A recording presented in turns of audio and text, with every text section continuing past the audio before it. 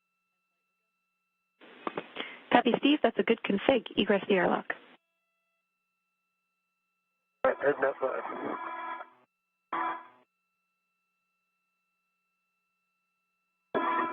And we are seeing NASA astronaut Steve Bowen egress the airlock. He's designated EV1 today, and he'll be wearing that spacesuit with the red stripe, so he's the first out of the airlock.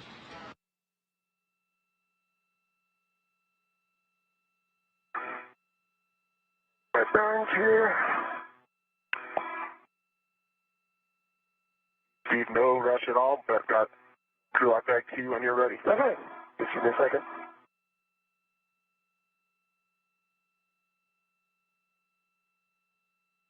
Bowen is still inside the airlock. He'll egress here shortly, but first he's going to hand a crew lock bag to Steve.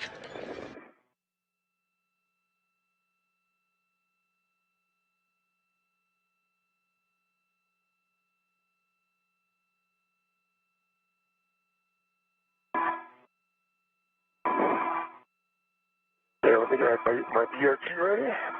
Sounds good.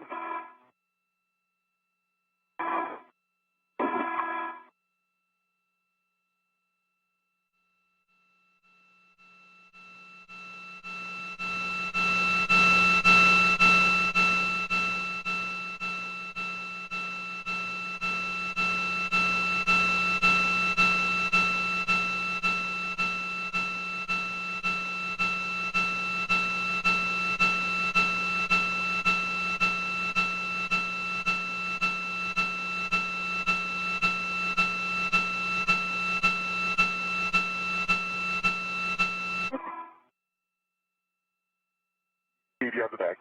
I am back. Is stowed on my BRT and locked.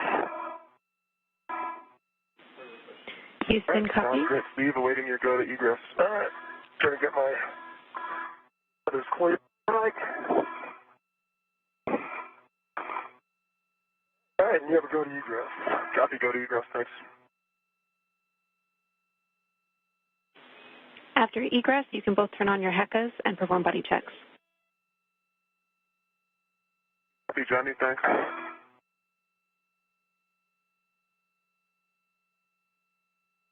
And next out of the airlock is going to be NASA astronaut Woody Hoberg, who is completing his very first spacewalk this morning. He'll be wearing the spacesuit with no stripes on it, the unmarked spacesuit, and his designation is EV2.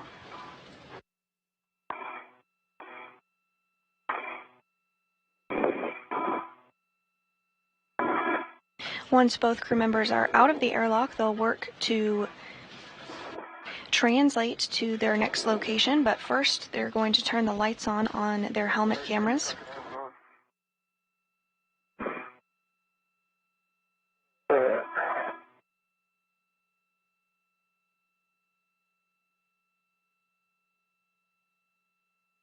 So it sounds like CR configure. Okay, again.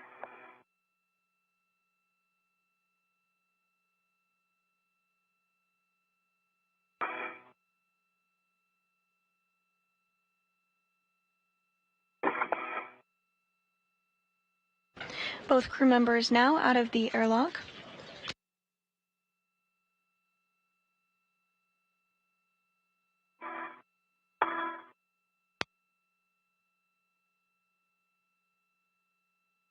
All right.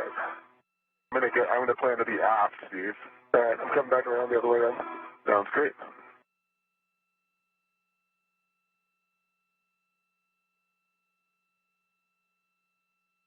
But I'm in a great spot for buddy checks if you want to do them here. Yeah, we'll just do them here. Okay, great.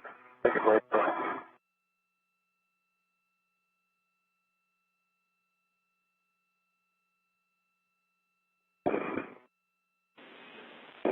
Houston's ready to copy buddy checks. Confirm your HECAs are on.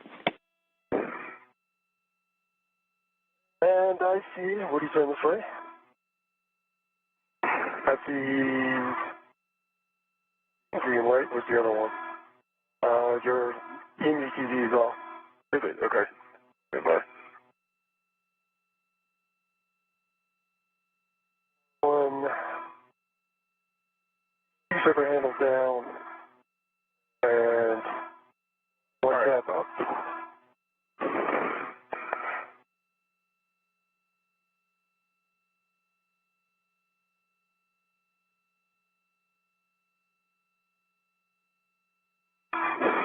my crew lock bag on. Yep, and just...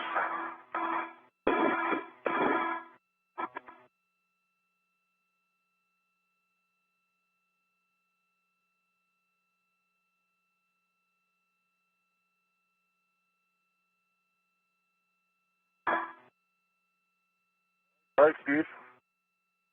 Ready when you are. All right, let me see. One thing left to check. Oh, your lights are pretty bright. Your Union TV still is not on yet.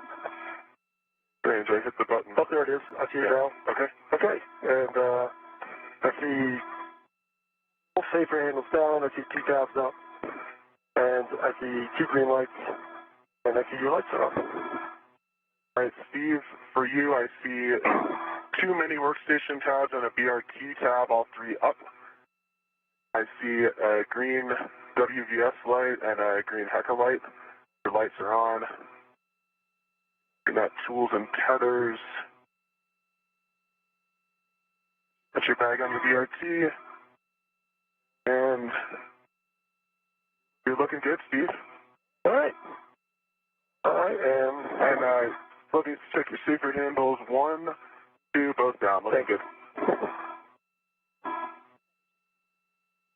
Starting off, my gloves look good, and I have a dry hat.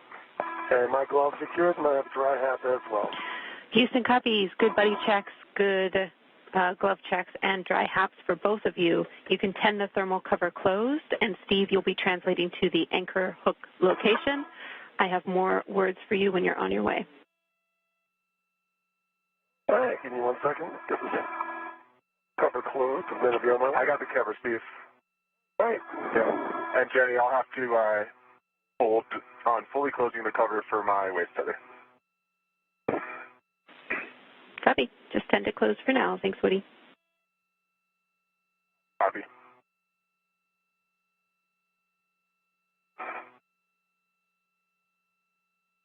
And Bowen and Hoberg completed some initial checks to ensure everything is looking good on their suits. They're now going to get that thermal hatch cover closed.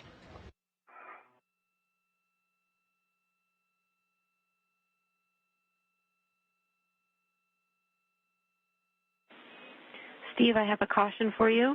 Avoid contact with the deployed test cable. Okay. Understand. Avoid contact with the test cable. Good readback for you both for around 2 minutes to sunrise. All right. What's my mile marker, by the way? You're looking for the FHRC, so S1 FHRC.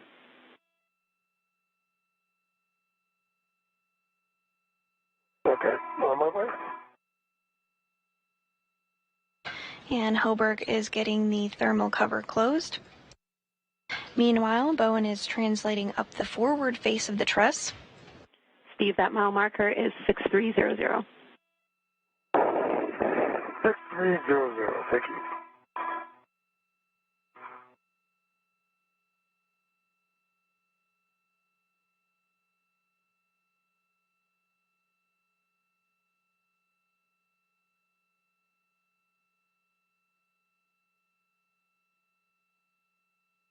Once the thermal cover is closed, Hoberg is going to follow a similar translation path, but he's going to stop at the port crew equipment translation aid cart, and he's going to pick up an articulating portable foot restraint. This is going to be required for him later in the spacewalk when he steps into it on the Canada Arm 2. This is where you'll place your anchor hook. It's the nadirmost handrail under the FHRC. We're looking for the nadir stanchion. All right, nadir stanchion. My blank hook, gate closed, slider locked. To the green reel, which is unlocked. The yellow hook is locked, gate closed, slider locked. The red reel is unlocked. To my right D-ring extender. Just gate closed, slider locked. And the green hook between the green and red jet heels is gate closed, slider locked. Copy. That's a good config, Steve. We need Woody's anchor hook on handrail 3247, which is the zenith handrail. just above yours. Okay, that's in work.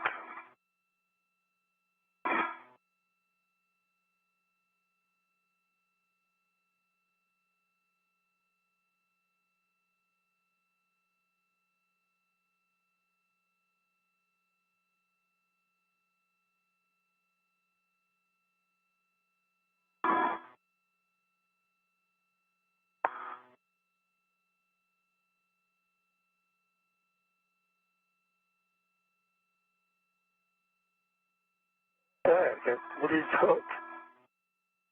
We close slider lock. If he's pinning back to the airlock.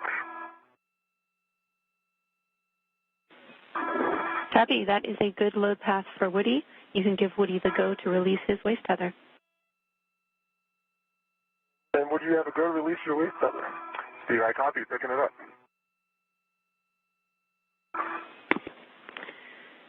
Steve, you can now translate to the FSE work site. You'll be dropping your green hook on S3, handrail 3011, which is nadir of the port Cedar cart. 3011. Out there now. Copy. Steve, or Woody, excuse me. Once that's complete, you can close the thermal cover. You broke up your jams, but close thermal cover. Copy. Woody, once that's complete, you can translate. You are headed to the crew lock bag stowage location on the port Cedar cart. All right, Jenny, I copy. Thanks. Steve, when ready, I have cautions and a warning for you. Okay, stand by. All right, ready and listen. Warning, grapple shafts and curvet coupling are no touch. And cautions, no aggressive movements or quick grabs on the FSE. Translate slowly. Wait for motion to dampen out before imparting loads. And do not contact the iROSA blankets. All right, I understand and copy all. And with the thermal cover closed, Hoburg is now working to translate to the flight support equipment work site. This is essentially a pallet that is currently holding the iROSAs.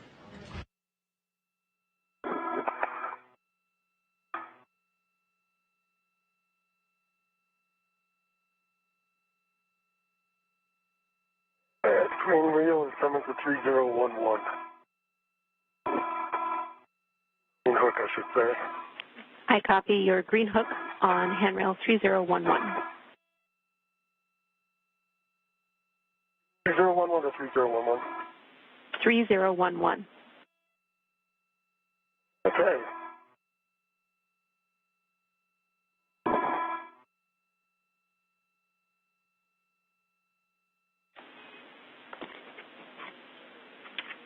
Following this, Steve, you'll be translating onto the FSE via the POA. And the crew is running about 10 minutes ahead of today's timeline. Today's spacewalk is unique in that once the International Space Station Rollout Array, or iROSA, is installed, cables will need to be mated during an eclipse portion, so this spacewalk is very carefully choreographed to ensure that this timing takes place as necessary.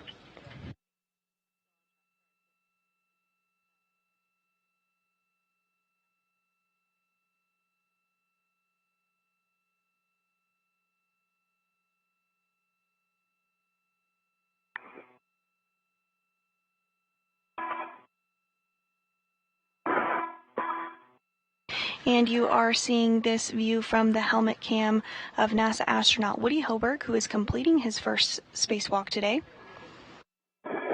He's continuing to translate or make his way over to the pallet where the iROSAs are installed. Crew lock bag M on port Cedar cart, nadir handrail. Copy, Jams.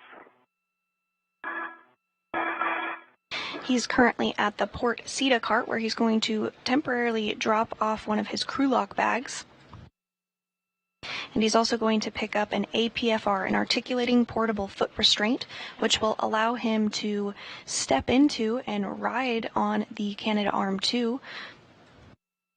Hoberg will be carrying the iROSA while he's on the Canadarm2 in order to move it over to be installed.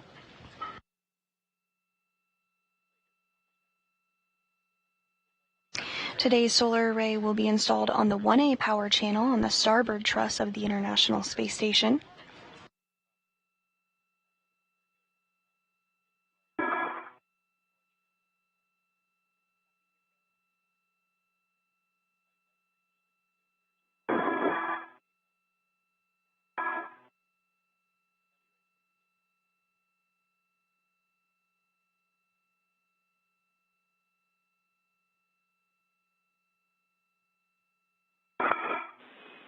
"30 seconds to a short handover."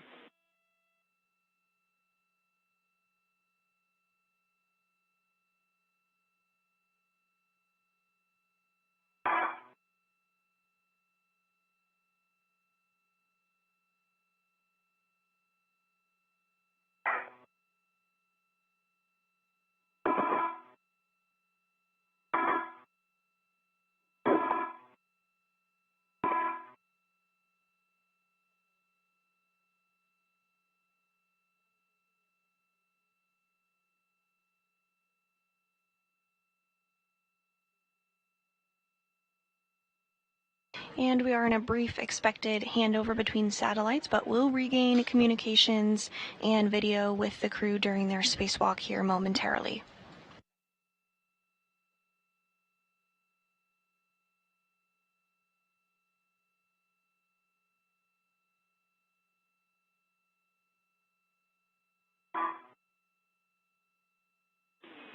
Steve, Woody, I'm back with you after the handover.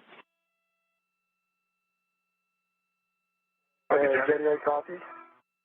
Can I see that small bushing on the lower iROSA? I'm passing it.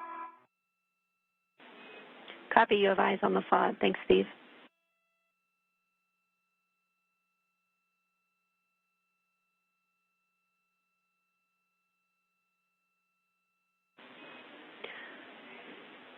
Woody, you will be picking up the APFR in with 3. Looks like you're already there. Should have an ingress aid. And it does.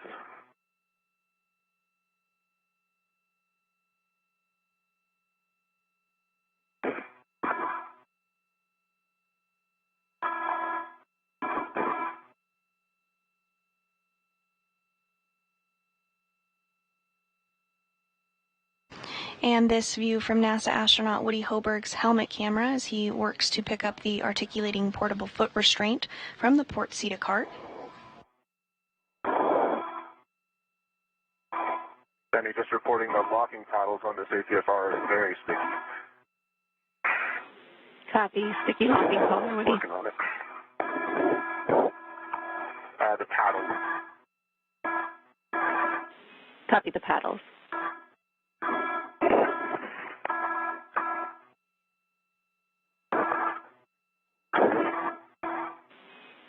Woody, this is in line with what we expect for this APFR. Okay, I copy. DE2 2CV7.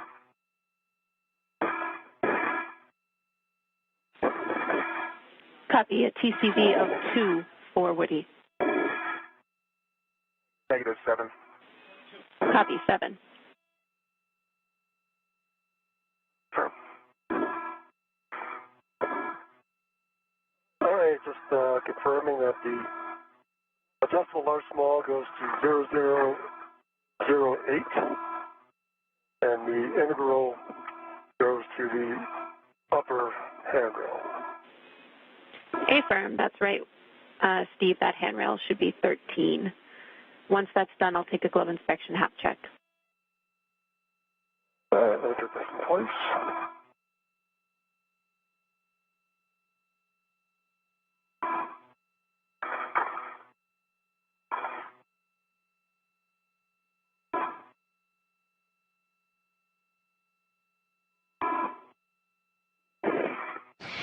And While Hoburg works to secure that articulating portable foot restraint after grabbing it from the port seat of cart, we are going to hear Bowen complete a glove and hap check. On your VRT, you're headed to the inboard ingress location. The hap is the helmet absorption pad, and this is checked regularly throughout the spacewalk along with the gloves just to ensure that everything is performing as expected.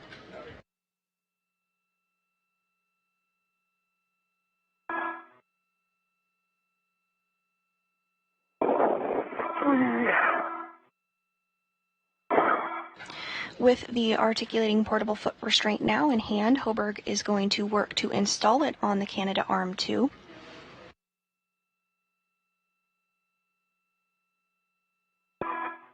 All right, I've got the integral on 0013 and the large small adjustable on 008. Copy. Just back up a little bit.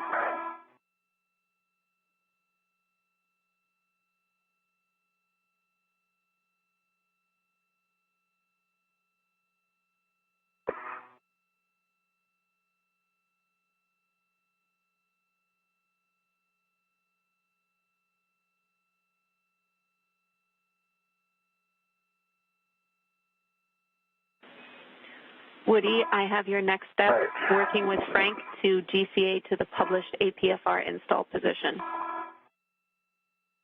All right, James, I agree. Steve, do you need the comm? Just for 1 second, I'm going to head over to R5 on the upper. And I see it. And what are my settings there, Jenny, if I'm going to lose talk? And Steve, can you confirm that you've picked up the PGT, left the RET on the bag, so that's now on your swing arm, and I need a glove inspection hat check. Okay, do the glove inspection hat check first. And we were getting a view there briefly of the IROSAs. And there we see it again here, the International Space Station rollout arrays. There's two on that pallet on the very left of your screen. One of them is going to be installed today, and the other will be installed on June 15th. We're also getting a view of the Canadarm2, which Hoburg will be utilizing today when he moves the IROSA to the 1A power channel. Give me 1 second.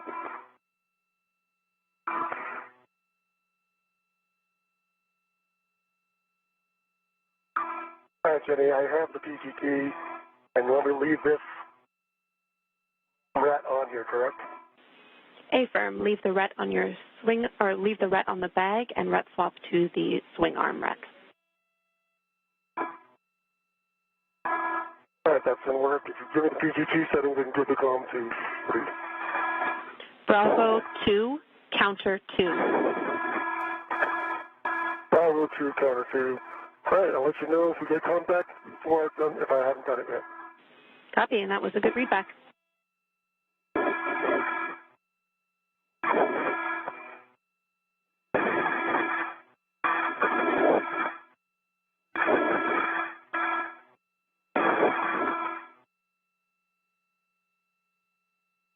Hey, Steve, you good? I am Jared Woody. You may have the comm. Copy, thanks. And also in your frame there you can see a Dragon vehicle that actually brought up the ISS rollout solar arrays. That Dragon docked to the International Space Station on Monday. Awareness is going to be bringing the arm towards you. That is station. Following the docking, the ISS rollout solar arrays were removed from Dragon's trunk and placed on that pallet that you just saw there. And next, our spacewalkers are going to work to remove that first IROSA solar array by removing some bolts and working through some procedures to loosen it up before it can be hand carried by Hoburg on the robotic arm.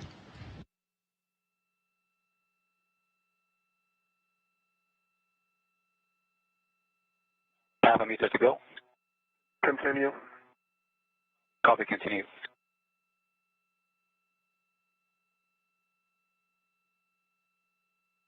$20 to go. Continue to publish.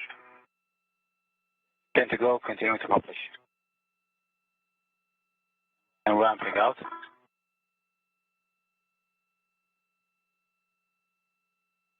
Okay, Woody, that is our published position. How's that looking? All right, Sultan, can you please give me 50 centimeters station nadir? Copy, Woody, half a meter station nadir in work. Thank you.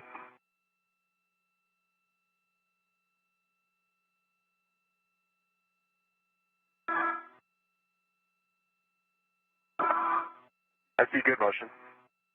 Copy, good motion.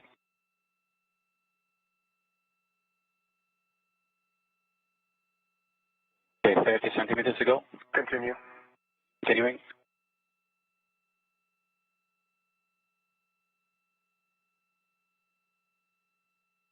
Okay, ramping out.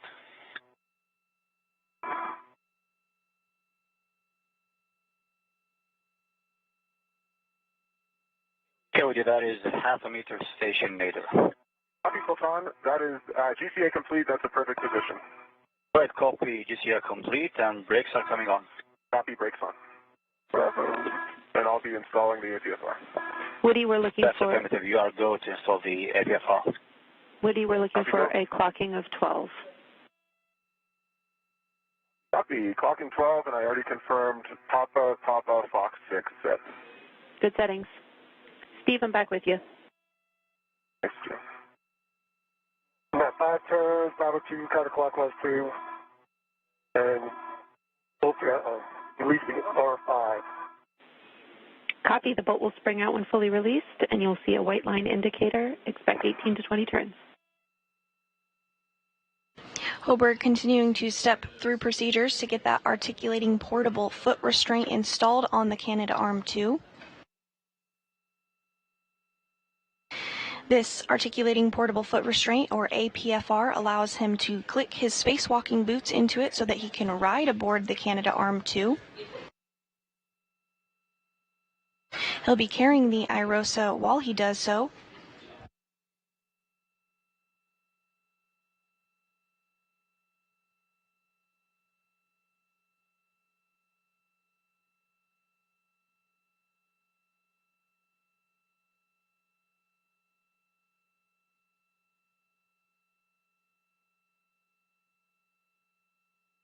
Any APFRs installed in the arm. Clocking at 12, Papa, Fox 6. Always block on black, good pull twist test, and the pitch knob can be depressed. Copy, Woody, good checks. Now we'll need you to perform a safety tether swap to the arm. Let me know when your yellow hook is on the SSRMS tether point, and I'll take your checks. All right, sounds good, Jenny. All right, that bolt is released. I got 27 turns. I let it do a couple of bumps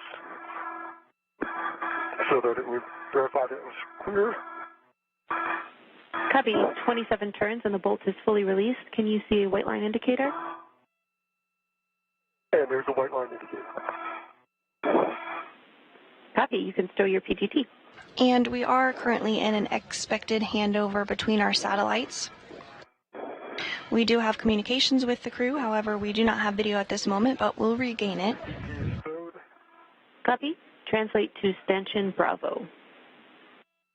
Hoberg has completed installing the APFR on the robotic arm.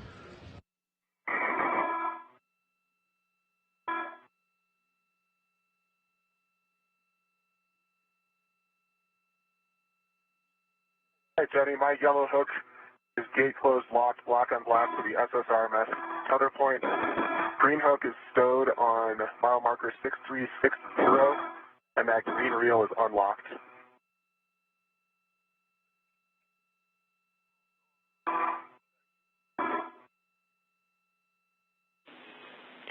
Copy, Woody. That is a good config. Ensure that Steve's tether is clear of your green hook, and then you can work with Frank to get to the ingress position. All right, let me get eyes on Steve's tether. It's well clear. And I am in a great config for APFR ingress. No GCA needed. Okay, Woody, we are copy and brakes are still on. You are go for APFR ingress. Copy, brakes on, go for ingress. Thank you, Sultan. Woody, you need to attach a wave tether to the ingress aid. Yep, in work, Jams. Thanks. And Steve, say again if I missed a call from you. I'm expecting Bravo. And Hoburg has successfully gotten that articulating portable foot restraint installed on the Canadarm2. He's now going to work to click his boots into the articulating portable foot restraint and ingress it. This will allow him to fly on the Canadarm2. And you are seeing him work to ingress that APFR on your screen right there.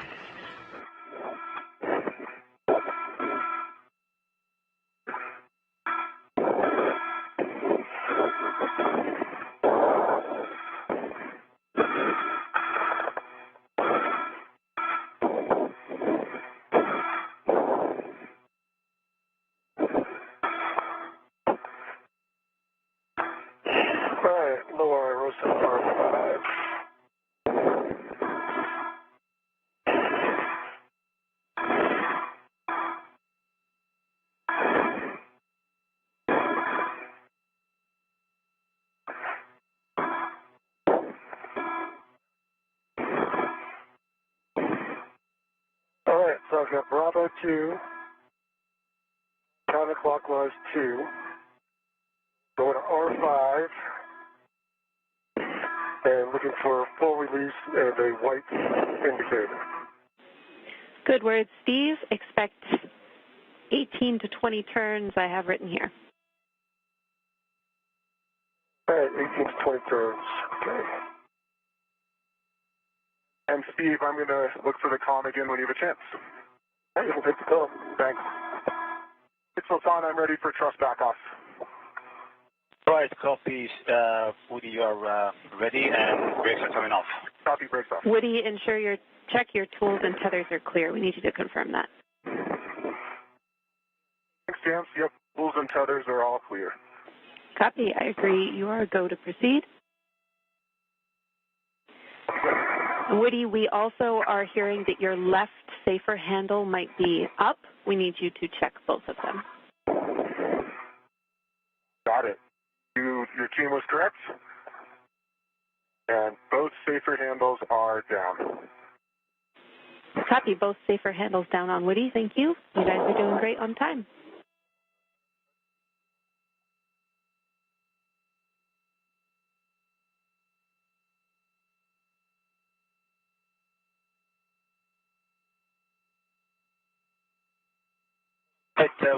Woody, when you are, we're going to bring you first station forward about 80 centimeters, and then station later 3 meters, 60 centimeters. Ron, I'm ready for all of that. You go. Then starting motion, station forward. Good motion, Sultan. Copy, good motion. And as you can see on your screen now, Hoburg now being moved while in that articulating portable foot restraint on the Canadarm. That Canadarm is being operated by United Arab Emirates astronaut Sultan Al Nayati, who is inside the International Space Station.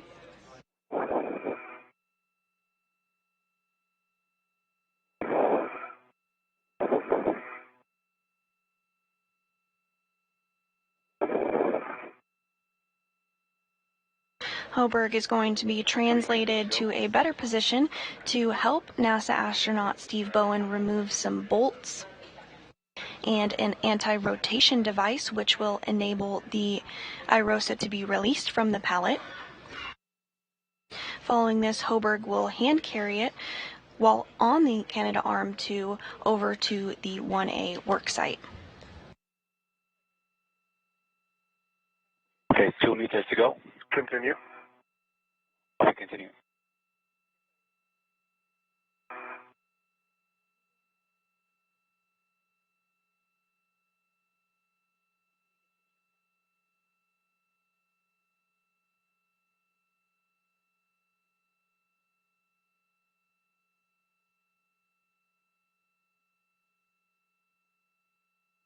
Okay, 1 meter to go.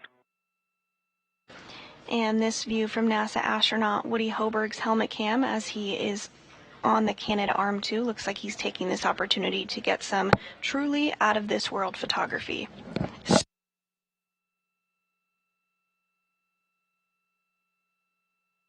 And ramping out. That looks good, Sultan. Okay, Woody, just a heads up. Next, we're going to take you to the Volt Axis joint OCAS, and that'll be 2 minutes and a half. I'm ready for that. Okay, thanks, Sultan.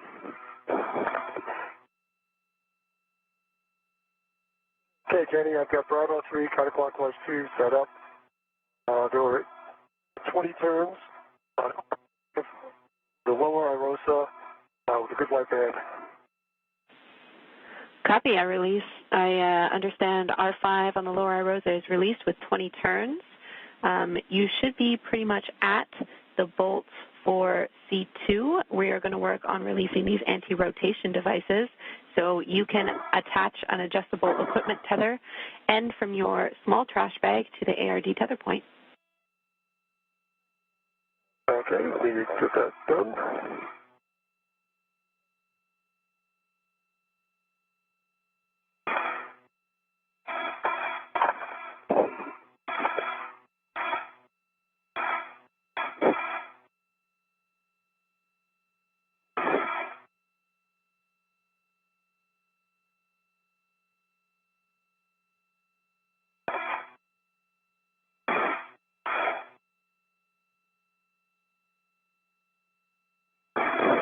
You are ready when you are for the joint OCAS. I'm ready, Sultan, thanks. Then starting motion. Copy.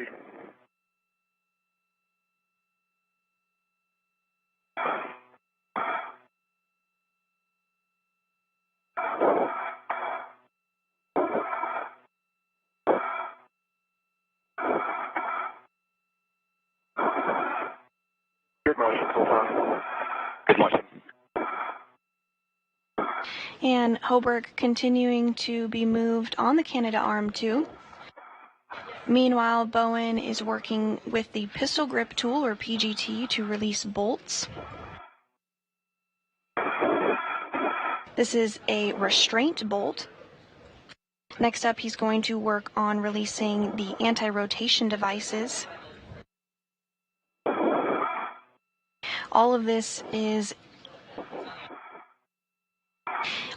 in preparation for ultimately removing the International Space Station rollout solar array from this carrier, this pallet that it is temporarily stowed on.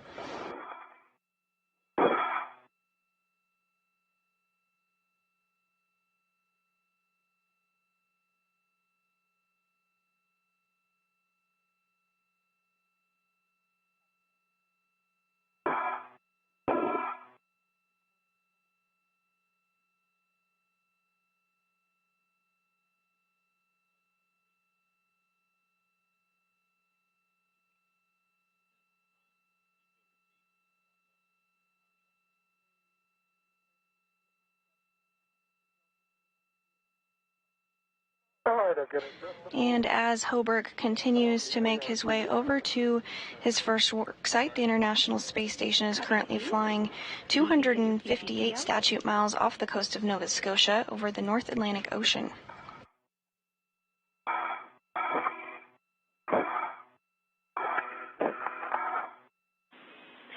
Woody, we need you to repower your HECA.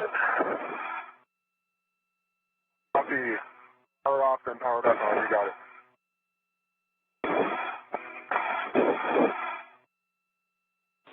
Oh, actually, Jenny, I just pressed the power button and I see a green light, so it should be on now. Yes, we just needed you to power it on. That's correct. It was knocked off earlier. Okay, copy. Getting a really great view here of Woody Hoburg in the articulating portable foot restraint. Counterclockwise 2. Good readback. The 10 turns, correct? Yes, 10 turns only. A reminder, these are not captive, so we only want to release 10 turns. 10 turns only.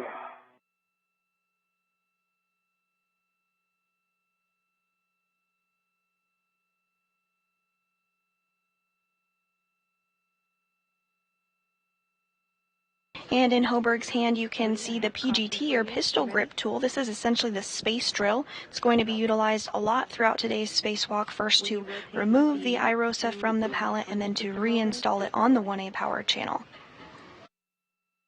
Copy. Thanks, James. Good reminder. I have Alpha 4 counter 2 set for R1 and R2. Those are good settings, Woody. It doesn't matter to us which of these bolts you do first, but the bolt will spring out when it's fully released. You have the same settings for both of them. Copy, Jay. Thanks. All right, I get 8.8 turns. Copy. That was 8 turns. Steve, and you can remove the ARD, and then we'll be torquing back this bolt. All right, pulling the ARD off. So far, I'm ready for aim-off. Okay, Woody, we need a few seconds to set up our values here. Take your time. Yeah, the ARD is removed. Copy, ARD removed. Your settings are Bravo 1 clockwise 2, and you'll be driving this stop block bolt to torque. Bravo 1 clockwise 2. That's set. Good settings. Bravo.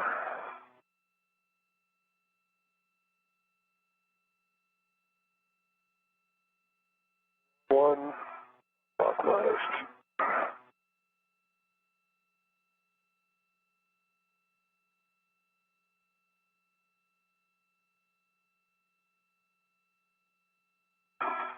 Woody, ready for the next motion? So it's going to be body N, meter and 60 centimeters. Tom, that sounds great. You go for that motion. Copy. Go and start the motion then.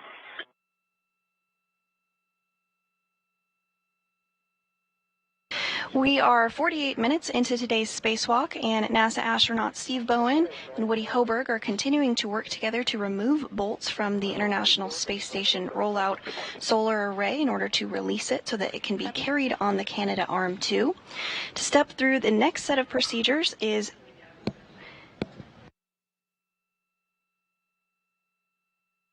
I'm going to hand it over to my colleague, Anna Schneider, who's going to step through the next set of procedures with you. On the torque. That's all right. Yeah. Okay, 1 meter to go, Woody. Continue. Yeah. All right, Steve, I copy 11 foot-pounds and a green light. Could you say turn count again? Turn count was 0.5. Half a meter to go. Continue. Copy, continue.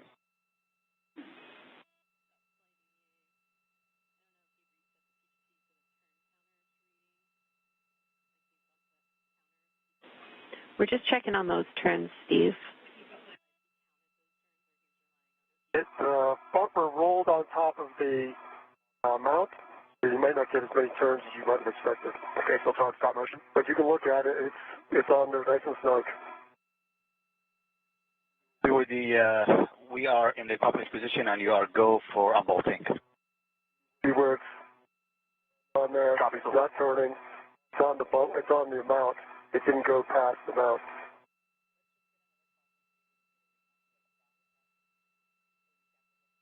See it? Now you can see NASA astronaut Woody Hoberg beginning to release the R bolts. All right, Steve, I'm sorry, one more time. We're going to have you say what you saw on those turns and whether you counted the turns or you're reading them off. Well, I counted the turns correctly. Bumper, the lock, when it turned, it went onto the mount for the bolt stanchion. Therefore, it is locked in place. You can still see threads below the bumper, and the C2 bolt is clear. All right, thanks for the clarification again, Steve. This is a good bolt. You can store your PGT, and we'll have you translate to stanchion Charlie for the Charlie 1 ARD. Okay, and move Charlie for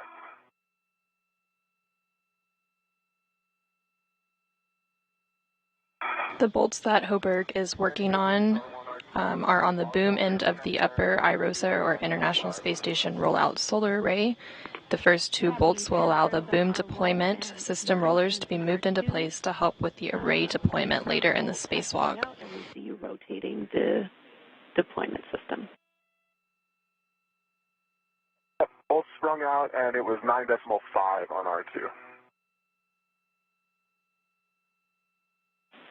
Copy 9.5. That is a good bolt release, Woody. We need you to access R3 and R4 next. You can GCA if you need to. I have new settings for you, and as a reminder, these will be the 245 turn bolts, so we need you in a good body position. You just heard confirmation that Woody Hoburg successfully released 2 of the bolts, and he's moving on to the second set. And Woody, we are ready. Okay, so it's on 0.5 meter station, correction, 0.5 meter body down.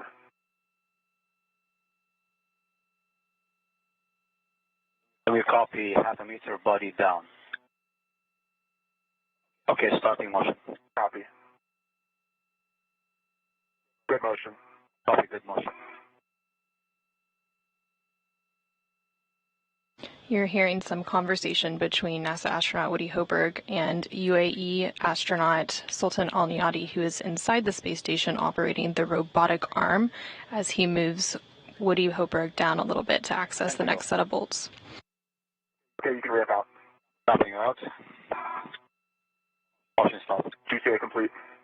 Copy, GCA complete. Steve, once in position, you can tether to the ARD tether point, and then I have settings for you for the stop block bolt. Complete.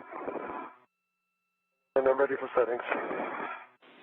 Bravo 3, counter 2, 10 turns only. Bravo 3, counter 2. And Jenny, I have Alpha 3, clockwise 3 for R3. Copy Alpha 3 for clockwise 3. Verify your PGT turn count is 0.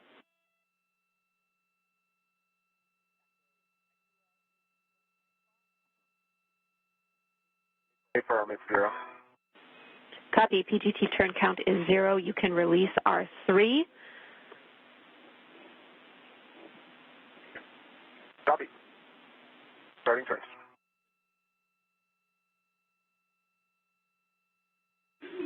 Copy, Woody. The second set of bolts that Woody Hoburg is currently working on will release 2 of 4 mechanisms that hold the ISS Rollout Solar Array in its rolled-up configuration.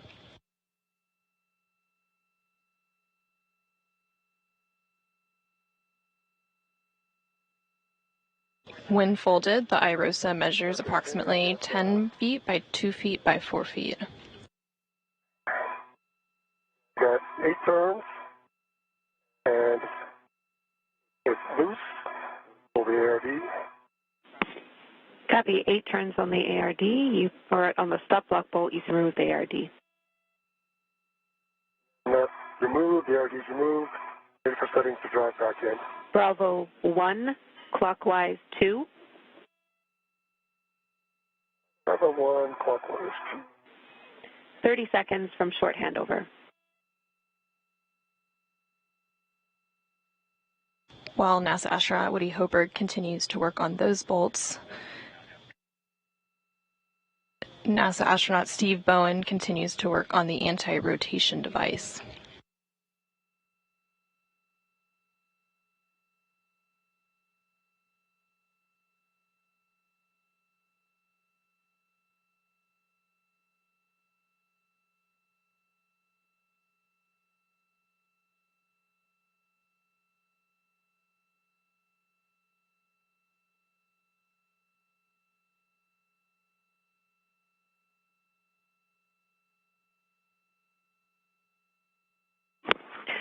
Copy, Steve. You've driven the stop block bolt, 12.1 torque, 7 turns, and a green light.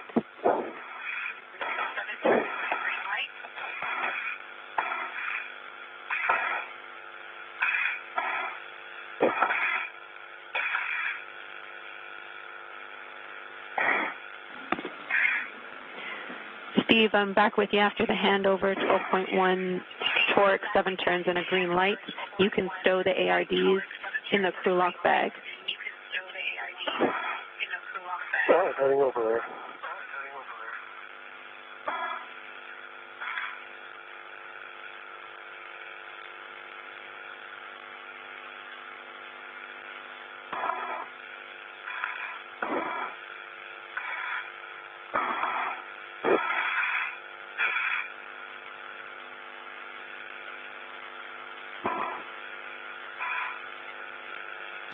NASA astronaut Steve Bowen has released both of the ARDs, or anti-rotation devices, and will begin stowing them in his crew lock bag.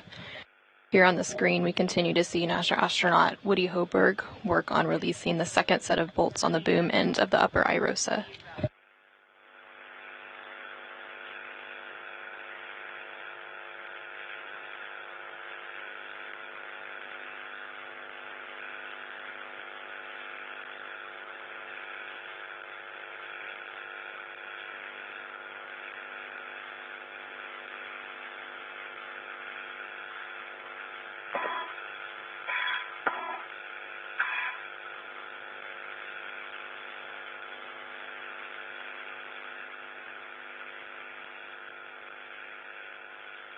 All right, ARD going in. And I think I pull out the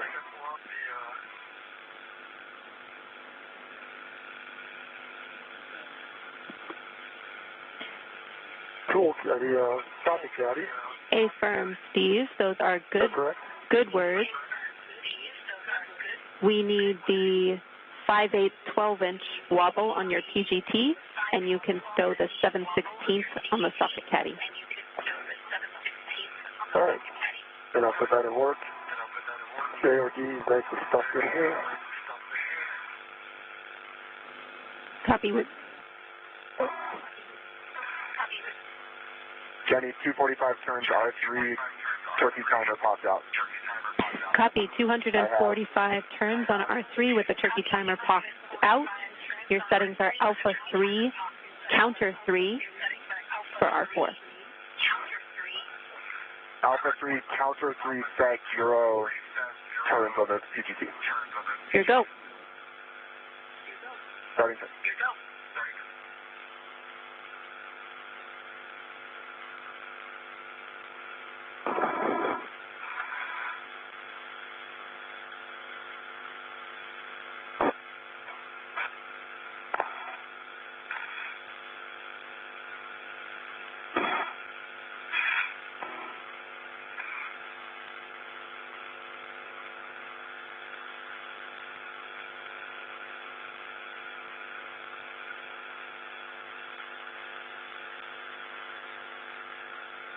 NASA astronaut Woody Hoberg is currently working on the last of the 4 bolts. These last 2 bolts release 2 of 4 mechanisms that hold the IROSA or ISS rollout solar array in its rolled up configuration.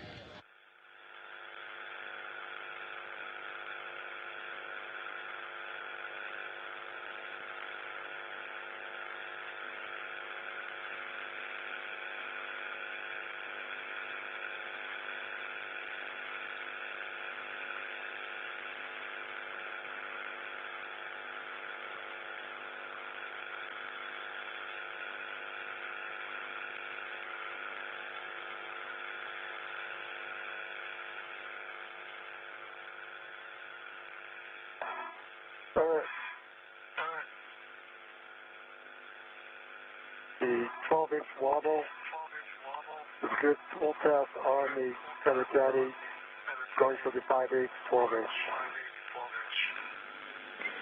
Steve, I copy a good pull test on the 7/16 12-inch on the socket caddy. That's correct. All right, good pull test on the 12-inch 5/8 wobble on my TGT. All right, and good pull test on the 5/8-inch, 12-inch on your PGT.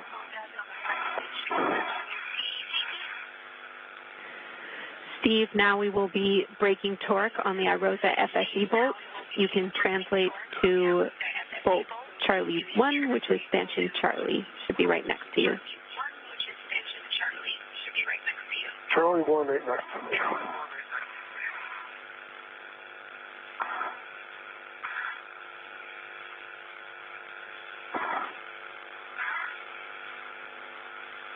All right, there's Charlie 1. We'll be braking torque on this bolt, less than half a turn. Your settings are Bravo 3, counter 2. Bravo 3, counter 2. Good words. And now I'll get myself in a good position.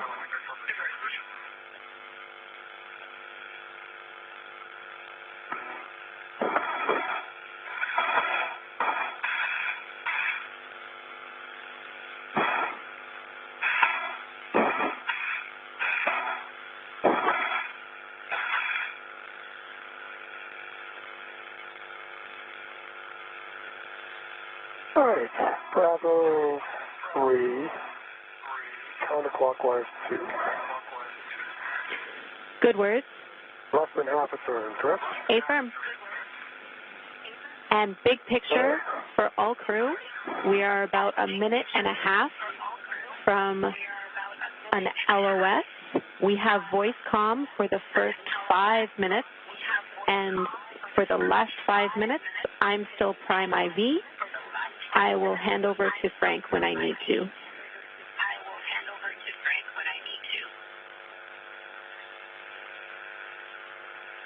And Jenny, you want copies that I had 0.54 turns from C1.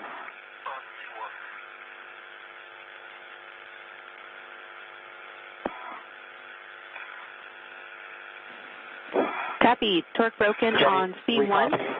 You can translate to C2.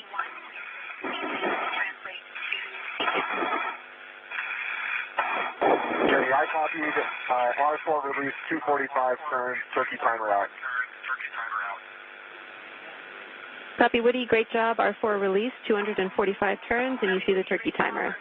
You can work with Frank to move to the carrier back off. You just heard confirmation that NASA astronaut Woody Hoburg finished releasing the 4th bolt. That bolt was holding the IROSA in its rolled up configuration. Hey Woody, and this is basically bring you body out 1 meter 60 centimeters, and that is station forward. You also heard them reference something called a turkey timer. That is basically just a status indicator to ensure that the bolts are fully released.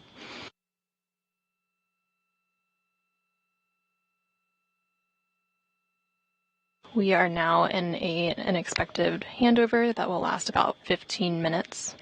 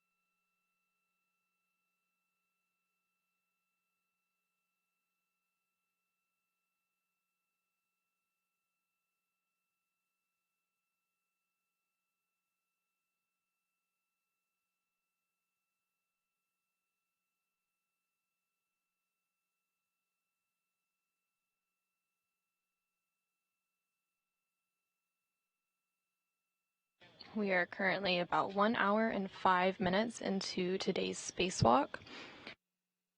It began at 8:25 Central Time this morning, 9:25 a.m. Eastern Time, when the spacesuit switched to battery power. Steve Bowen, who is EV1 with the red stripes, egressed the crew lock and received a crew lock bag, and then EV2, who is Woody Hoburg, followed him shortly after.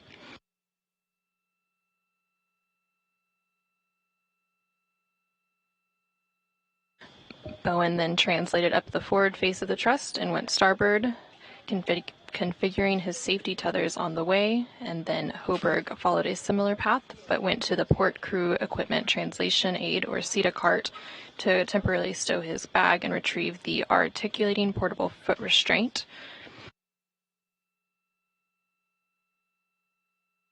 Bowen then translated to the IROSA, or International Space Station Rollout Solar Array carrier, stowed his bag, and retrieved the pistol grip tool.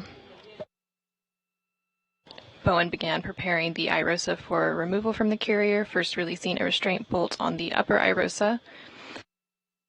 Meanwhile, Woody Hoberg relocated the foot restraint and installed it on the space station's robotic arm. From there, Woody Hoberg ingressed the foot restraint, and then the arm moved him away from the truss and towards the work site.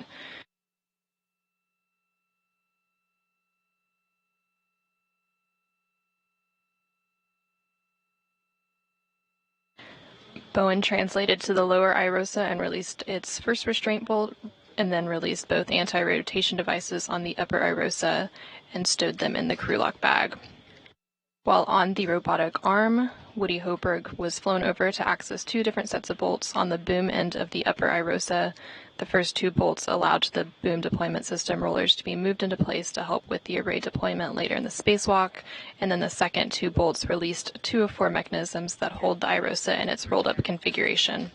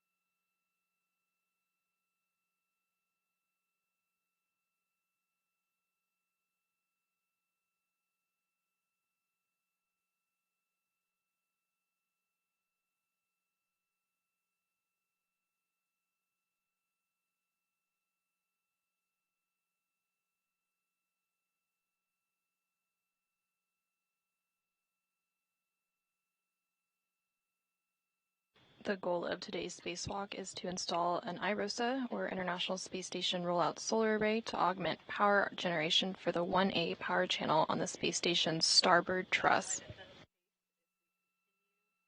The new solar arrays measure 60 feet long by 20 feet wide once they're deployed, and shade a little more than half of the original solar arrays, which are 112 feet long by 39 feet wide. Each new IROSA produces more than 20 kilowatts of electricity, and once installed will enable a 30% increase in power production over the station's current arrays.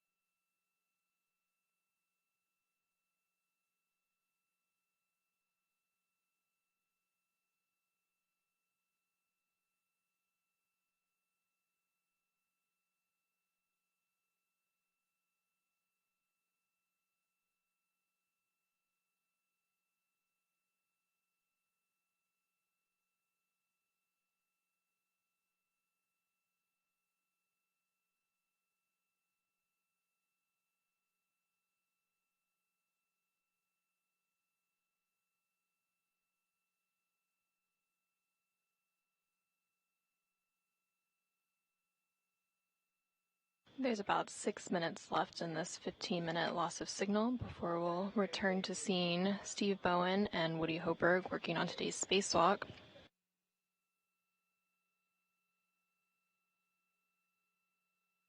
Once we're back, we'll see Steve Bowen working on releasing the upper IROSA restraint bolt and installing the first two handling aids called scoops in preparation for removing the IROSA, or International Space Station Rollout Solar Array, from the carrier.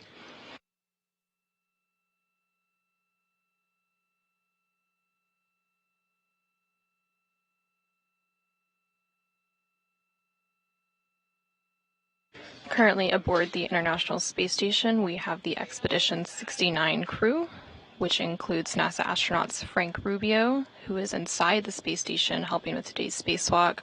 Also inside the space station is UAE astronaut Sultan Al-Niyadi and Roscosmos cosmonauts Sergei Prokopyev and Dmitry Petelin.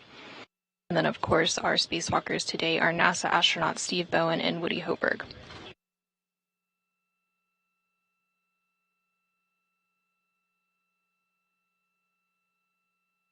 Here in the room, we have Flight Director Diane Daly at the helm, and she goes by the call sign Horizon Flight. And then serving as the prime ground IV, we have Ginny Gibbons.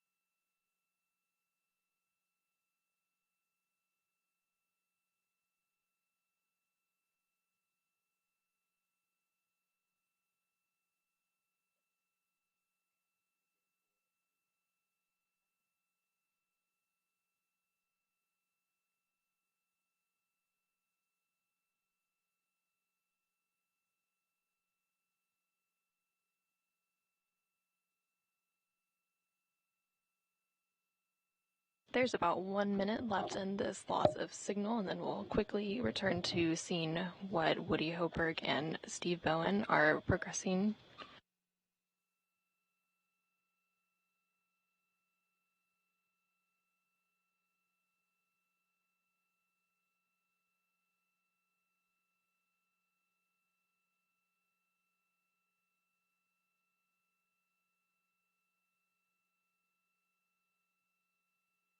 Today's spacewalk is the 264th spacewalk in support of space station assembly, maintenance, and upgrades, and the 7th spacewalk out of the space station for this year.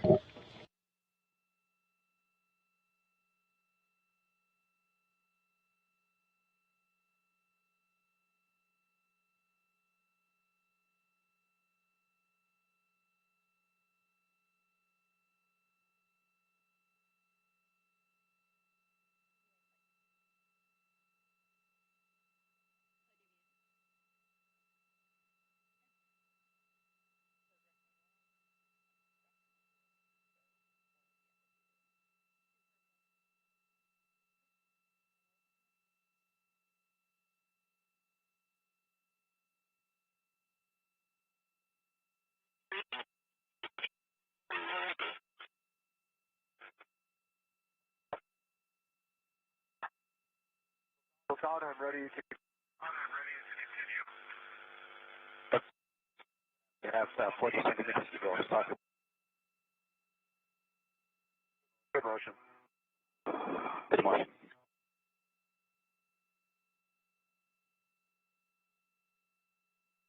So during that loss of signal, Steve Bowen released the upper IROSA restraint bolt and installed the first 2 handling aids called scoops in preparation for removing the IROSA from the carrier. Clear, continue. You can now hear some discussion between NASA astronaut Woody Hoberg, who is on the Canadarm Robotic 2, and UAE astronaut Sultan Al-Niyadi, who is inside the space station maneuvering the arm. So is that looking, Woody, do you want any further GCA? Yep, assessing. Stand by.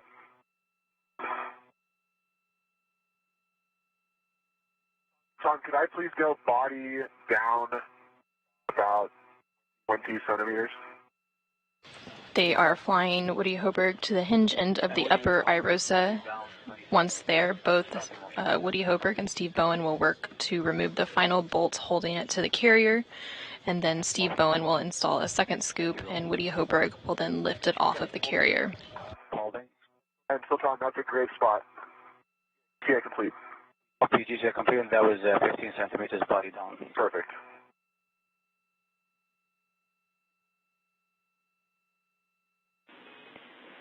We copy GCA complete.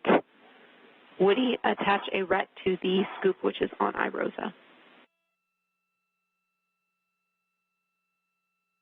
Okay, James, I have a RET on the scoop on IROSA, left side. Copy. Warning for both of you. Okay, Jenny, Steve, go. I have the first scoop on my mini workstation. This is a long duration tie down tether. Do I need to bring the RET with that, or do I leave the RET? Transfer to Woody's RET. It'd be adjustable as well. You can leave the RET. You'll stow it on your mini workstation, and Woody will use a RET from his mini workstation in order to tether to it. Okay, so understand.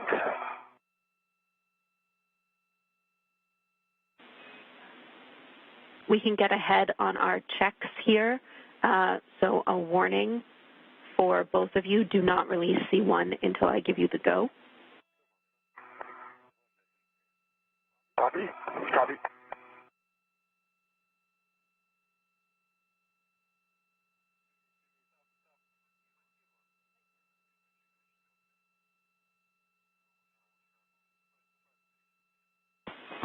I'll take a glove inspection and hap check from Woody.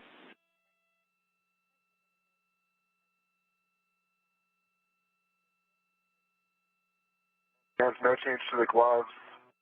App is dry. I can also report visor down, glove heaters on, TCV set. Reference. Copy. Good glove inspection and HAP check. Cooling, visor, glove heaters are set. Check gauntlets down. They're both down. Check tools and tethers are clear, and your ingress aid is clear.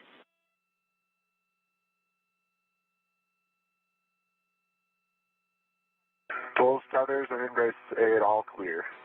Check heels secure in the APFR. Yeah, and James, did you guys happen to get eyes on my heels just for positive confirmation there? Or can Steve see them? Checking. Woody, we do not have eyes on your feet, but Steve could potentially check if you need. Hold on, it's going to take a bit to rotate here. Okay, I'm feeling quite confident, so I think you look pretty good, Woody. I think they're in. Yeah, I agree. All right, heels are secure, James. Thanks. Copy, Woody. Those are good checks. We will pause here. Copy. And Benny, when I transfer, I am not transferring the adjustable to Woody, just the scoop and the long duration tie down feather, and I keep the adjustable with me to pick them up later, correct?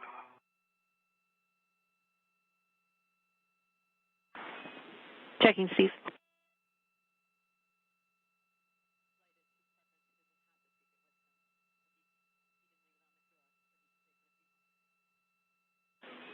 I think it's just a scoop and a long duration. I do too, but I want to make sure. Yeah, that's right, Steve. So yeah, there's no requirement to take the adjustable with you. You can have it if you want, but we just need the scoop and the long duration tie down tether bundled together and the ret swap to Woody's mini workstation. Okay. Understand. And Woody, if you have a rat, I can give you. I sure do. Here's a rat. I don't know if you can reach me. Oh, yeah, you can send that over here. I got several things on there right now, so. Okay. See it? So goals to get this rat on the scoop? Yeah. Okay, it is on, so scoop. Okay, you can replant that adjustable then. You got it. Keep long duration. Is coming back. All right, thanks very much. Thank you. All right, let me get that clipped on here. Now we'll get set up. Copy. We have a couple of additional checks here as well. We need a glove inspection and HAP check from Steve and a buddy check of each other's helmets for signs of water.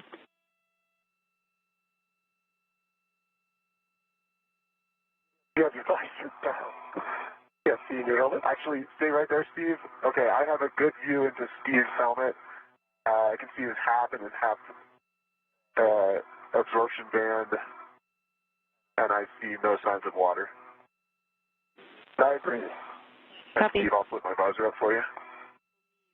And I see no signs of water. I see your helmet absorption band and notification of water. Looks good.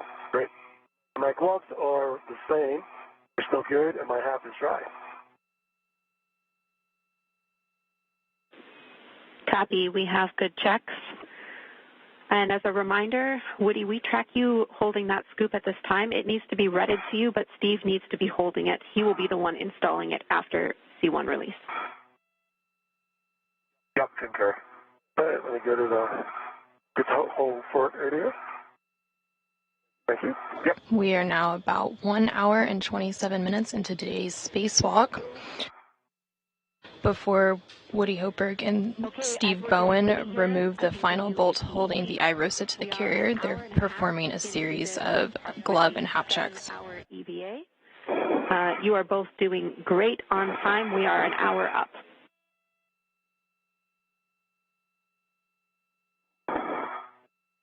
All right, copy that. All right, great, James. Thanks. All right, next as written, I have Steve releasing Charlie 1 fully. Woody, you are going to maintain control of iROSA as he releases that bolt and installs the scoop. Okay, Jan, sounds good. I've got iROSA. All right, I need settings. Bravo 3, counter 3, fully release C1. The bolt will spring out. Expect 26 turns. Bravo 3, counterclockwise 3, and about 26 turns, and Bull should spring out. All right, that's starting right now. Good words. You just heard the ground IV here in the room, Jenny Gibbons, speak with the NASA astronauts outside the space station, Woody Hoberg and Steve Bowen. They were given the go to release the IROSA. So both crew members are now working to remove the final bolt holding the IROSA to the carrier. Bowen will then install a second scoop while Hoberg lifts the IROSA off of its carrier.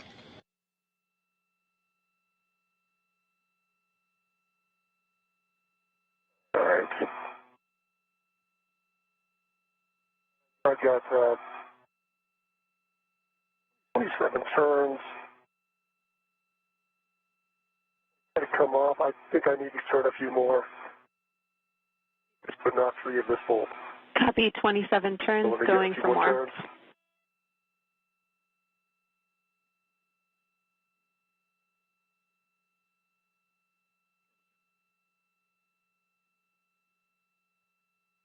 Right now, that seems very loose.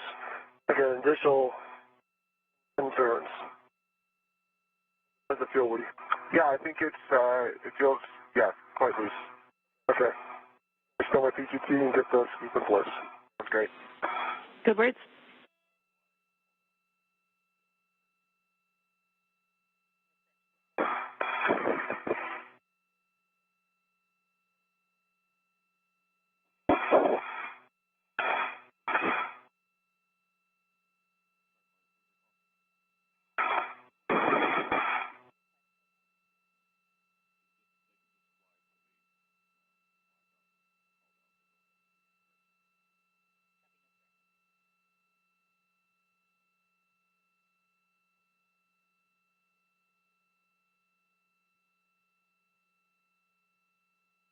All right, I have the scoop locked on.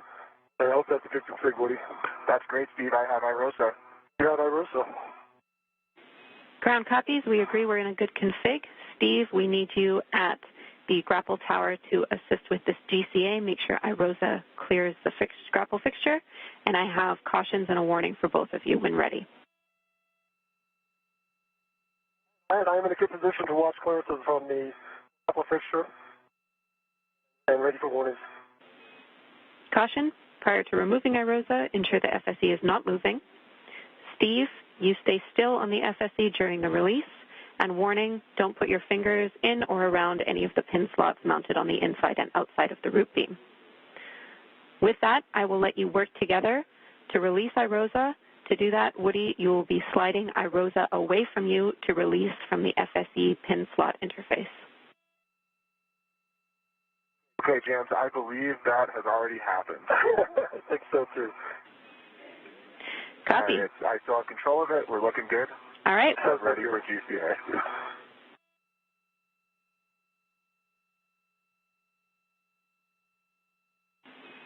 Your go to work with Steve, Frank. over to you for GCA.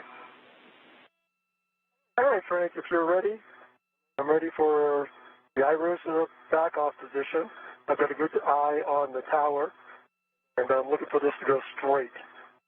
And Woody, it's drifting a little bit toward the tower. You want to bias it a little back. Okay, that's quite good. Ready to go, Frank. Right, Steve, we copy, and for this motion, we expect about 4 meters, and for Woody, it's going to be body down. Okay. Great. And we are starting motion. You heard confirmation that NASA astronaut Steve Bowen has installed the second scoop onto the carrier, and Woody Hoberg has lifted it off of the carrier. There will now be several maneuvers with Hoberg on the robotic arm, and then he will arrive at the 1A mod kit worksite. During these maneuvers, Steve Bowen will pick up the temporarily stowed crew lock bag from the port cart and reconfigure both of his safety tethers on his way to meet Hoberg at the mod kit. We are clear of the pin. Continue. Continuing, we have 3 meters to go. Continue. Oh, continue. Houston copies. Since we are clear of the grapple tower, and this is a procedure to published position, I'm going to pick up comm with Steve. Steve, perform a socket swap. I need the 5/8 12-inch wobble on the socket caddy and the 2-inch from your trash bag on your PGT. Understand, the 5/8 going to the socket caddy, the 2-inch from my trash bag coming on my PGT. Good words. I'll take pull tests for everything, and then you will be cleaning up the crew lock bag with everything inside of it, doors facing the FSE. Understand.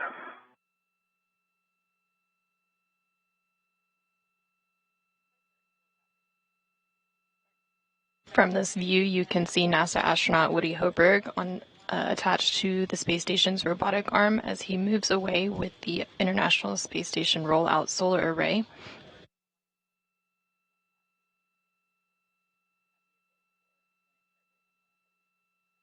Meters published. Continue. Are we continuing?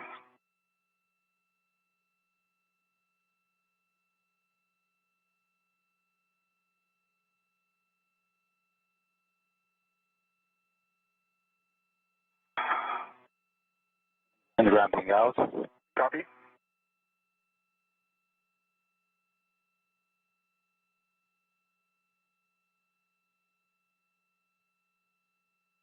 Okay, that is the public position, Woody, and just heads up, our next motion is going to be the Rosa pitch join of all counts of 2.5 minutes. Copy, hold on, I'm ready.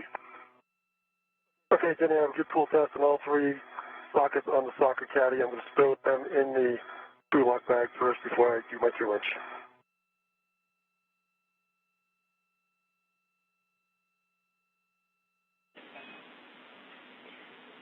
I copy, Steve. You have completed the pull test, correct? That is correct. And all 3 of the sockets on the socket caddy, that's complete. Copy. Again, you can stow that socket caddy. We'll have the crew lock bag buttoned up with the doors facing the FSE and the adjustable equipment tether cinched. Understand.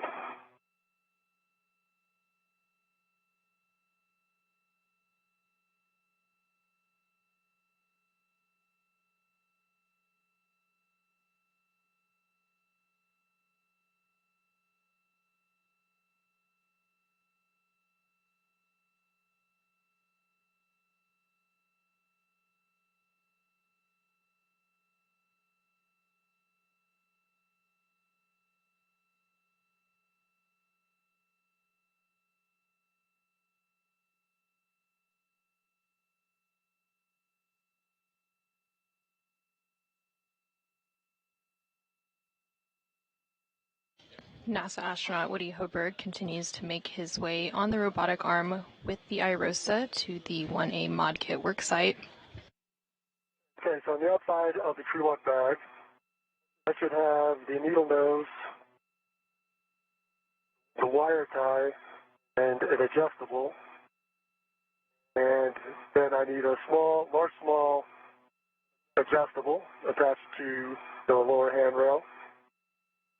And then this rat should come with me if I'm reading this correctly. Am I correct? There should be no rat on the outside?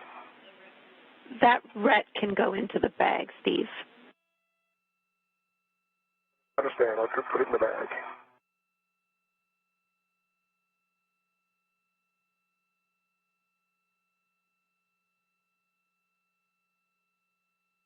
On the left side of your screen, you can see the helmet camera of NASA astronaut Steve Bowen. He is currently working to pick up the temporarily stowed crew lock bag from the port cart and reconfigure both of his safety tethers on his way to meet Woody Hoberg at the mod kit.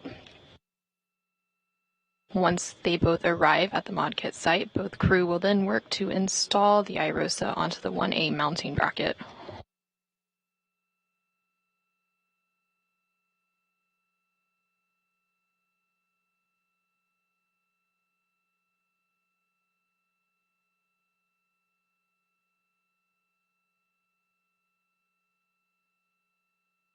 And we are ready for the IROSA pitch. Join OCAS, and we will give you a countdown before we start. And just remember the pitch maneuver. Ron, that's perfect. I'm ready. All right, then starting join OCAS in 3, 2, 1. Starting motion. Okay, lower small, cinch down. Okay, to the upper stanchion. And then cut the back facing the stanchion. Copy, Steve. Great work.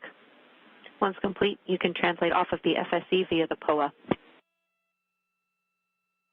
All right. Setting off the...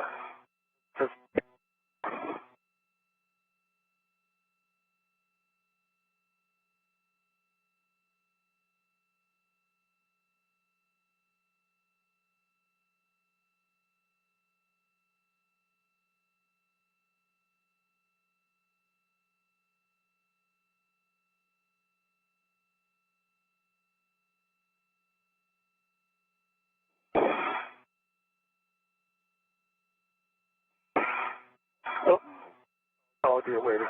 I'll do my 2-inch transfer when I stop again. I still have the 2-inch in my trash bag. Didn't put it on the PGT yet. We need that 2-inch on your PGT, Steve. I understand. I'll get it when I stop. Okay, that sounds great. You can do that at the mud kit. I have to go pick up the bag and Woody's tether. Hey, firm, your first step once you are off of the FSE is to retrieve your green hook from 3011. Good. I'll do that then, right there.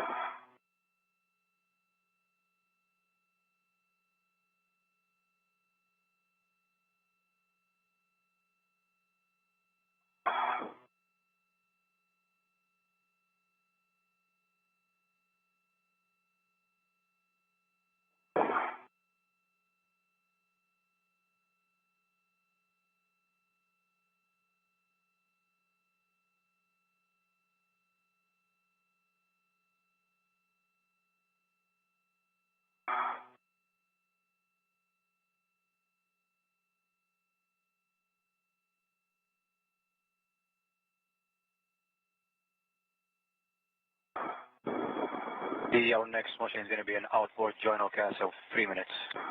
Find that copy and I'm ready.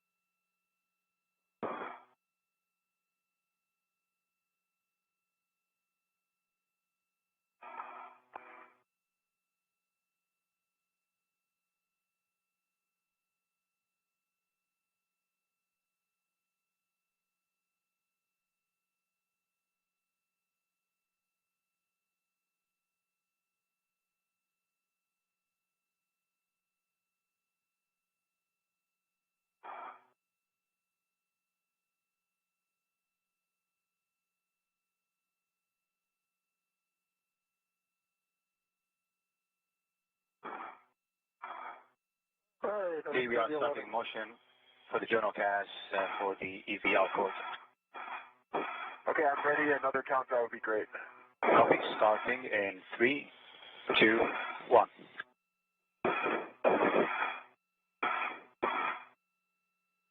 Good motion. Good motion.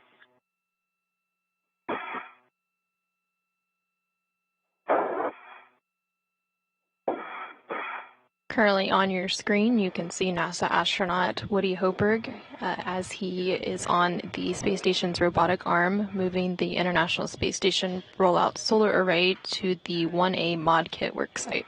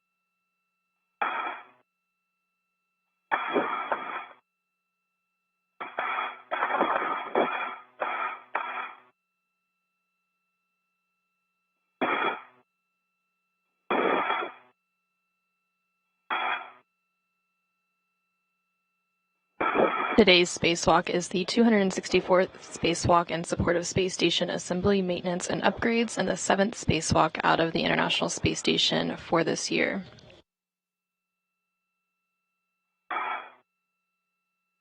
Today's spacewalkers are NASA astronauts Steve Bowen and Woody Hoberg. They are working to install an IROSA, or International Space Station Rollout Solar Array. This will augment the power generation for the 1A power channel on the station's starboard truss structure.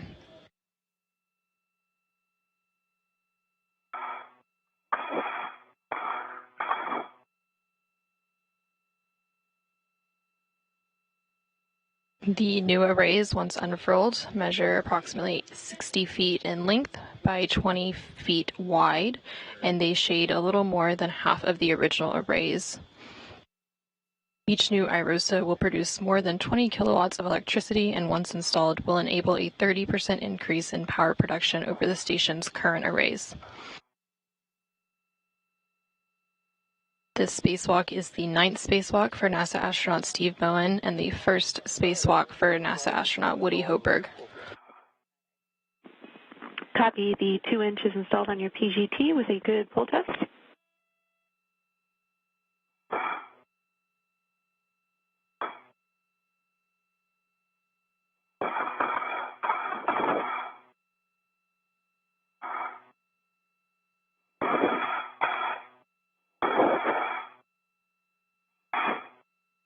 And just heads up, with the next motion is going to be an IA lineup for 4 hours and expecting 3 minutes. Sultan, sounds great. I'm ready.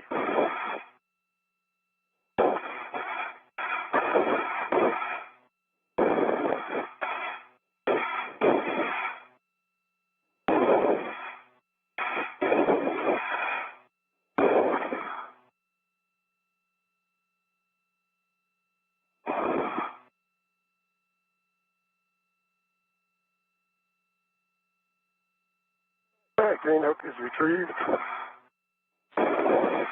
Copy. Steve, you have your green hook. After this, you'll get the bag and Woody's green hook. All right, bringing up the bag and Woody's green hook. Good words. Okay, Woody, we are ready to start the motion, and this will put you in lineup position under the IEA. All right, Sultan, I'm ready. Okay, starting in 3, 2, 1. Starting motion.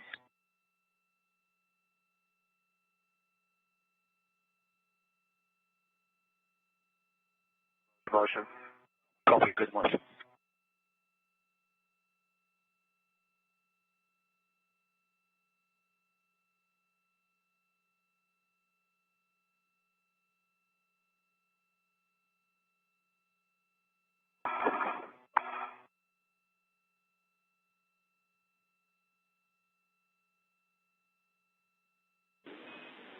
Steve and Woody will be in installation in about 2 minutes.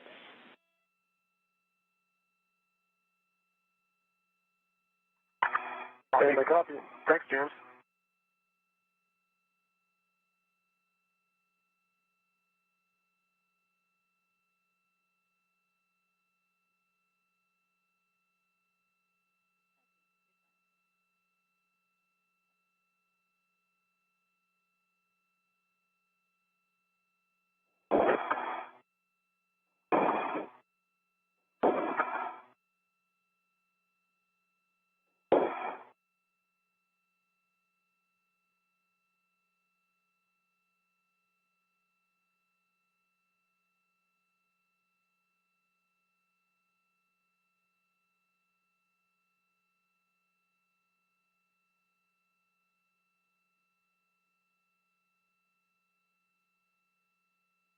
We are now about 1 hour and 48 minutes into today's spacewalk.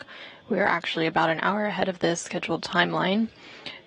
Once they arrive at the ModKit site, they will begin the process to install the IROSA onto the 1A mounting rocket. On my BRT and releasing it from the SCADA card. Copy, Steve.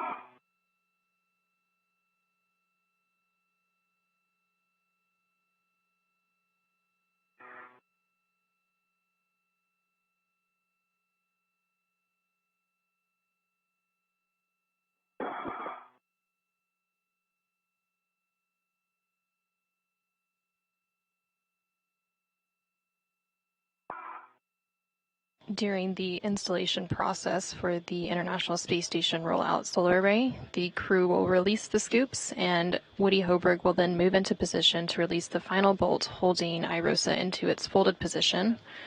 Once released, Woody Hoburg will hold IROSA closed.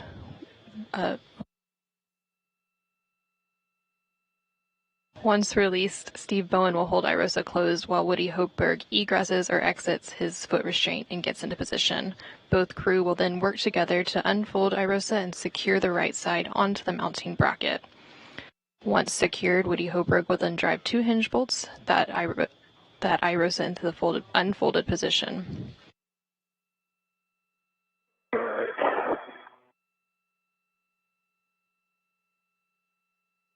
Bag stowed. Going to retrieve Woody's.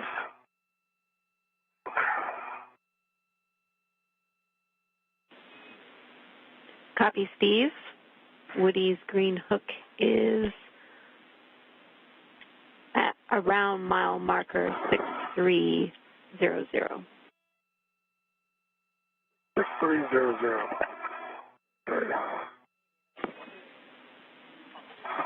Affirm, it'll be on 6360 exactly. Heading back that way.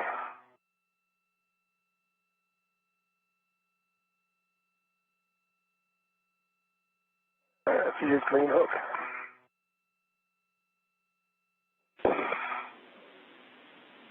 Copy.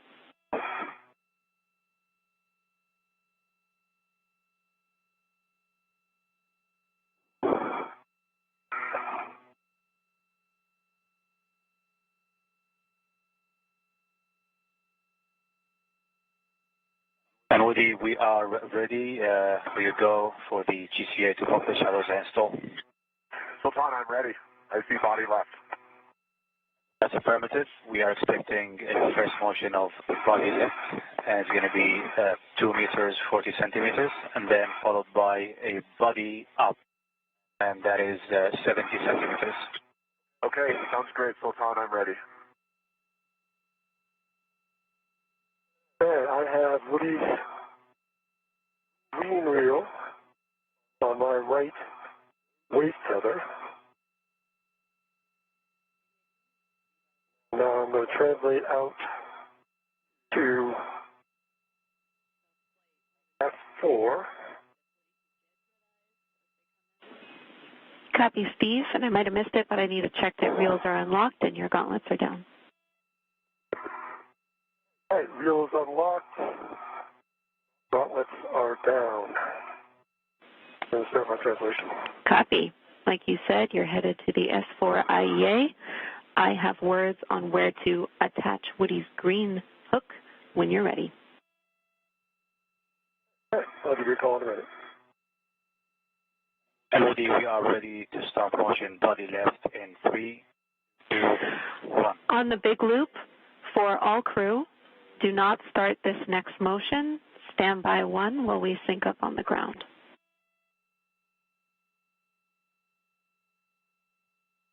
Copy, ramping out, and then hold standing by.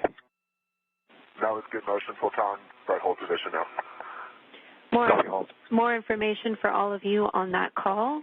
Everything is looking like it's in good shape. You guys are doing great on the timeline.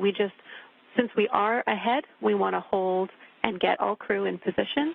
That means we'll have time for Steve to drop the green hooks and get in a good position by the mounting bracket before we go to the install position. From there, we will push with the procedure as written.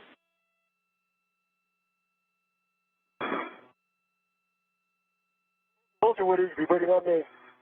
You're doing great, Steve. Thanks for doing all the work while I just ride the arm.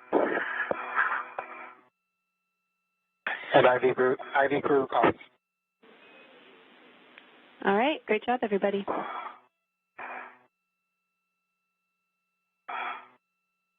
From this view, you can see both astronauts working on today's spacewalk. In the upper right-hand side of your screen, you see NASA astronaut Steve Bowen as he works to configure some safety tethers, and work his way over to the mod kit site to meet Woody Hoberg. And then a little bit further down is NASA astronaut Woody Hoberg aboard the International Space Station's robotic arm, holding on to the International Space Station Rollout Solar Array, or IROSA, as he makes his way to the mod kit site. All right, I get my bearings here.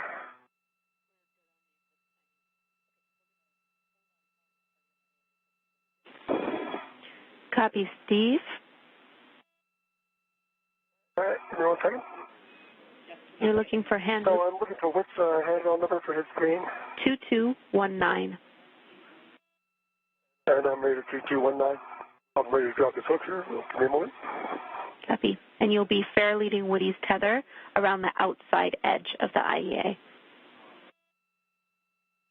The outside edge of the IEA for his fair lead. Copy. Good words.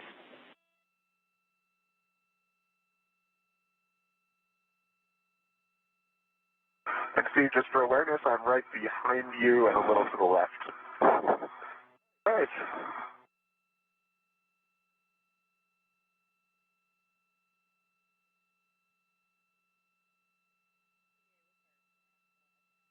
All right, your green hook is now on 2219.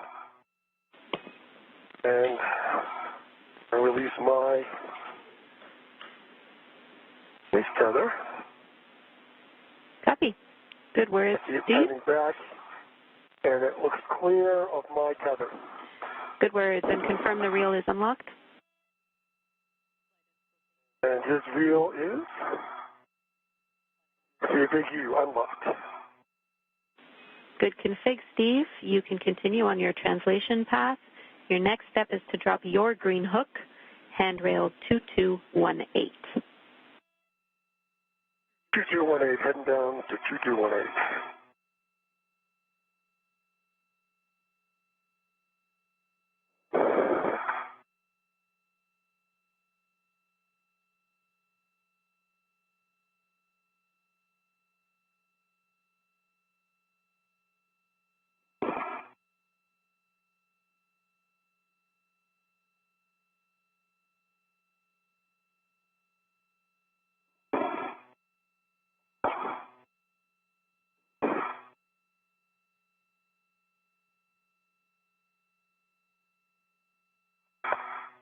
All right, I'm dropping my green hook here at 2218.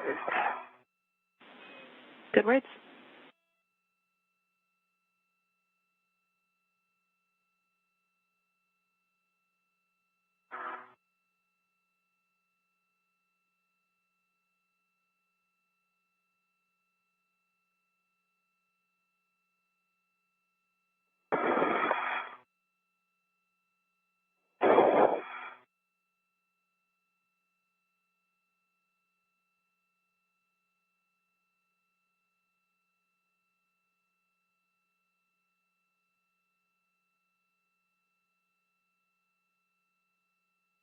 Yeah, green hook is on 2218.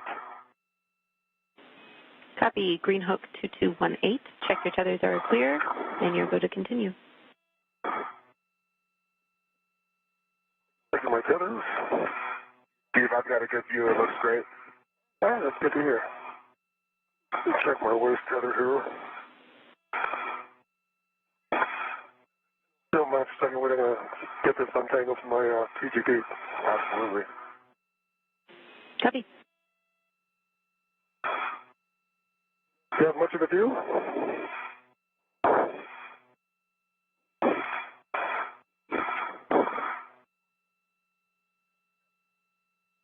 All right, I see my tether clear now. Copy, Steve. I have a And, caution. to be clear, I meant the...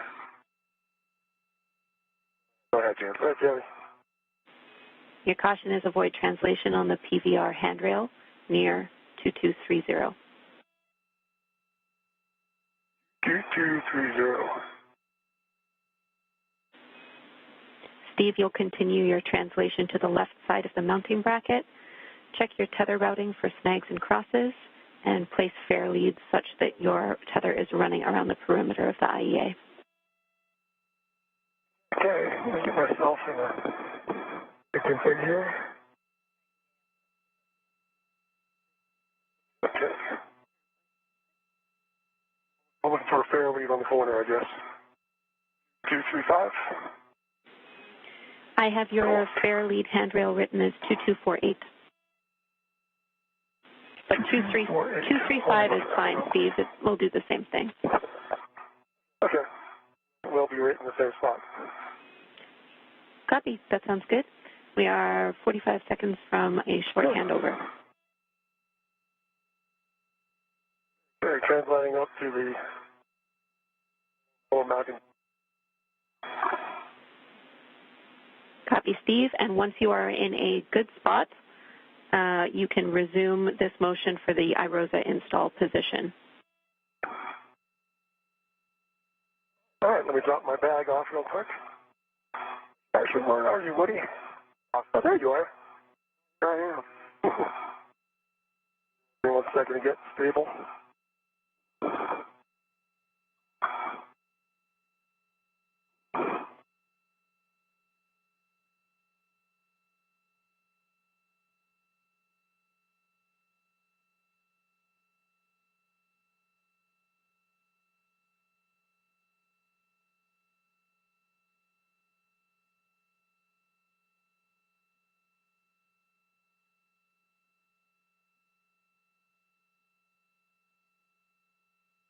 Woody? All right, sounds great. Over to Frank and Sultan.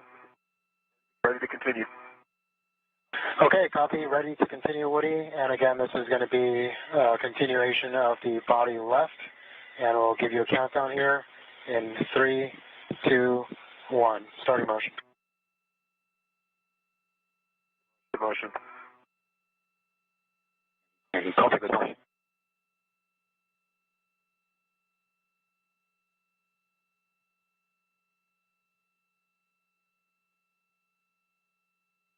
Woody, 2 meters to go. Continue.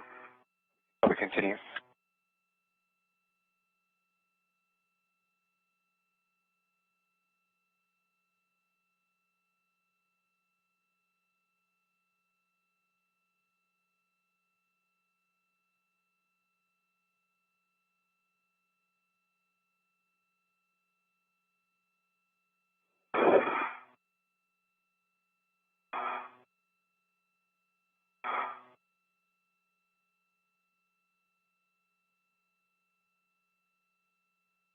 Meter to go. Continue. Copy, continue.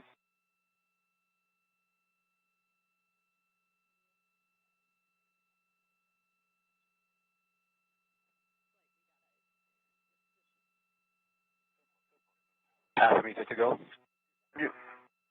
Copy, continue.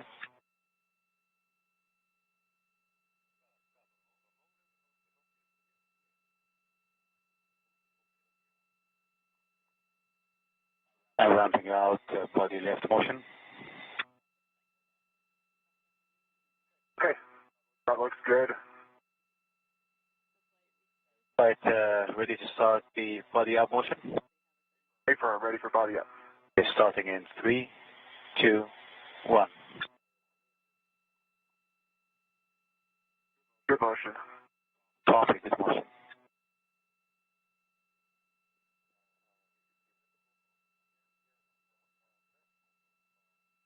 Half a meter to go. Continue. Copy, continue.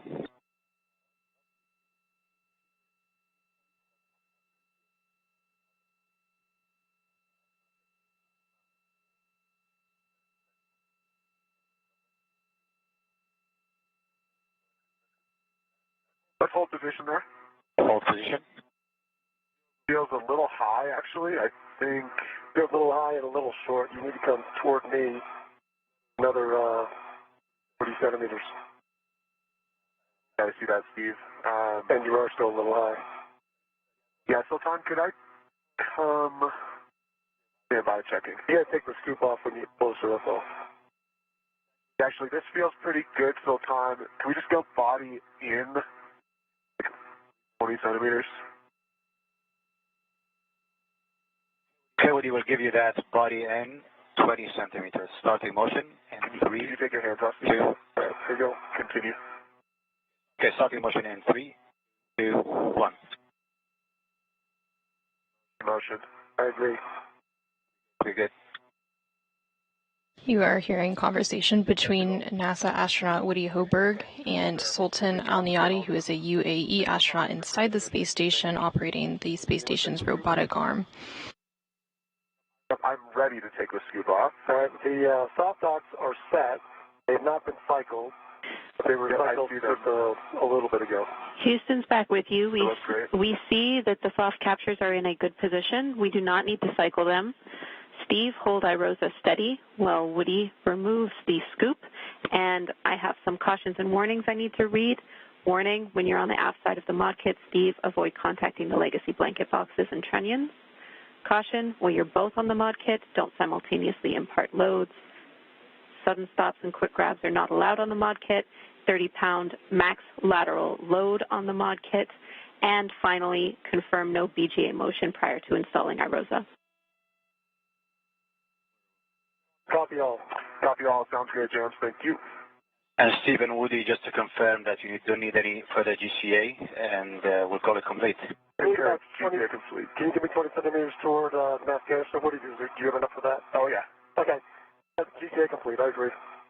All right, GCA complete, and brakes are coming on. Copy, brakes on. Houston copies. Brakes are on. You can work together for install. Just go slow, Steve. Yep, I agree. Went real slow this way. Yep. Losing my perch here. Okay. More to push. More the mass canister. Okay, I see them starting to get in involved. If you continue toward the mass canister. I'm running up into something. Let's see. Get eyes on it. Both of our spacewalkers have made their way to the 1A mod kit work site. From here, the crew will work together to install the iROSA, or International Space Station Rollout Solar Array, onto the 1A mounting bracket. Are we aligned with the slots? We are in the slots. We're just waiting to continue to the left. How does the soft dock look on your side? They're still popped out. Do they just need to be pushed down? No, they should be fine. Should come right through. All right, if you can still come toward the mass canister, that's all we need. I'm running up against something when I try to push that direction. Okay. You push your side, I'll hold mine. Let me just look at it real quick. Okay.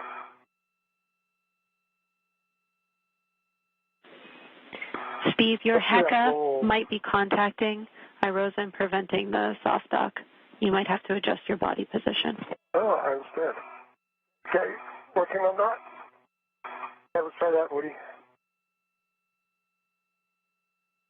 Pushing hard left. And it's just... How does the soft dock work? You know what, I think we need to pull up on the soft docks. Maybe to let it pass. See if I can get that. Oh yeah, that's the problem. All right, let me get this one. Okay, I think I'm in on my side. And let's try to get that.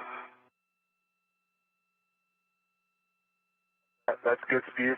All right, okay, my side's in, soft capture pin went in. Mine is not in, I don't think. Really close. You might be in the detent, so try popping it out of the little detent. Yeah, turn it a little. Yep, and now in.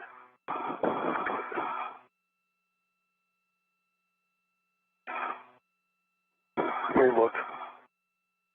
Yeah, I think it's just in the little lip that holds the pin.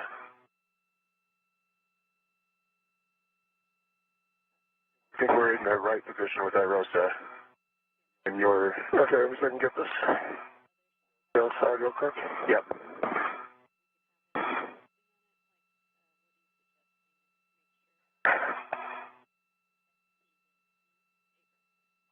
Trunnion to your right. Yes, I see it. I'm hitting it. All right, let me try and get down here. There you go. Nice. 20 seconds to a short handover.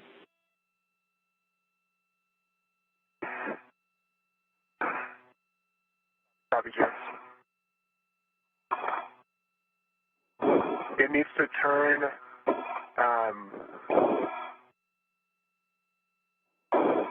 clockwise from above. Clockwise from above. Other way?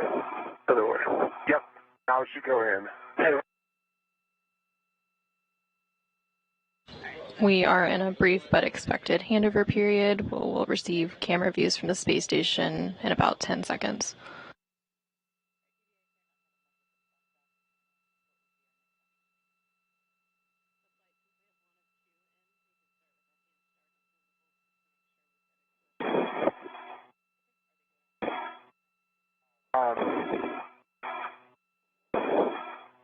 I'm trying to get her better. Houston's back with you. How to get there. Okay, so Jenny, just to describe what we're seeing, we believe IROSA's in a good position. The centermost.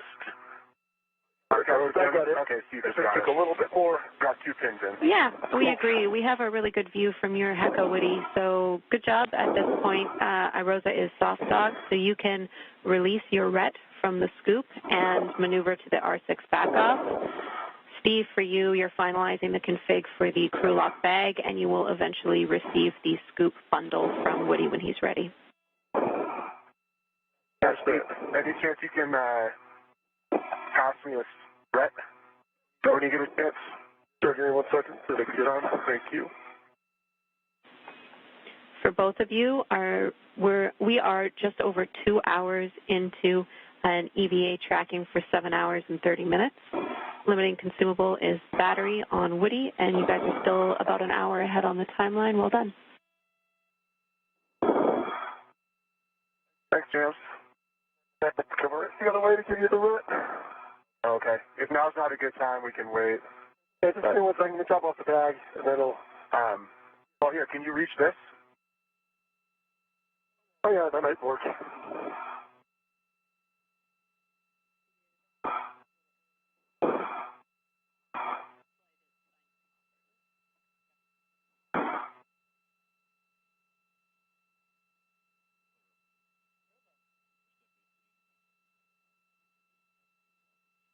Scoop coming at you.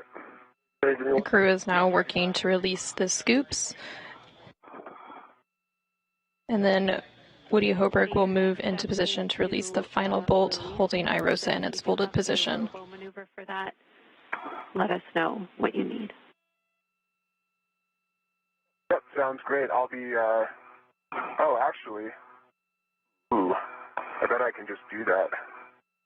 Let me take a look at that. If you have the position, your go, Woody. Settings, James. Okay. Bravo 2, counter 2. Copy what bolts? Head of the scoop on long duration. Yeah, you should have 2 scoops there, Steve. Okay, you ready to get your rep back? I'll give it to you. Let me know when you, yeah, go ahead.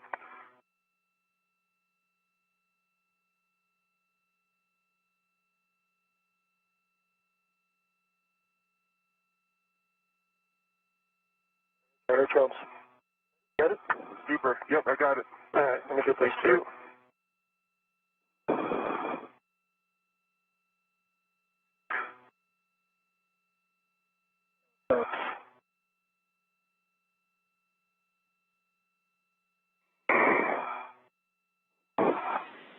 Steve, once you temp stow these scoops and the long duration, they can just be temp stow for now, but that's up to you. At the crew lock bag, we'll need you to position to hold IROSA in a folded config while Woody does this bolt and then egresses the APFR. Let me get the bag in place, and then I'll be pretty much set to do that. Bravo 2, counter 2, Scott James. Copy. Those are good settings. You'll be releasing R6. The bolt will spring out when fully released. You'll see a white line indicator. Expect 18 to 20 turns. Wait 1 second. You want me to wait? Yeah, because I'm not in a place. Oh, I gotcha.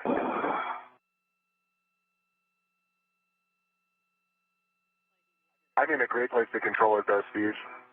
All right. Well, if you want to stay there, then that's fine. I just got to put this bag in place and clean up. great. Restart.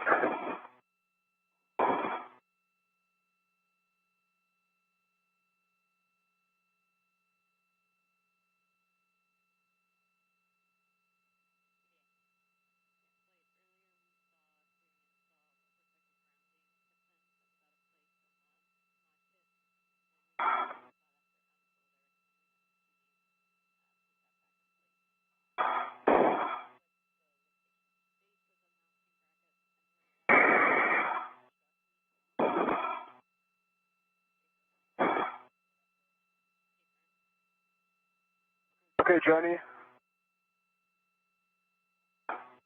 16 turns, and we got the white line visible. Hinge bolt is released. Copy, R6 released. 16 turns. You see the white line. You can store your PGT. Complete. And Frank and Sultan, for your awareness, I suspect my plan will be to hop out of the arm here eventually. No, Woody will copy. And the bag, the handrail, and the scoops to the bag. Nice job, Steve. And get the bag off my BOT. Okay. Copy, Steve. Do those scoops go in the bag? Eventually, yeah. Okay, gotcha. They do eventually, but in the procedure, that'll be around the time when you retrieve the AMS knob. It's just crew preference. You can temp stow them for now if you want. Nice. Yeah, okay. That's what I'm going to do.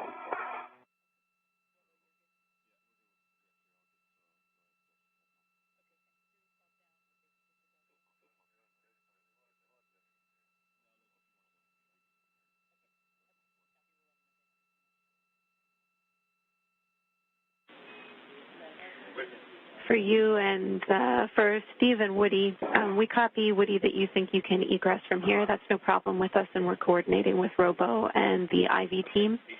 Steve, we see you getting in position to hold iRosa folded. We'll need you to do that while Woody egress is using only the ingress aid.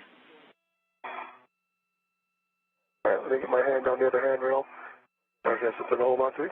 Yeah, take your time, Steve. Just watch your helmet is hitting the other side of iRosa. Yeah. All right, let me get my feet up then. I'll do that. That tons of time. NASA astronauts Woody Hoberg and Steve Bowen just worked to release the final bolt holding iRosa or the ISS rollout solar array in its folded position. From here, Steve Bowen will continue to hold iRosa closed while Woody Hoberg egresses or exits his foot restraint and gets into position. Yeah, we saw that. Thanks, Woody. After that, the crew will work together to unfold iRosa and secure the right side onto the mounting bracket. 1 second to figure out what to hold on to. Absolutely, right. Steve. I think what I'm going to do is this. Okay, I think I'll get my body around here.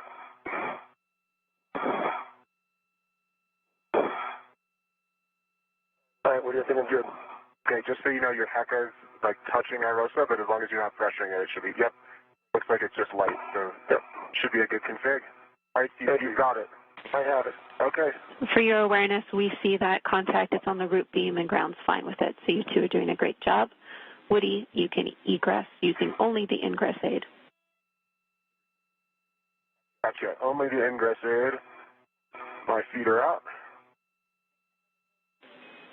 Copy. You can check the ingress aid is low profile.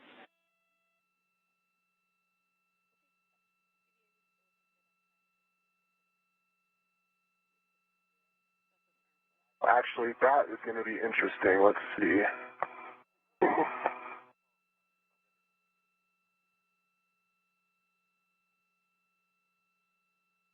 To get on the expansion, you might have GCA just to get to that. I might need a GCA just to stow the ingress aid, unfortunately. Yeah.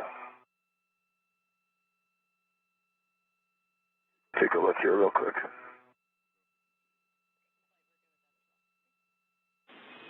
And Woody, we copy and we're standing by. Okay, thanks for that. Actually, I got it. So disregard. Ground copies all.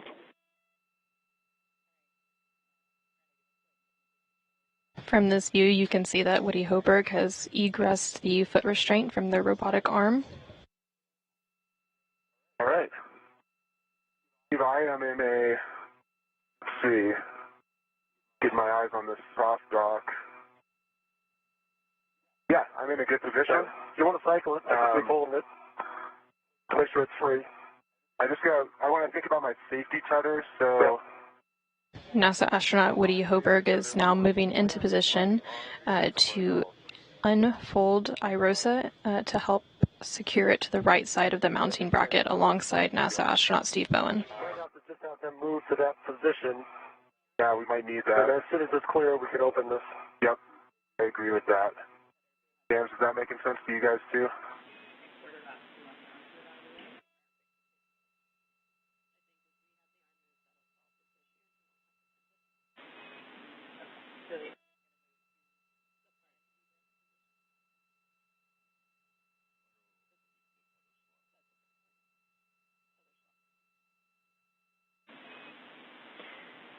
Woody and Steve, we've been talking about the arm position and your tether here on the ground, and we think it's best if we maneuver to the tether swap position. Yep, that makes sense to us too, James. We like it. All right, you can initiate that with Woody and Steve. You can initiate that with M1. Once you do that, since that's a published position, I have some big picture words for you because we need to pause anyway before you put in a fair lead, Woody. But you can go ahead and coordinate with M1 for now. Okay, great. Sean, we're ready for you to move to the published tether swap position. Okay, Woody, we copy. This will take us 3 maneuvers to get to that position, and we'll let you know when we're there. All right, sounds great, Sultan. I'll be watching while the arm's near us. We'll be starting with the backup position, and we're expecting about 2 meters, like in your body was body right. Okay, yeah, body right looks correct. That sounds great. Okay, brakes are coming off.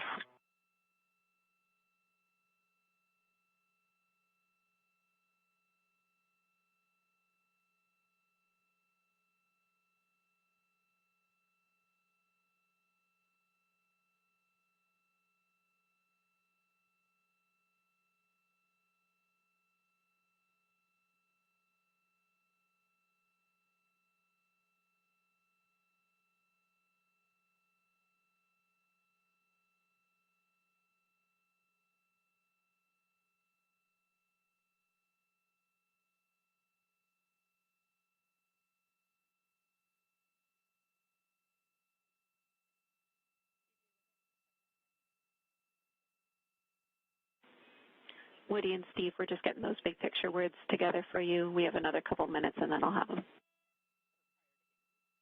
Thanks, James. Good.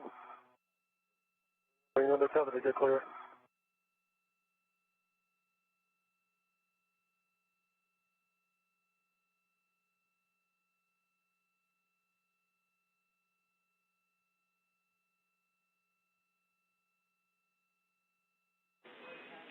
All right, I have. Okay, Woody, we start in motion now. Go. I have those big picture words for you. Let's let M1 start the next motion, and then I'll pass them.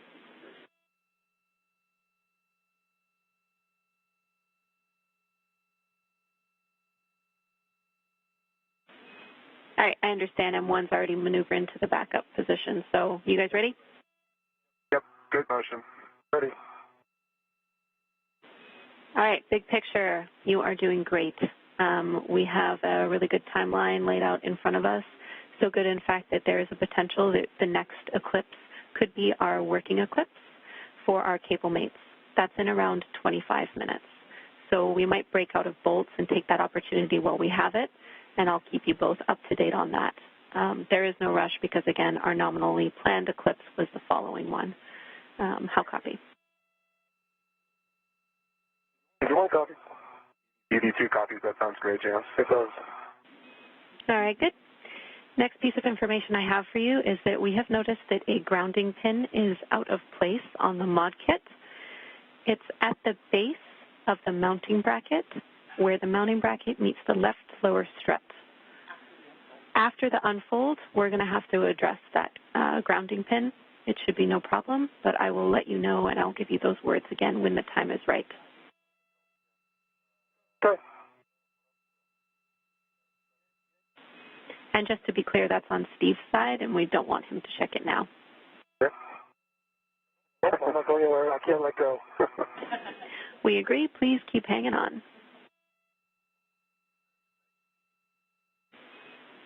All right. That's. Jesus. Hard to be some light. Those are all the big picture words that I have for both of you. We will pick up after these robo maneuvers with a fair lead for Woody, and then start to work toward unfolding IROSA. Your warning is that this is a pinch point, and you'll need to keep clear of rotating IROSA. Copy. Where's your fair lead? Is that straight there? I was wondering that too. But you might be able to head that way, and then when you get a little lower, just drop it. Your fair lead is going to be on the right lower strut, lower handrail, Woody. Right, lower strut, lower handrail, got it.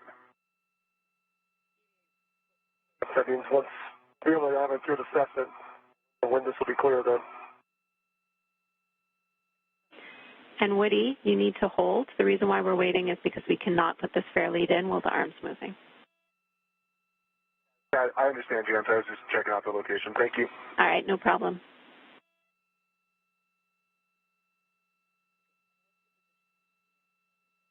Okay, Woody and Steve, we are starting. Our next motion is going to be a journal cast, and it will be 2.5 minutes.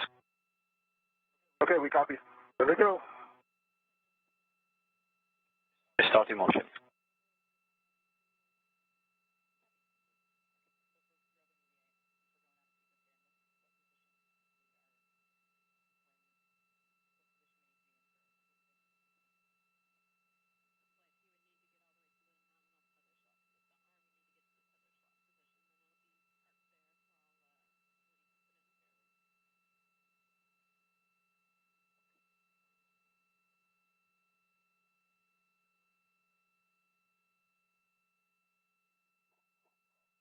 Stable, Woody, you could take some pictures of our dragon.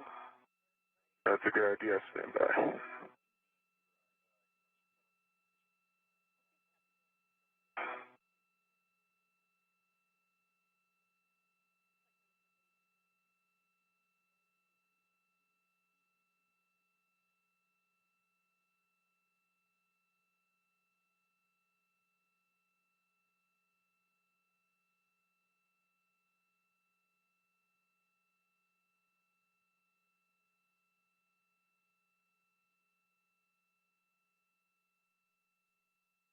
We are about 2 hours and 27 minutes into today's spacewalk as NASA astronauts Steve Bowen and Woody Hoburg continue to install the International Space Station rollout solar array onto the 1A starboard truss. They are about an hour ahead on their scheduled timeline and now targeting a working eclipse about 21 minutes from now for the cable mating.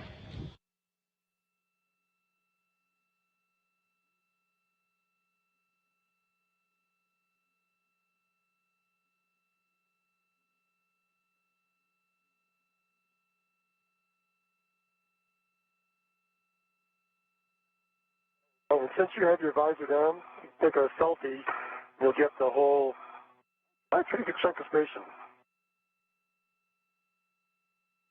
The cable mating is when both of the crew members will work to electrically connect the new IROSA to the International Space Station's power system. They'll first attach 4 connectors to IROSA, and then both will move to either side of the legacy solar array to disconnect the old array and connect a Y cable. This will allow power to flow from both the new IROSA and the old legacy array to the space station's power system.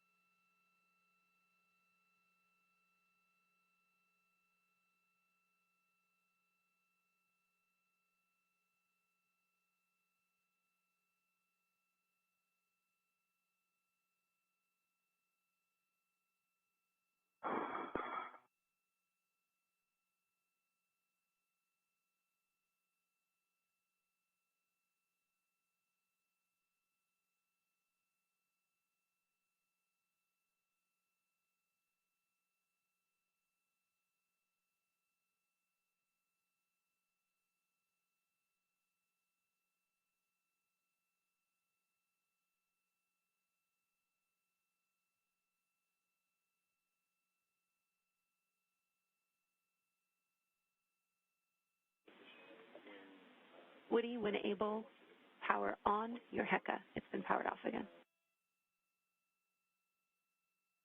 Green light. That's good. Complete jams. Thanks. Copy all. Thank you.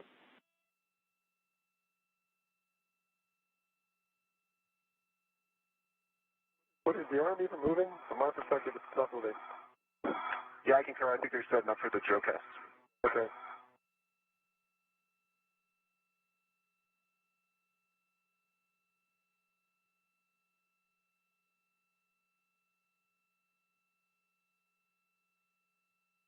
And Woody, we are starting our next joint cast. It will last 3 minutes, and then we'll sync up with you, and it's going to be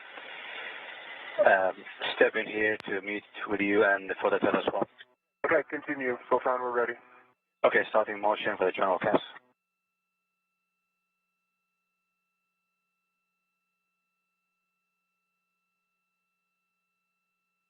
Motion.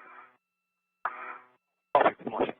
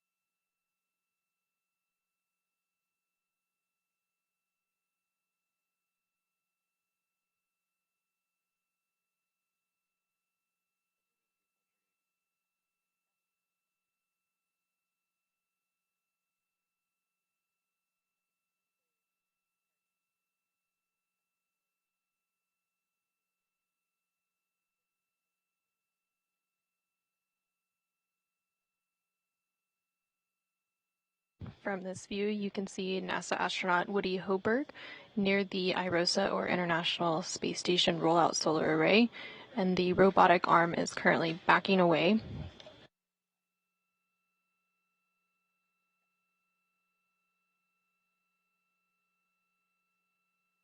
See, Jenny, if I happen to have a cap keeper in my hand, would it be a good to remove the J1 through J4 caps?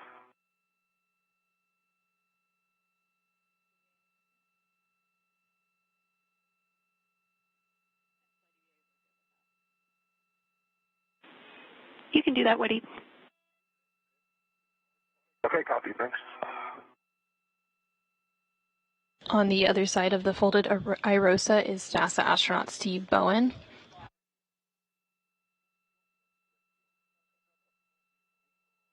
Steve Bowen is continuing to hold the IROSA closed.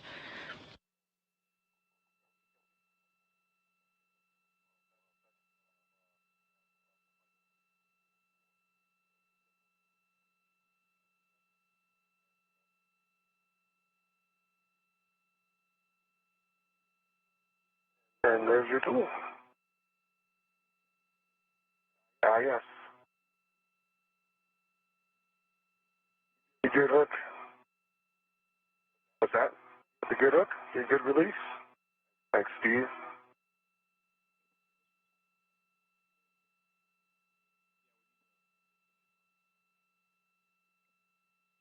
You are seeing the helmet camera of NASA astronaut Woody Hoberg as he configures some of his safety tethers. Once his safety tethers are reconfigured, the crew members will work together to unfold IROSA, or the International Space Station Rollout Solar Array, and secure the right side onto the mounting bracket. Hey, firm.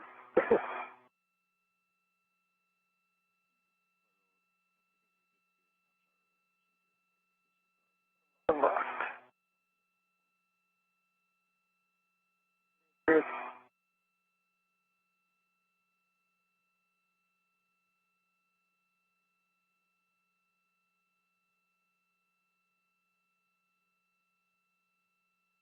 L4 cooler. I agree. I just grab the AMS knob while I've got it. Probably a good idea. Houston copies. We'll do the NGGL maps too.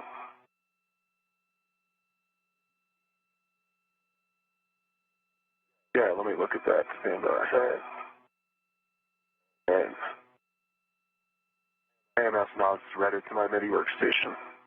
Sounds good. And J1 through J4 caps removed. Jeremy, they're in crew lock bag on. We copy, Woody.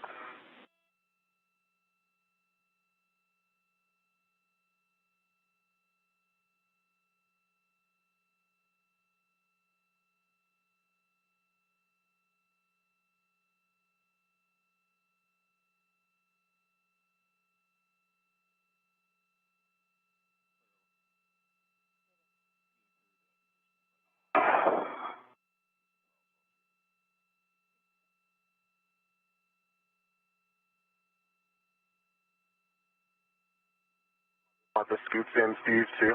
Yeah, if you can put them in, I'd greatly appreciate it. Of course. We have an integral ret for them, right? Yeah, there should be a ret available for that.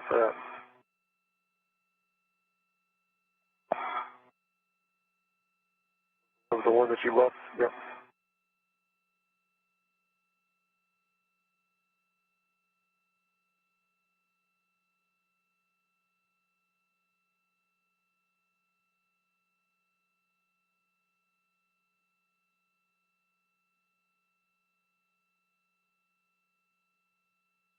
Yep, here it is.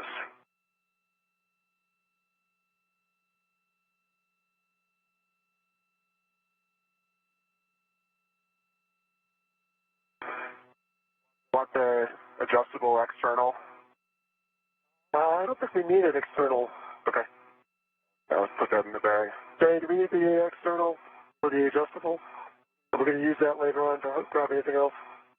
I'm crew lock bag M. I'm crew lock bag M. No, we won't need that. You can stow that inside the bag. Okay. For both of your awareness, a couple more minutes here, and then we'll be able to get moving again.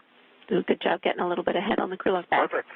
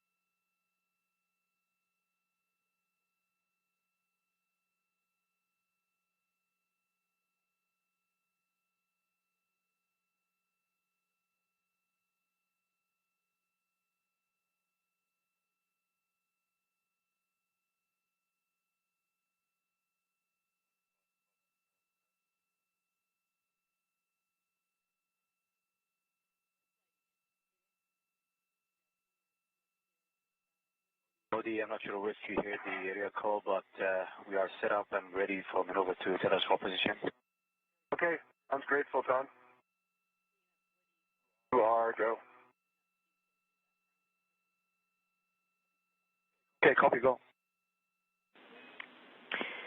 Since this is a published position, Woody, you also have an option of assisting keeping iROSA in a closed configuration, so stopping it from unfolding while Steve, addresses that loose grounding pin. That sounds like a great idea, James. Let me get in position, and then we can do exactly that. I just need to push on that side here, so. We're starting motion now. Copy, Sultan.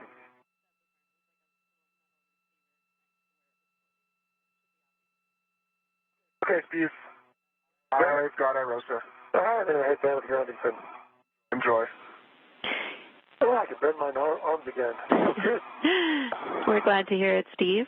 You should be able to see a little receiving area for the pin. It should be near where the pin is loose. You just need to reinstall it. Heading down to the base of the bit strut. Base of the strut. Let's see.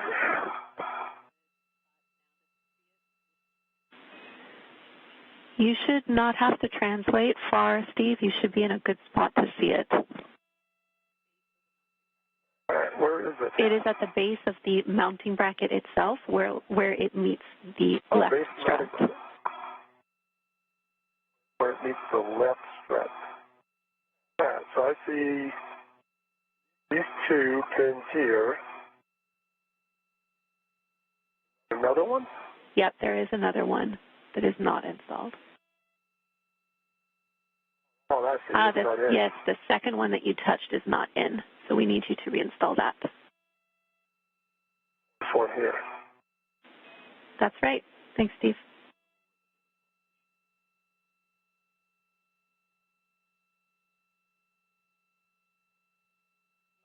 Give you 1 second.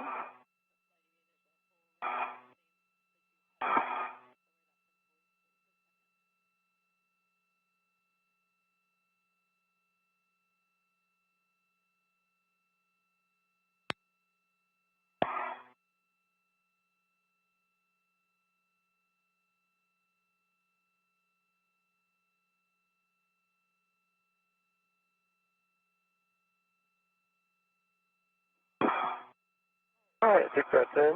Good pull. All right, great job, Steve. We are good to continue with the procedure. We understand the arm is in its final position. So, Steve, we need you to hold iROSA in a closed configuration, and Woody, you can place that fair lead. All right, give me 1 second to get my hook back in place.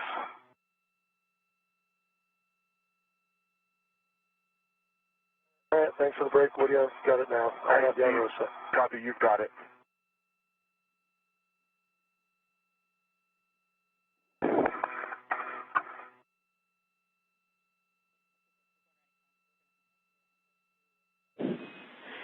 Big picture call for all crew.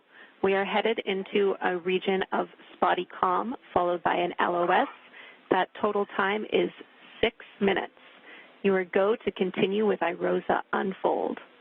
Frank, we are in block 9, step 2627. Frank, you are prime IV.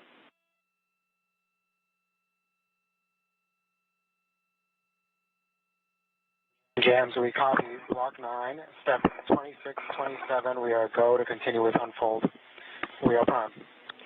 Affirm, once you have completed with the unfold, we will have you move to the cable mate block. That is block 10.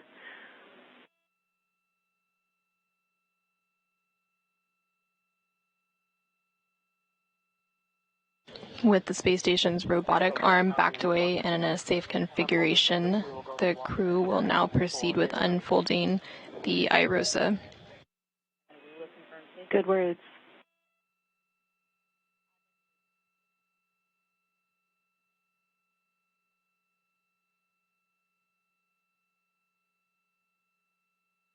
We are in a brief but expected handover period, and we'll get views of the space station back shortly.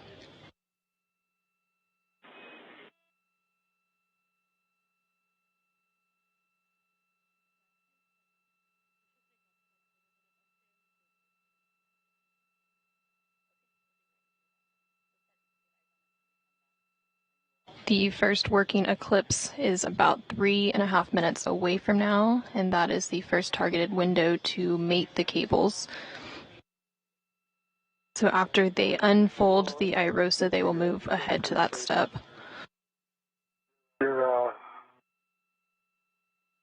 Okay, now it's starting to clear your PGT. You're almost there. There you go, you're clear.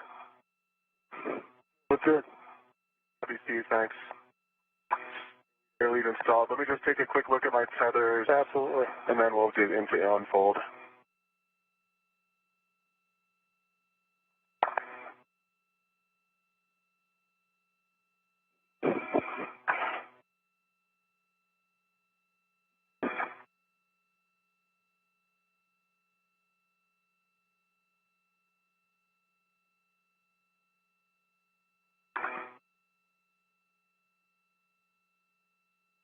Okay. One more thing to fix, and then I'll be ready, Steve. Frank, this is ground. We're coming up on that LOS. When you get there, we will need you to confirm safing for the working eclipse.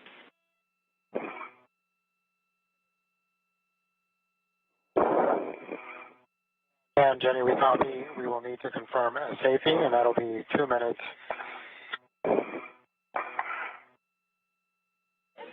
Good words.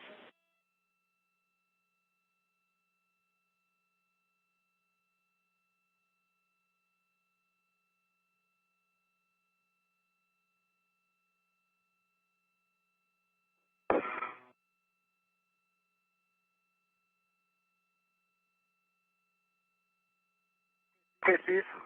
All right. I think we're ready, Frank. Okay, guys, this is going to be a warning for you both. There's a pinch point, so keep clear of the rotating IROSA. And Steve, verify that, or Woody, verify that you've cycled the right soft capture feature. I'll go ahead and do that right now. Okay, thanks, Woody. And then just make sure that you leave it in the soft capture feature down position.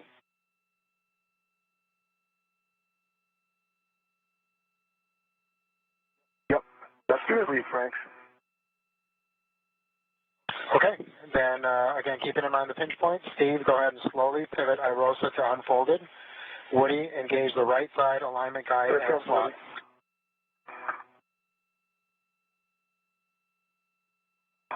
Okay, get around this turn engine on. You can hear conversation between NASA astronaut Frank Rubio, who is on board the space station and currently serving as the prime IV, or communication link between the spacewalkers. All right, nice job, guys. And so, Woody, then go ahead and verify the soft capture feature is properly engaged. All right, so I have control, and we're still rotating. Thanks, Frank. Today's spacewalkers are NASA astronauts Steve Bowen and Woody Hoburg, and they are currently working to unfold the IROSA, or International Space Station Rollout Solar Array. Once it is unfolded, they will verify soft capture is properly engaged, and then they will perform some glove inspections and hap checks before moving on to cable mating. Soft capture engaged, Frank. Okay, great job, guys. I need you both to perform a glove, hap, and gauntlet check, and then we'll start moving towards our cable mating positions. Okay, Frank. EV1 has no change to gloves, dry hap, and gauntlets down. Yep, I agree. EV1 does have. Sorry, Steve. EV2. Gloves, dry hap, and gauntlets are down. That's correct, EVA. The first working eclipse window has started, and there's about 30 minutes for them to complete the cable mating process. Position for R8 and R7 there, Frank. Okay, copy that. Good job, guys. And just to let you know, at this point, the hardware meets minimum structural config for mating cables. Actually, yeah, so why don't we get into that? Over here. Yeah, that's where you guys are headed. Say again, Steve? Never mind, I go. All right, so, Frank, we have the caps, the MVGL caps. We're ready to demate those on your go. Okay, you can demate the MVGL caps from P1, P2, P3, and P4. In work. That's in work.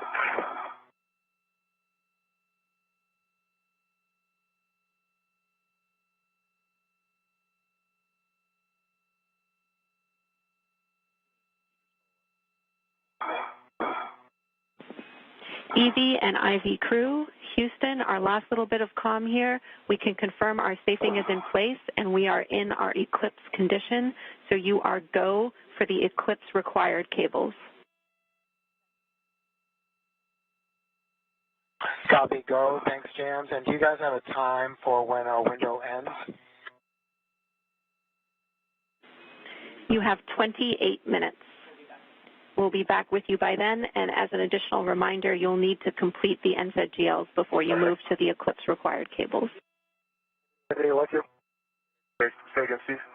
Copy, Jams, and we are decapping the NZGA caps now. These are pretty sticky. Yeah.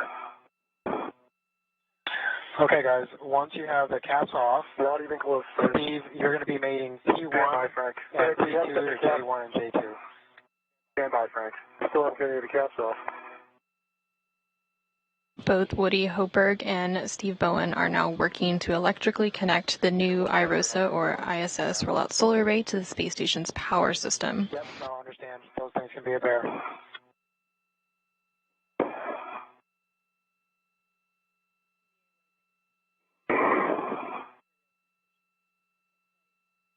Okay, I think I got one.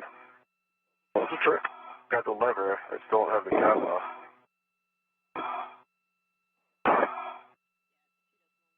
Okay, got one.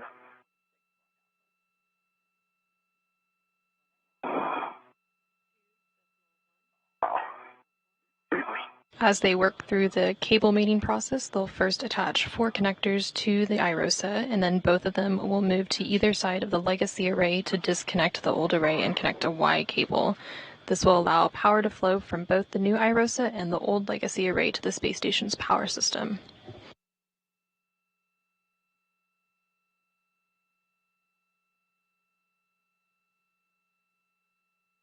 We are about 2 hours and 53 minutes into today's spacewalk, and we are about 6 minutes away from getting signal back from the space station.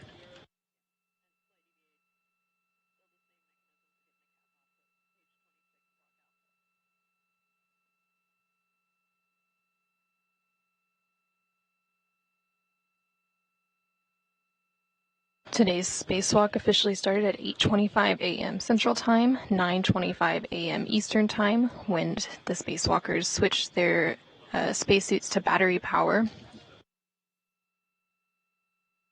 Steve Bowen, who is EV1 with red stripes, egressed the crew lock first and received a crew lock bag and put it on his body restraint tether. He was then followed shortly by EV2, or Woody Hoberg, who is in the unmarked suit. They then translated up the forward face of the truss and went starboard. Steve Bowen stopped to configure his safety tethers, and then Woody Hoberg followed a similar path, going to the port crew equipment translation aid cart and retrieved an articulating portable foot restraint. Bowen then translated to the IROSA carrier and retrieved his pistol grip tool and began preparing IROSA for removal from the carrier. Hoberg installed the foot restraint on the space station's robotic arm, ingressed the restraint, and then the arm moved him away from the truss.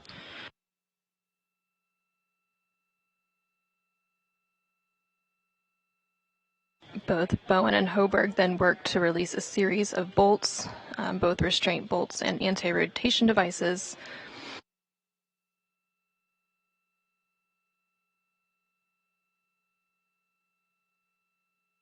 Once those bolts were released, they installed the first of 2 handling aids called scoops in preparation for removing IROSA from the carrier.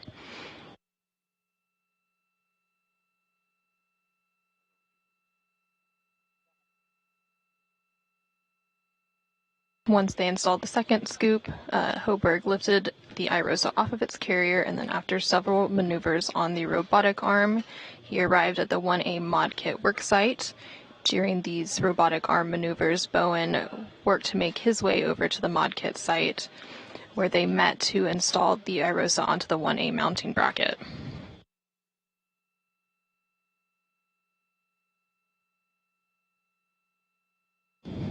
More recently, the crew unfolded the iROSA and are now working to mate the cables.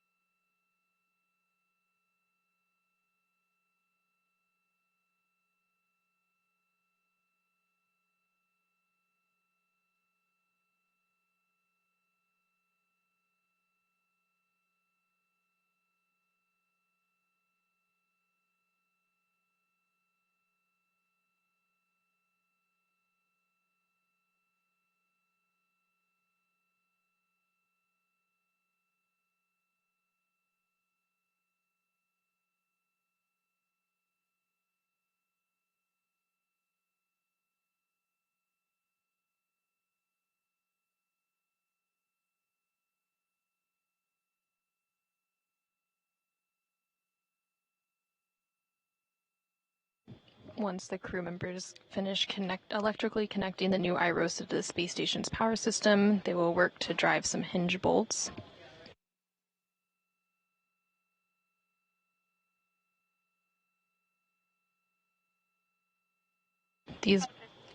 These bolts will help to fully secure iROSA to the mounting bracket before unfurling it.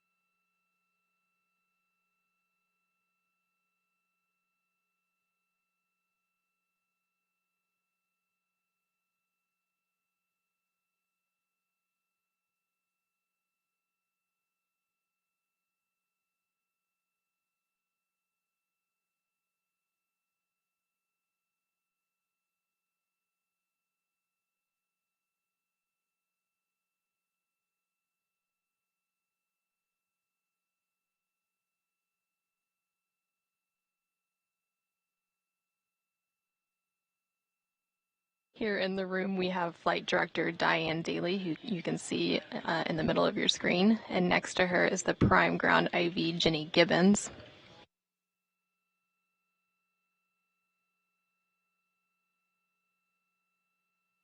Also in the room, we have our EVA flight controller, who is Megan Shudica today.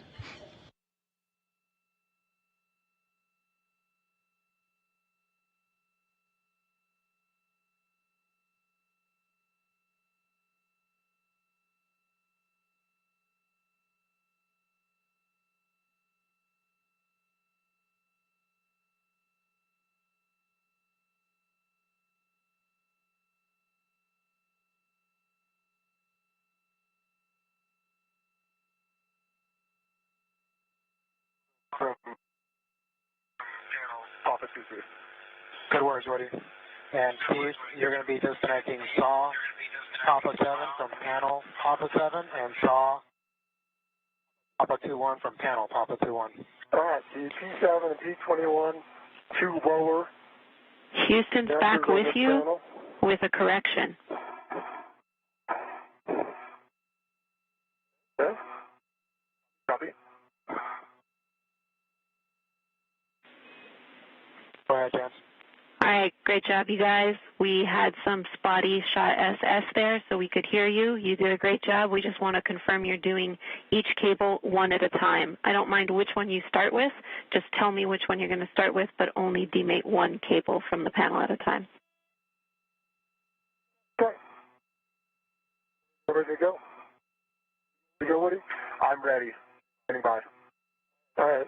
I'm going to do P21 first. Okay. Let's do. Frank, you ready for me to take back over? Copy, James. You are prime. Got it. I'm Prime IV. Great job. All right. I copy. You're ready. P21 is disconnected. That's P21 disconnected from panel P21. I agree. That is true. All right, mate P21 alpha to panel P21. I need FOD, pins, EMI check, and the connector needs to be to hard stop. Okay. P21 alpha is in my hand. And I'm standing by, Jams. Woody, you have a go to continue. We just need one cable on each side at a time. It's clarification for you. So tell me if you want to start with P9 or P23. Okay, I've got panel P9 demating. Here go. That's demated. Mate P9 alpha to panel P9. I need FOD, pins, EMI check, and the connector to hard stop. Copy, Jams.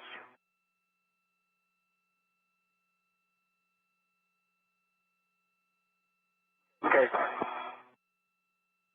P9 alpha to panel P9. No bent pins, no FOD, good EMI band. Copy, good checks. Here go. All right, P21 alpha is made to P21 panel. That was good EMI band, no FOD, good pins. Copy, good mate. Steve, confirm the connector is to hard stop. And the connector is to hard stop.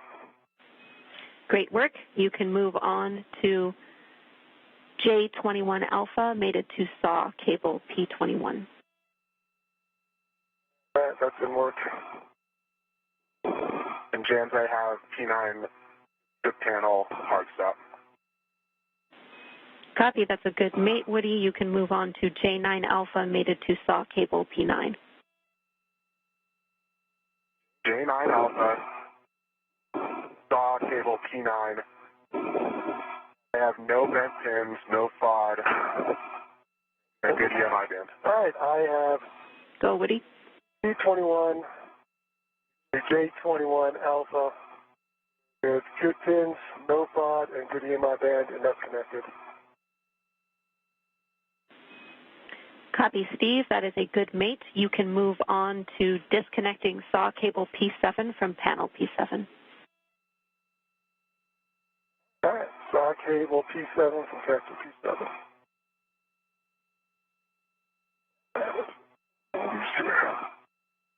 You can now see live views of NASA astronaut Steve Bowen working to mate and demate some cables on the IROSA.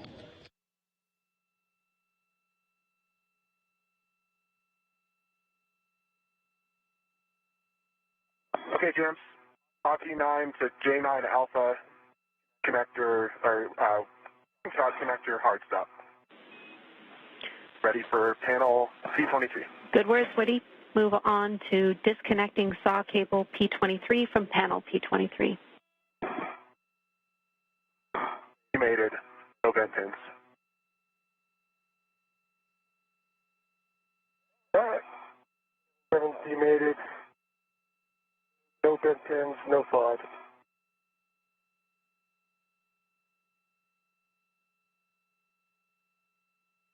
Installing J7, P7 alpha. Copy, Steve, and copy your checks. Affirm mate P7 alpha to panel P7.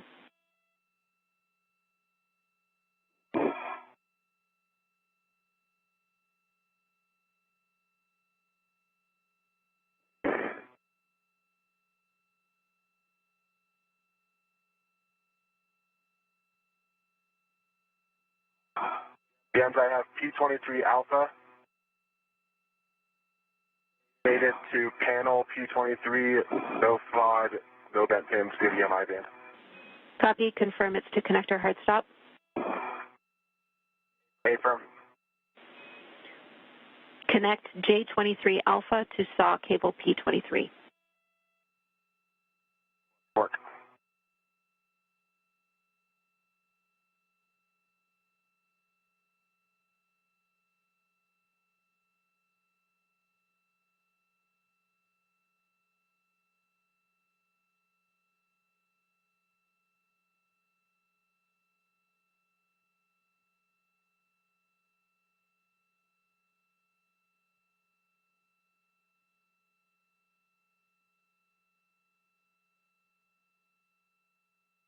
Saw cable P23 to J23 Alpha, no vent pits, no FOD, good EMI band, in-cap connector, hard stop.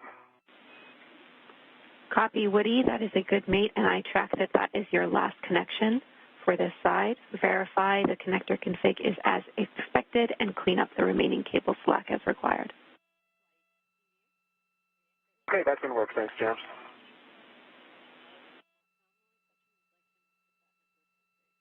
All right, now I worked on getting this one aligned.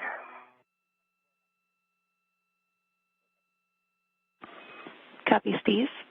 And Woody, we were tracking that your hand did touch a connector P24.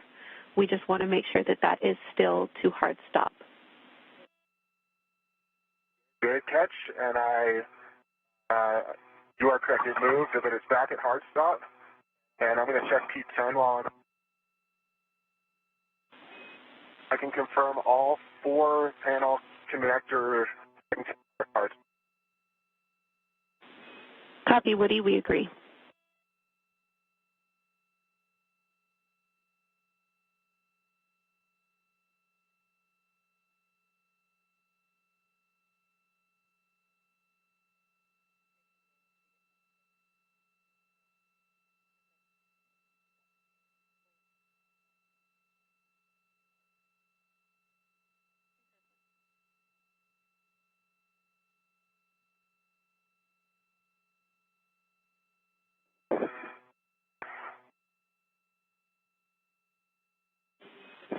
Woody and Steve, you're both doing great. We have over 12 minutes left of this working eclipse.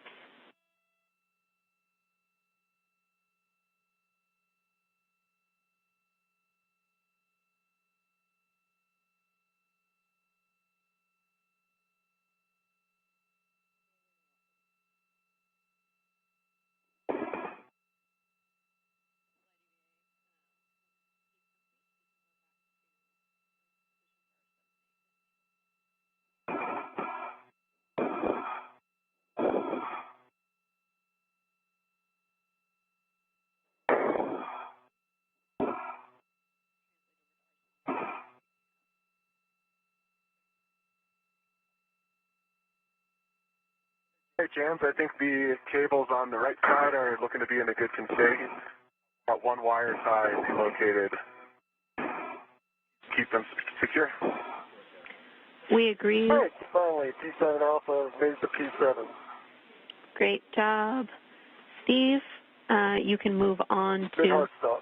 copy to hard stop. You can move on to connecting J7 Alpha to saw cable P7. And that didn't work. Woody, we agree your worksite is in a good config.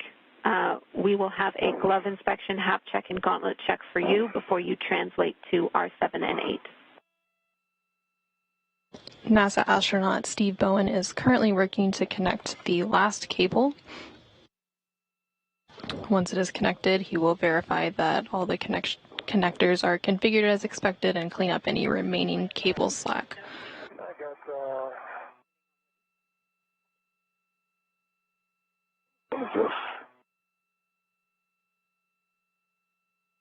J7 Alpha made it to P7. No bent pins, no FOD, and 2 are hard stops. Copy. Excellent work, Steve. That is a good mate. You can verify that your connector config is as expected and clean up any remaining cable slack. All right, I see. I'll watch the hard stop, and I'm not sure how bad this is. Do you want this flush against the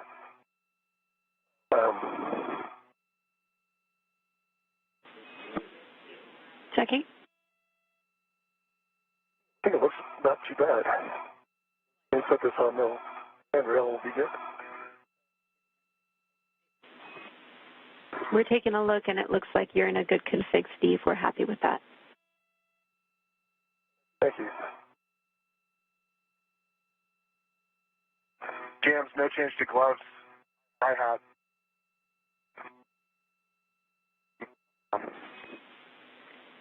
Copy, Woody, and you cut out there. Did you say gauntlets down? Firm, outlet's down. Copy. Good checks from Woody.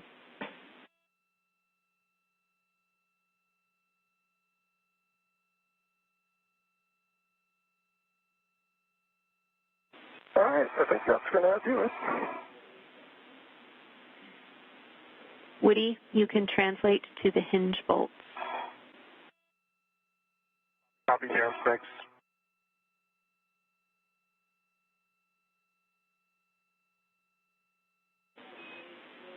A caution for you, Woody. You should avoid contact with the cables and NZGL connectors, which are now attached to iROSA. I know it's tricky at this work site. You can hold on to the bolt canisters that are on either side of the NZGL connectors. Okay, great. Yep, I see those. And copy all jams.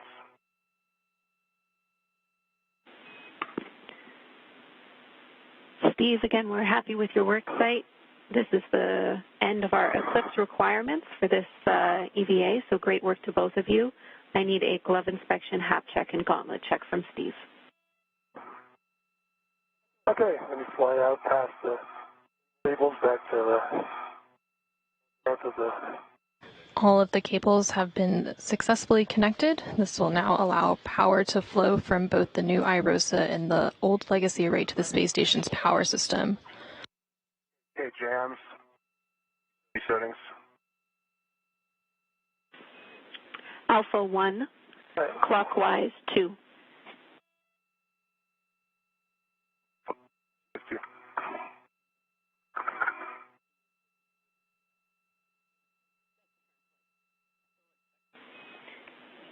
Steve, your job at this time is to provide extra stability to Woody because he might not have much to hold on to when he drives these bolts. Hold on to me, Woody. I can hold on to you. Yeah, I copy, Steve. All right, tell me if you need it. Let's see how we're doing here. Yep. All right.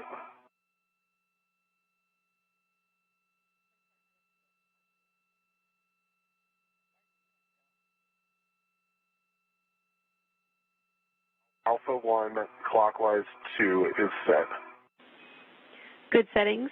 Drive the hinge bolts 14 to 17 turns to hard stop. 14 to...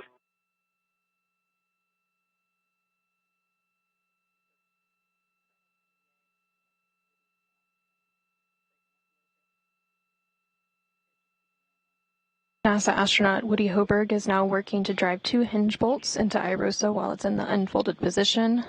The crew will then work together to drive 8 bolts to fully secure iROSA to the mounting bracket.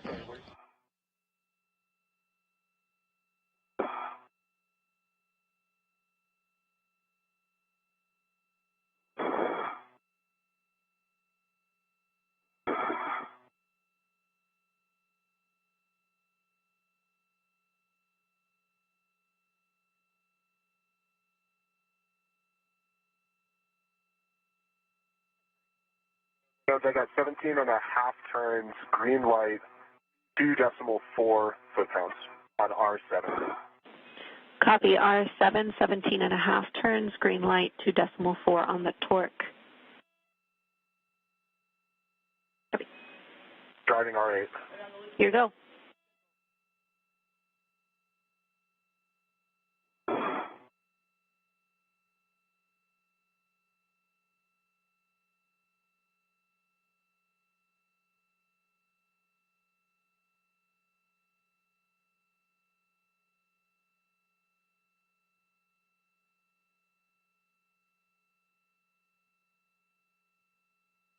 Woody Hoberg is now driving the second of the 2 hinge bolts, and then Steve Bowen will work to drive the 8 bolts to fully secure iROSA to the mounting bracket.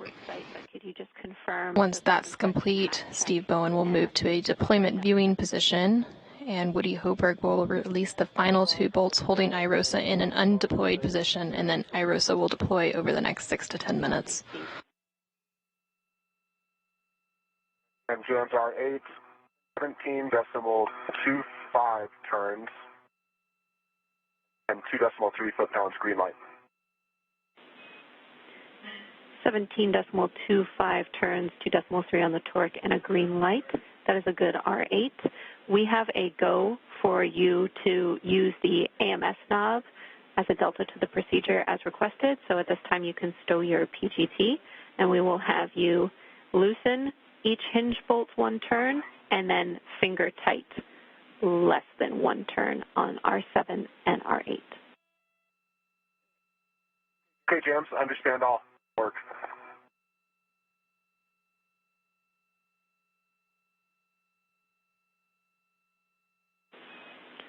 Woody, after this is complete, or excuse me, Steve, after this is complete, you will be stowing the AMS knob in the crew lock bag.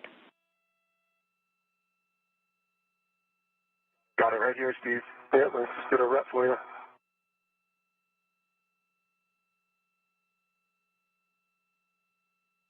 I'll hand it to you. There you go. I'll hand you your rep back. And I have my rep. Thanks. All right, James. R7, R8, finger tight.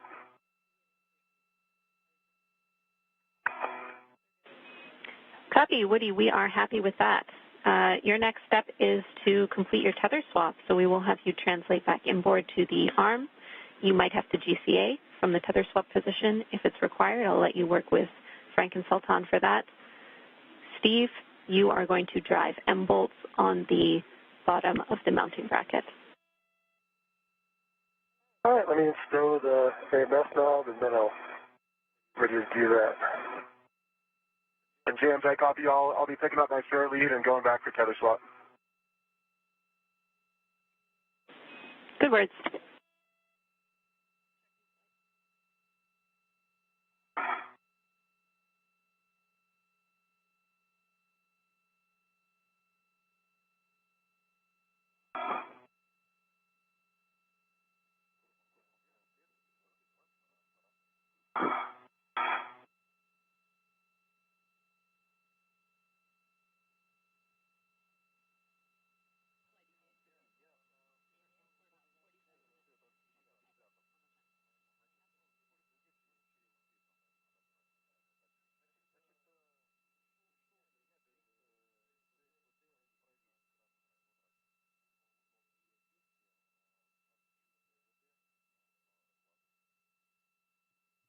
All right, AMS, stow back on the cap keeper.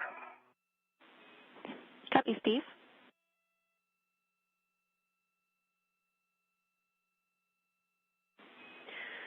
For Steve and Woody. James, just verifying there's no preferred order on the M bolts, correct? No preferred order. You can start with whichever one you want first. Let me know when you want settings. Okay, give me 1 second.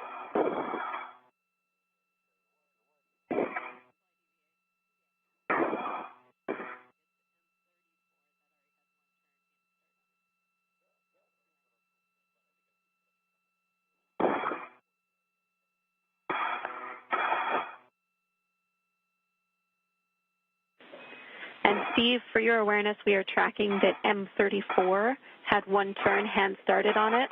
If you started any other bolts, just let us know. All right, and so the first one is M21, is that correct? Right underneath the stanchion? 31. M31? Yeah, so I started that here as well with one turn.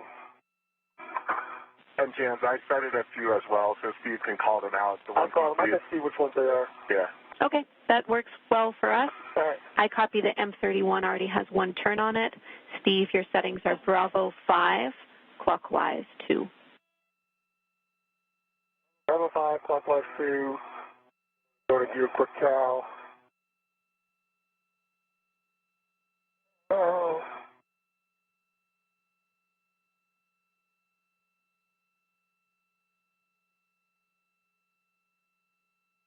Quick cow, cow pass.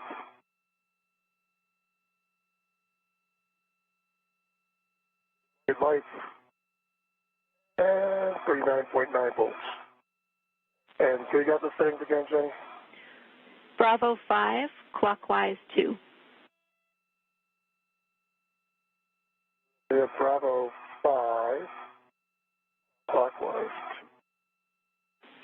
You'll be driving these bolts such that the black line is flush.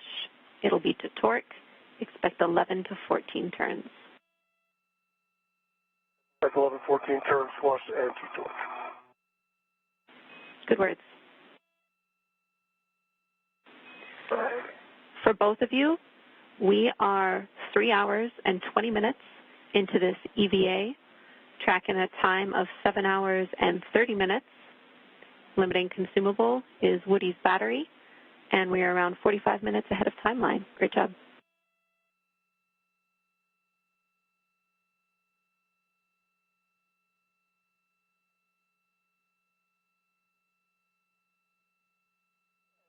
M31. NASA astronaut Steve Bowen, who is EV1 today, is currently working to drive the 8 bolts to fully secure iROSA to the mounting bracket. Torque of 22, 7 turns, green light, and was that a black line flush call? And there's a black line to the yes. And my green reel is locked to my red reel, picking up my yellow hook.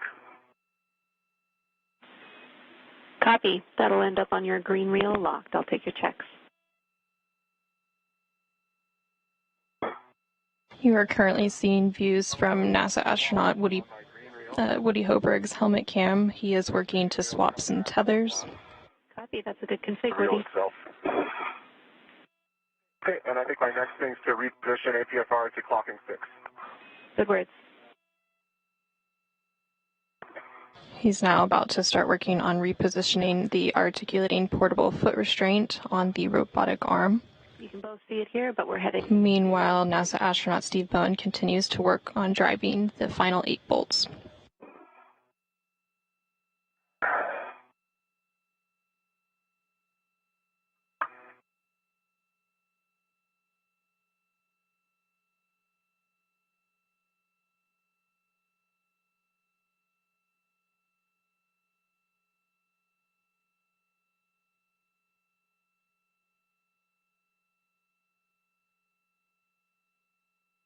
Okay, looks like M32, 33, and 34 all hands started.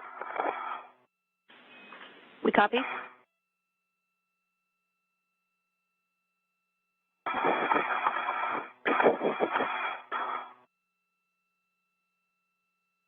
And verifying settings, Bravo 5, clockwise 2. Good words. And M32's in work. Copy. M32, drive until black line flush to torque.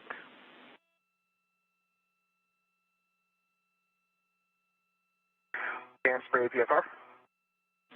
Go. Hey, repositioned, clocking 6, Papa, Fox 6. Push knob can to be depressed, good pull shift test, collars black on black, and ingress aid is low profile. Copy. Good install, Woody. You can give M1 a go for the IEA back off, and we will have you translate back to the mounting bracket. All right. Good green lights, 1.31 turns, and torque of 21.1 for M31 and M32. Copy. That is a good bolt for M32. You can move on to M33. That didn't work.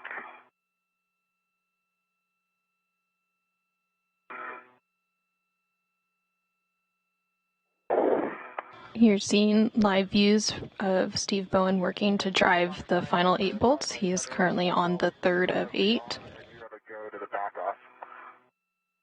And we copy that all the tethers are being removed from the and the APFR reconfigured and ready to maneuver to the park position. Brakes are coming off. Copy, brakes off. Keep on behind to your right. All right, I got a good green light. Got 11.4 turns, 21.4 foot-pounds on 33. Copy, Steve. That's a good bolt for M33. We'll have you move on to the next one. All right. M34 is in work. Copy, M34.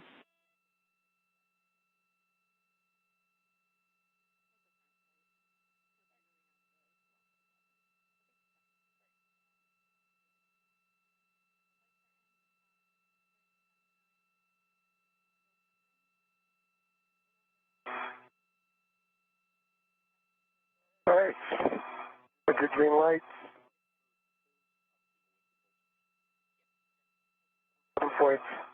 1.5 pounds, 11.5 turns and 22.0 foot-pounds.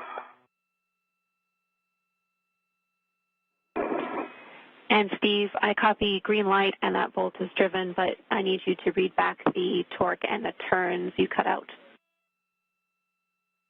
Torque was 22.0, turns was 11.5. Benwoody, arm is starting motion. Copy, filter.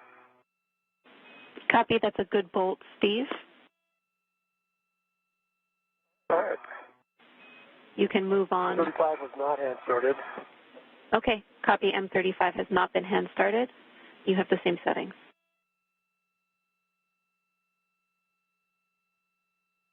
All right, starting. NASA astronaut Steve Bowen is now halfway through installing the 8 mounting bracket bolts. He has 4 to go and has completed 4 of them. Meanwhile, NASA astronaut Woody Hoberg is currently translating over to the mounting bracket.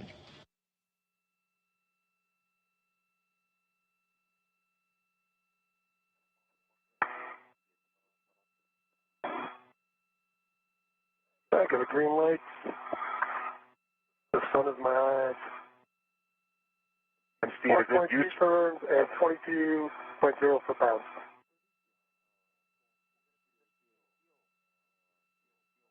Yes, Woody?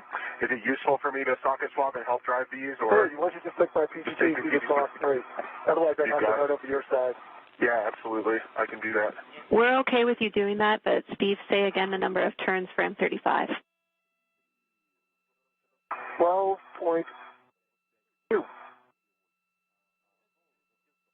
Copy, 12.2, that is a good bolt. Then if you transfer your PGT to Woody, we can drive the remaining bolts. We're looking for M36 through 38. That should be Bravo 5. Let me pass it back under here. Okay. They got it. I got it. Okay. So I've just got to get in position. No, that's fine. And Stephen Woody, arm will be in motion. Copy, full time. Okay. NASA astronaut Steve Bowen just handed off the pistol group grip tool to Woody Hoberg, who's going to help him drive the final 3 bolts.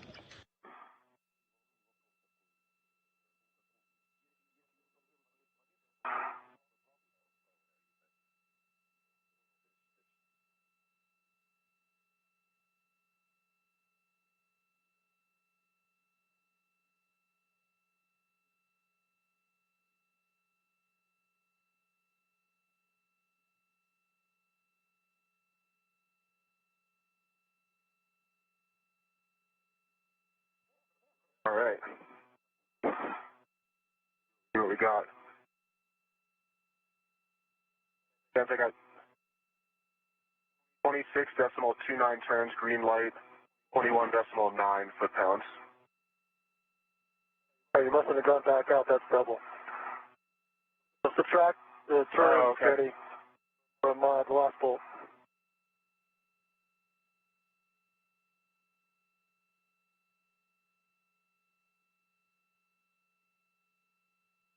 We're just checking on that bolt.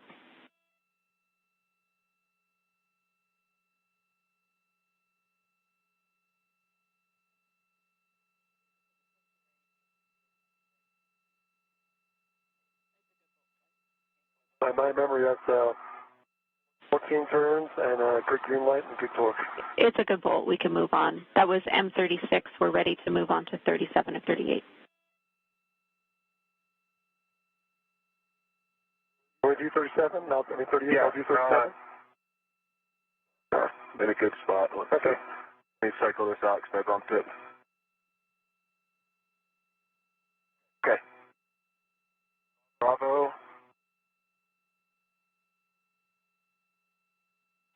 5 clockwise to 7.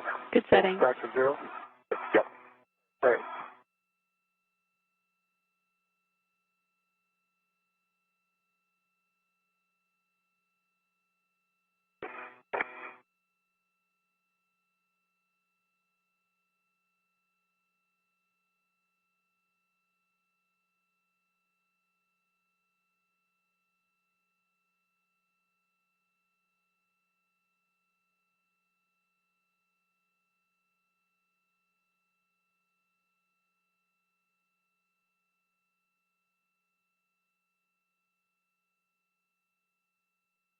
Right.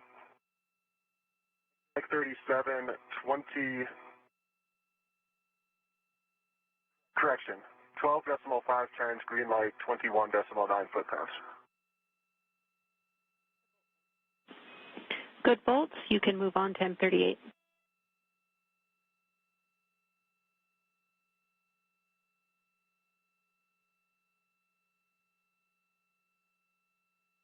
NASA astronaut Woody Hoberg is now working to drive the final of the 8 bolts to fully secure the International Space Station rollout solar array to the mounting bracket.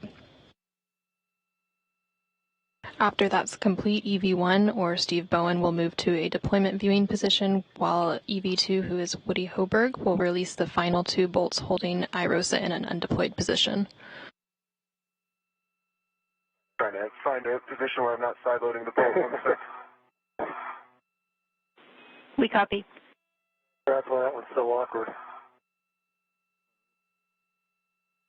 This one's a little awkward. Yeah, I think you end up sliding a little tight a little bit. We're good. I see it.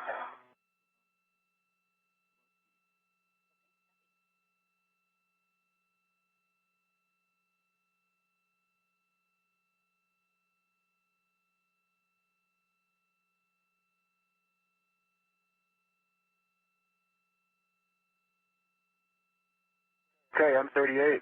We had 11.93 turns, green light, 22.2 foot-pounds. Here you go, Steve. Yep. I'm going to my hands off here. We copy, Woody. That is a good bolt. We just need the confirmation the black line is flush because we cannot see it in your HECA. Yep, black line flush. Trying to point at it. Copy. Great work. We are complete with our M bolts. Steve, you can stow your PGT, and we'll have you positioned to observe the first 5 magnets snap together when we deploy. Woody, you need to get in position on the base of the mounting bracket for R9 and R10. Okay, getting in position for R9, R10. And I'm getting in position to watch. Super. Good words. Woody, as a reminder, this is a Bravo 7 setting. You can use the scoop on the base of the mounting bracket to brace yourself. All right, I see that. Thank you.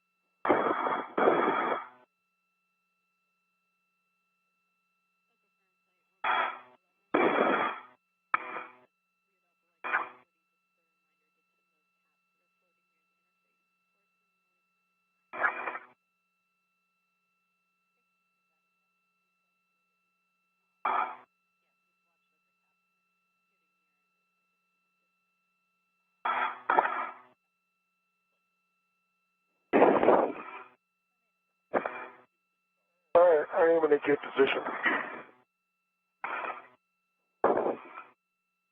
Perfect. Thanks, Steve. Copy, Steve.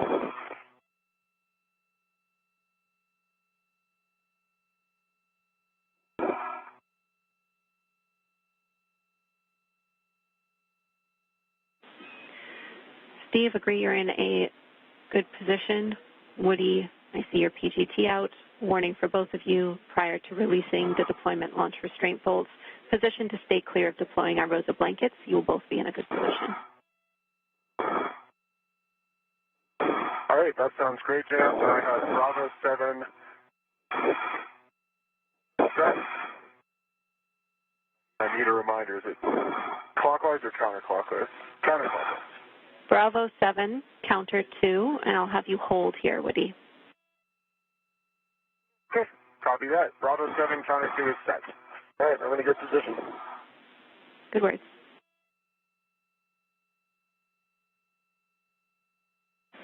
NASA astronaut Woody Hoberg is standing by to release the final 2 bolts holding the ISS rollout solar array in an undeployed position. You are going to release R9 and R10. The white line will appear when they are fully released. Expect 17 to 20 turns. iROSA will deploy after the second bolt is released. All right, I copy. Starting with R9.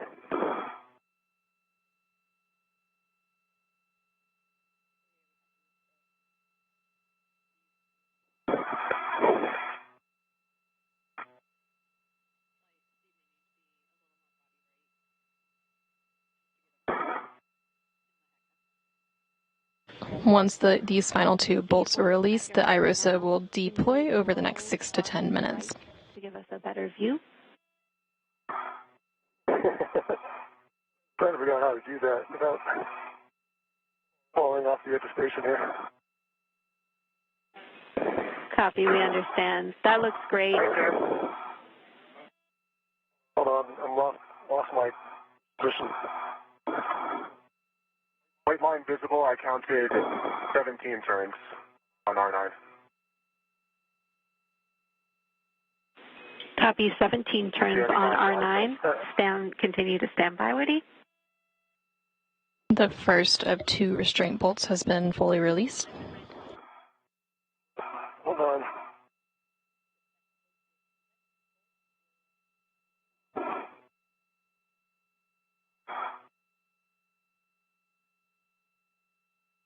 That last adjustment, I just couldn't stop it.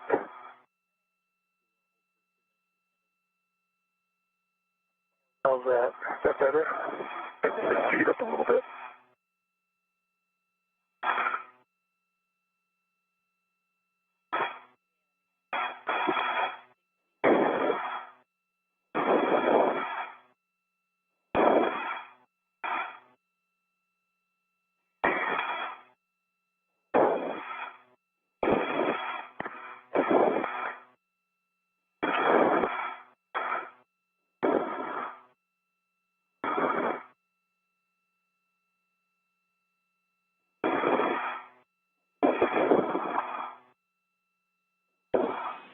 Steve, we know it's tough. There's not much to hold on to out there. Trying to get you some additional words. Try a different position.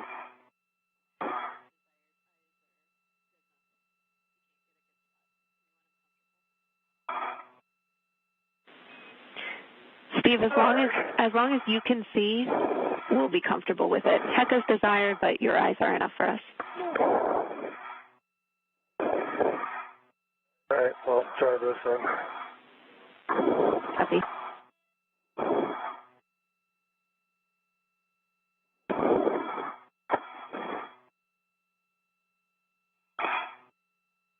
All right, how's that?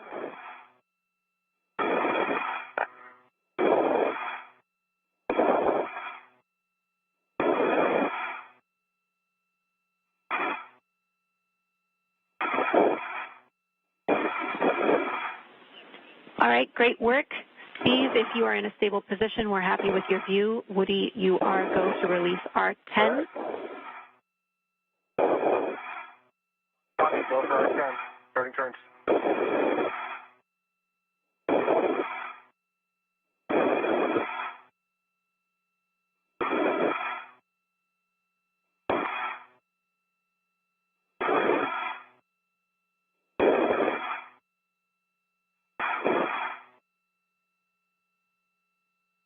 And turns down.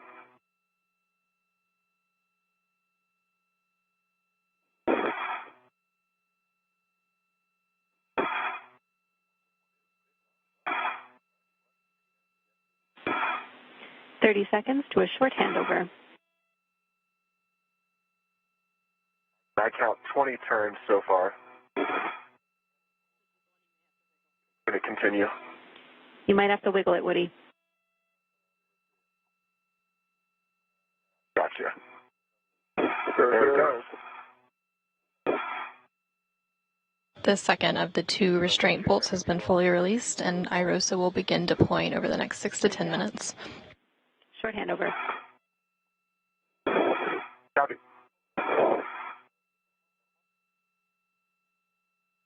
We are now in a brief but expected handover period, and will regain signal of those beautiful views of the space station in about 10 seconds.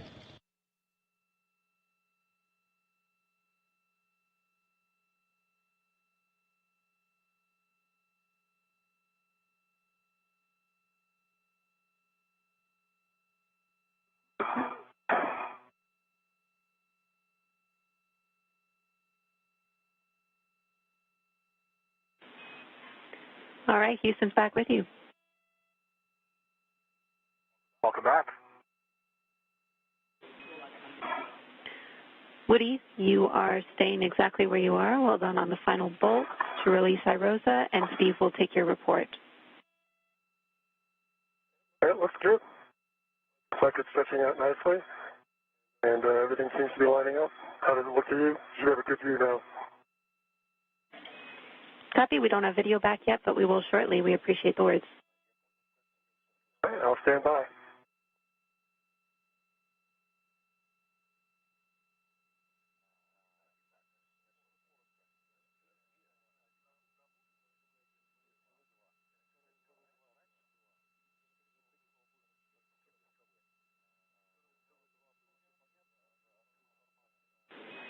We have our video back. Everything is looking great. I have 2 cautions for you, Woody. You can now see live views of the International Space Station rollout solar array as it begins to unfurl as the space station flies over the coast of the southwest United States. Lateral load. This is 5 less than before. Okay, I copy. Thank you. I'll be cautious. Sounds good to us.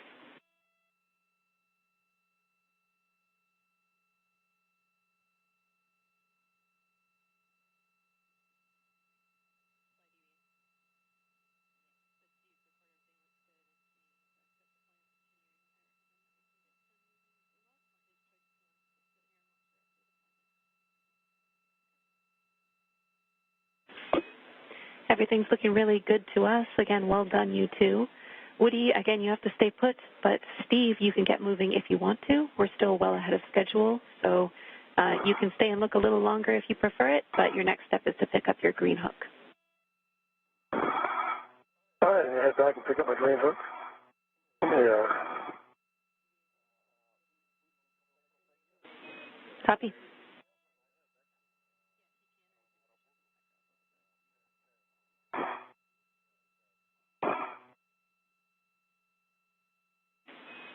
Woody, if we can, we'd love to adjust your HECA view a little bit. If you could pitch back at all for us, we'd appreciate it. Yep, you got it. Thank you.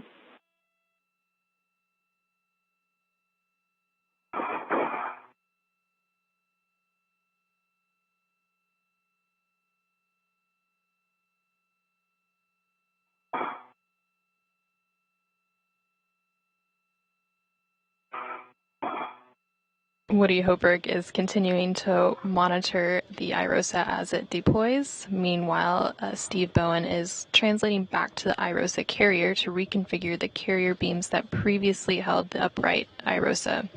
These beams will need to be rotated out of the way to allow access to the lower IROSA, which will be installed on next week's EVA on June 15th.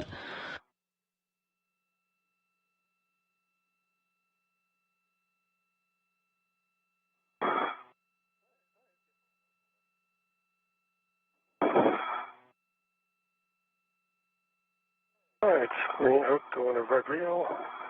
That's complete. Copy, Steve. Let's slow down. Let's get some pictures of Woody here. Sounds great. Once fully deployed, the IROSA, or International Space Station Rollout Solar Array, will measure 60 feet long by 20 feet wide and will shade a little more than half of the original array.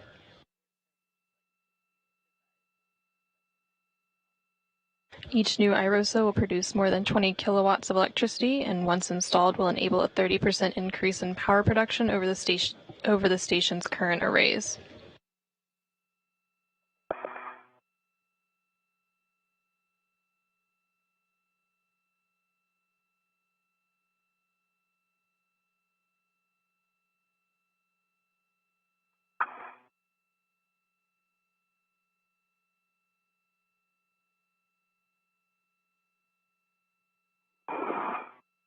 Hopefully those came out. We'll see.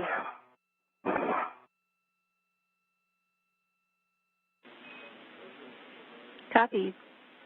Steve, whenever you're ready, you're headed to the FSE. Heading to the FSE. On my way. Copy. I have more cautions and warnings for you when you're ready. All right. Give me 1 second. Clear this. I'll be ready. Let me know.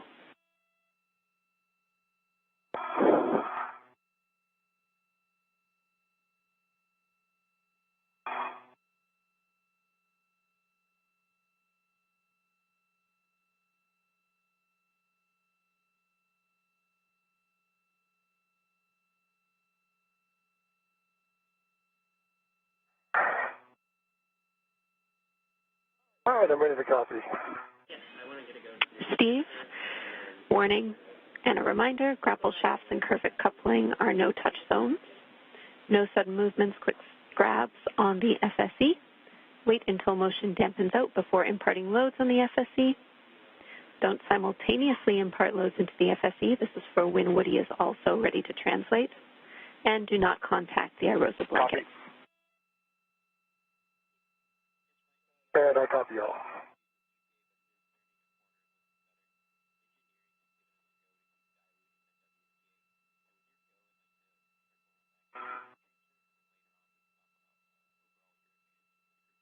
The International Space Station Rollout Solar Array, or IROSA, continues to deploy on the starboard forward truss connected to the 1A power channel of the space station as the space station flies over South Dakota.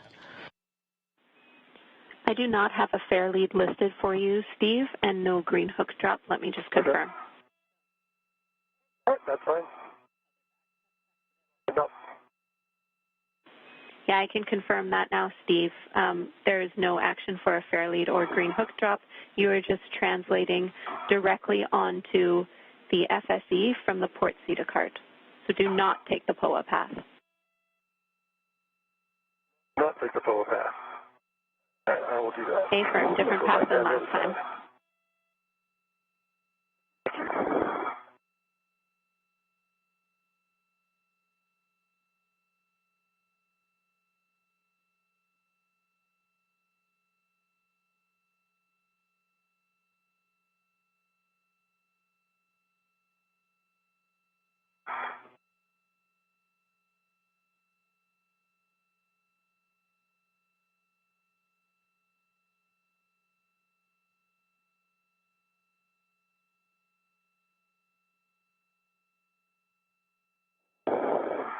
Probably a good view there, Jenny.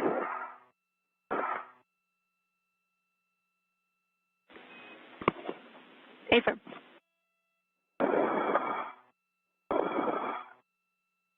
And I think my first bolts are C7, C8, correct? Affirm, that's right. You're going to be at stanchion alpha, and this is a Bravo 7 setting, so you might need to get in a better brace position.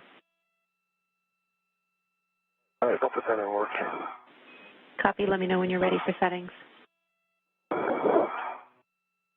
Yeah, boy.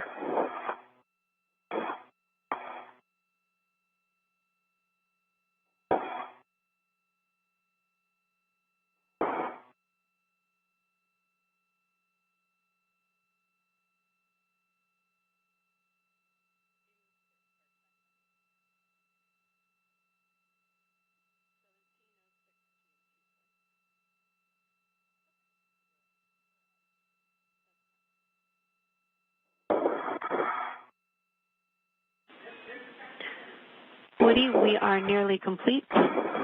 More words for you in a minute. Okay, thank you.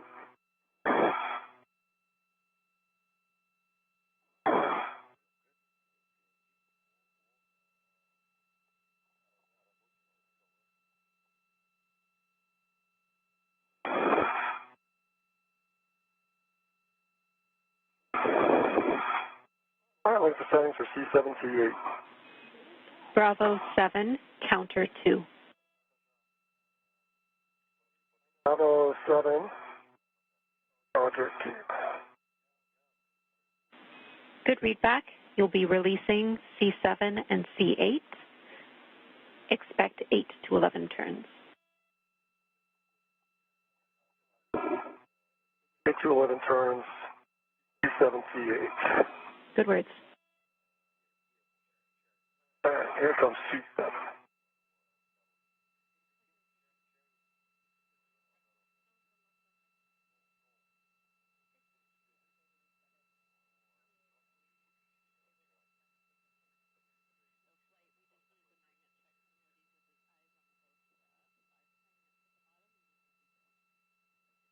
Hey, James, it looks to me like motion is stopped.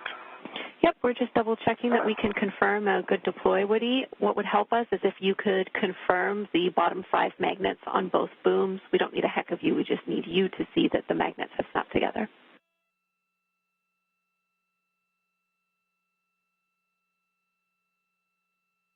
Be looking. 11.5 and C7 is topped out, moving to C8. Copy, C7 released. You go for C8.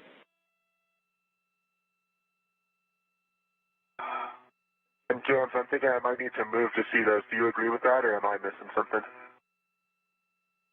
Magnets. Affirm, Woody, you will have to move and you're go to translate right now. Right now, you're seeing views of NASA astronaut Steve Bowen as he works to release the beam restraint bolts. He has already released one of them and has a couple more to go. 10.6 turns. Copy, C8 is released. Steve, stow your PGT and translate to stanchion Bravo. Translate to stanchion Bravo.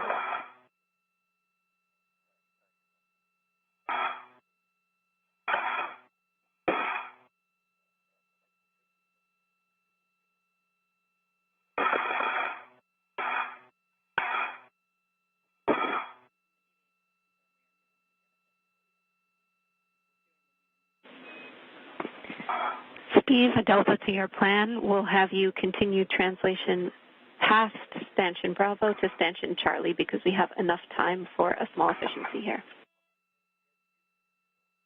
Okay, go Charlie.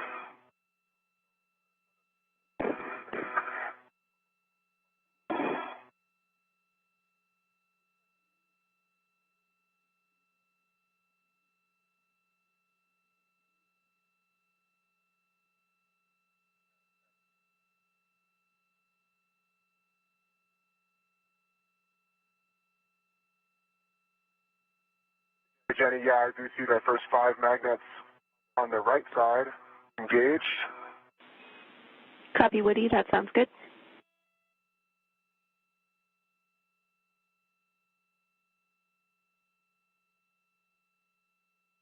And left side, I see it as well. Copy. Thank you, Woody. With that, we can release the blanket tensioner bolts, R11 and R12, on the ISS inboard side of IROSA. Okay, 11 and 12, Alpha 1, Alpha 1, counter 2. A successful deployment of the International Space Station Rollout Solar Array, or IROSA, has been confirmed as the space station flies over Quebec, Canada.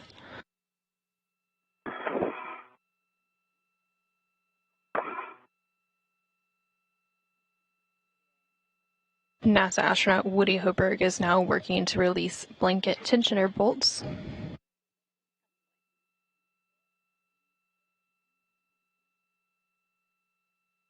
After he releases these 2 bolts, it will allow the IROSA blankets to become tensioned. Good settings. Thank you, Jam. Starting with R11. Copy, R11. Meanwhile, NASA astronaut Steve Bowen is working on a get-ahead task to release some additional beam restraint bolts.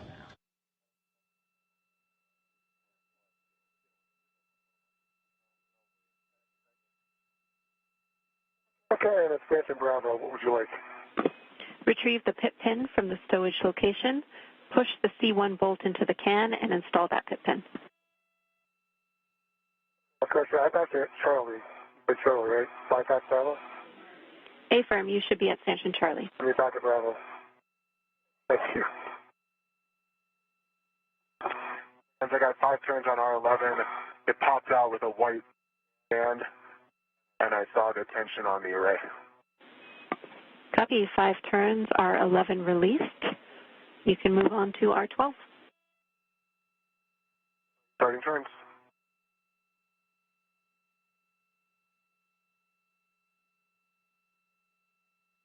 About 4 turns on R12. I saw the tension.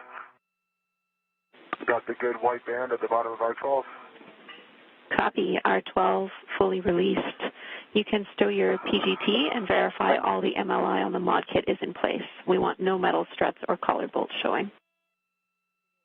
NASA astronaut Woody Hoberg just released both of the tensioner bolts that allowed the IROSA blankets to become tensioned. He's now going to work on cleaning up the mod kit worksite.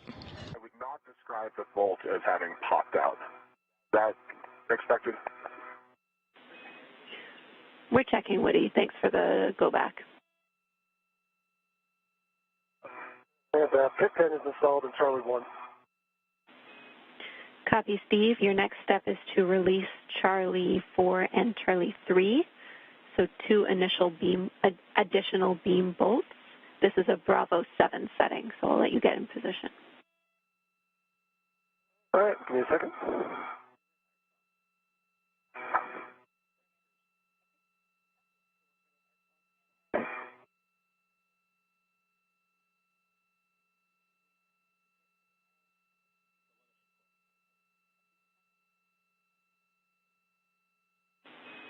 All right, Woody, I can confirm that we are happy with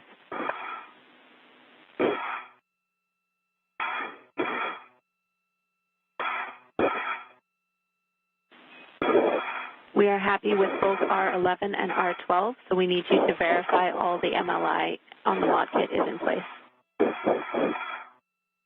Copy all. Jam testing work. Right side is looking good.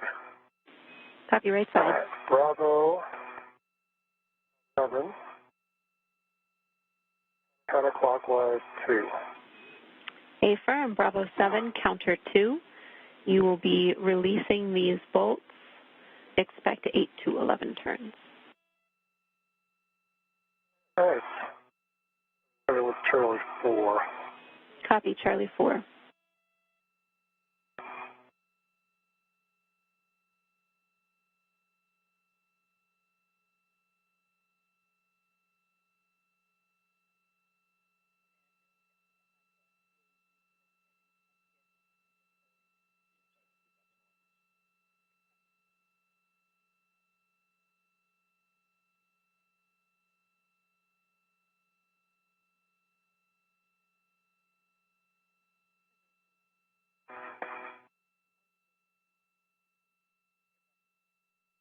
All right, Charlie 4 is done.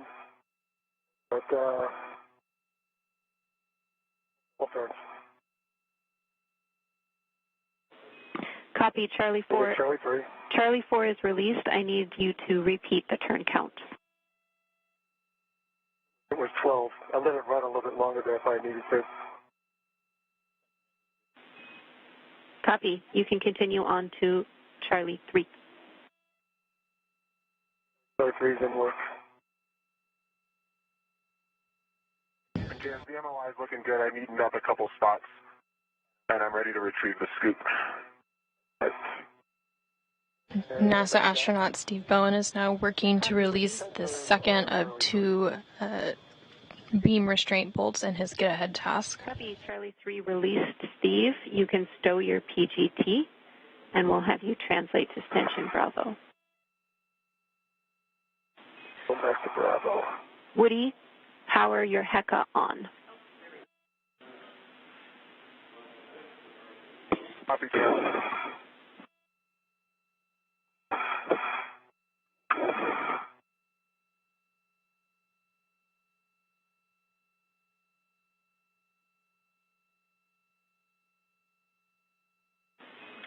All right, and Woody, we are happy with the MOI current config, and we do not need a HECA scan. So you're exactly right. You can remove the square scoop from the mounting bracket along with the adjustable tethers and stow it in the crew lock bag. You can close up this crew lock bag and stow it on your BRT.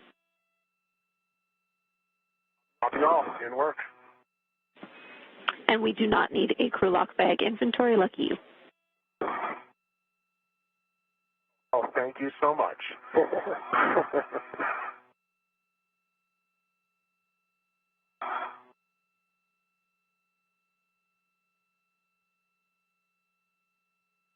All right, Stanchion Bravo.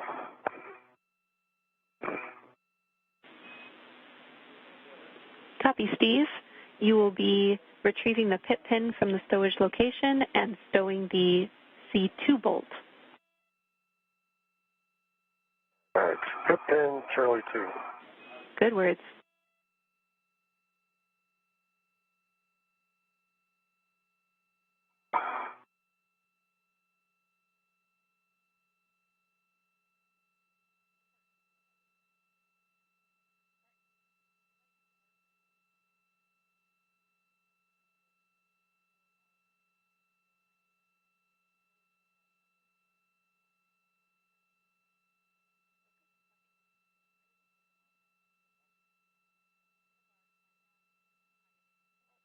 Pin, Charlie 2 is installed.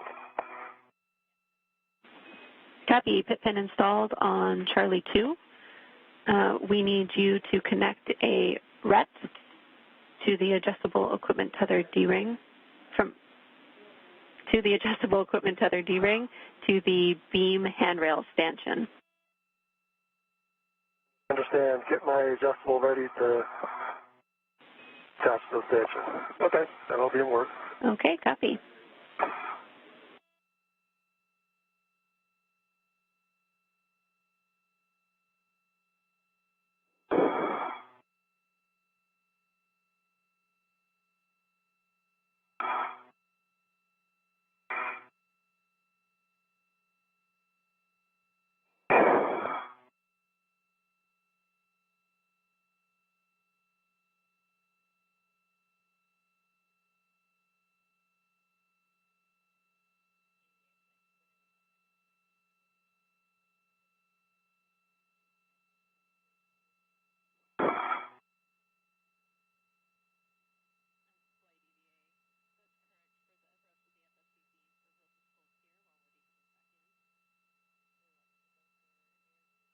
All right, just to be clear, Jane, you want the RET attached to me or to something else?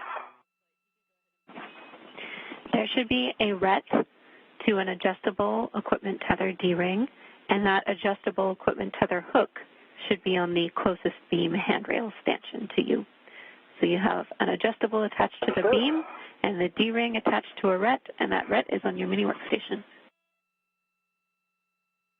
That's what I needed to hear. Okay, so I got an adjustable one hook going to stanchion.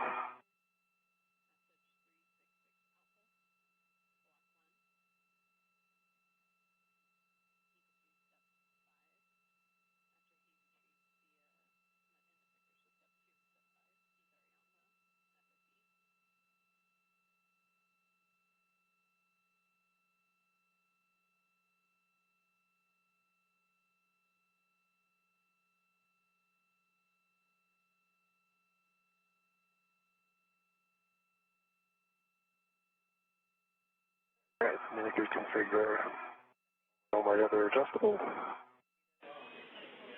Copy, Steve. We're going to have you hold here. We're going to get Steve on the SSE with you, and then we will move forward with our beam release.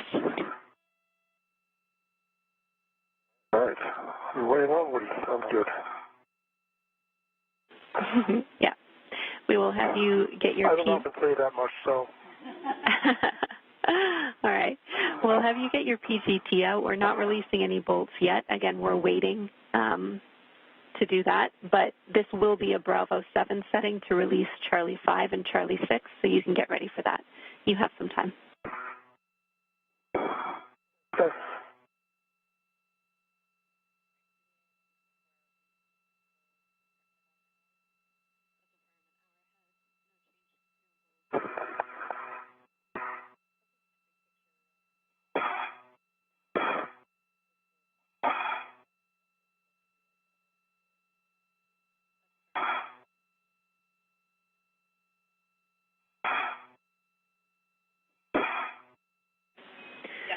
Woody, Hi, Jazz. I'm translating inboard. Affirm. I was about to tell you, your next step is to press the starboard CETA cart brake release, and then you will be translating to the port CETA cart. All right, you got it. While you're translating, Woody, I have big picture words for both of you. Great. Jazz, do I need both brakes or just one of the two on each CETA cart?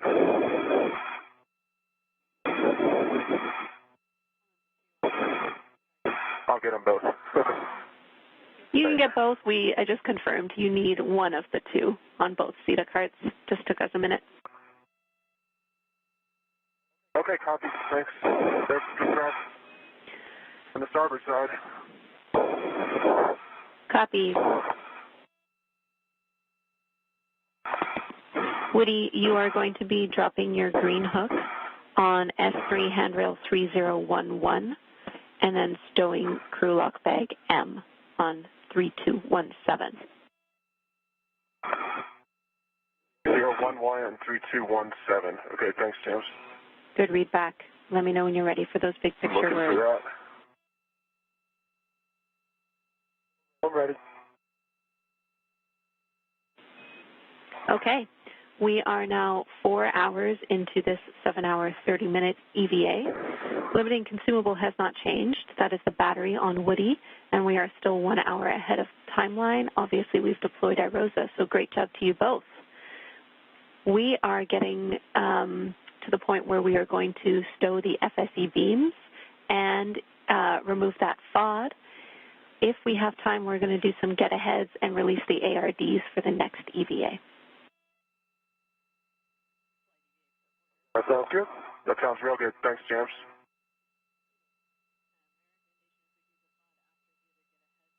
Okay, I found 3011. That was my green hook location, correct?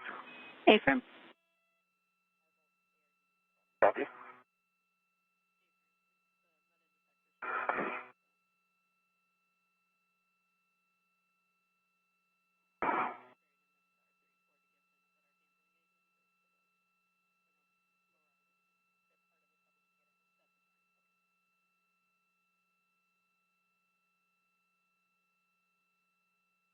And then 3217 for the bag. Got it.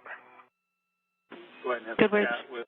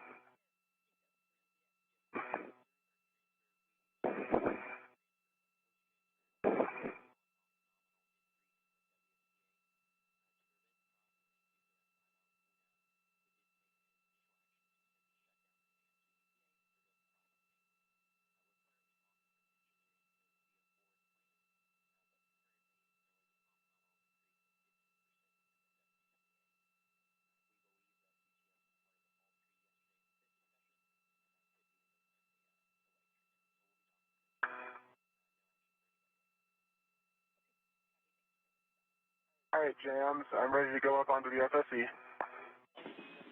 Copy. Ensure you go via the POA path, fair lead on MBS handrail 8400. 8400.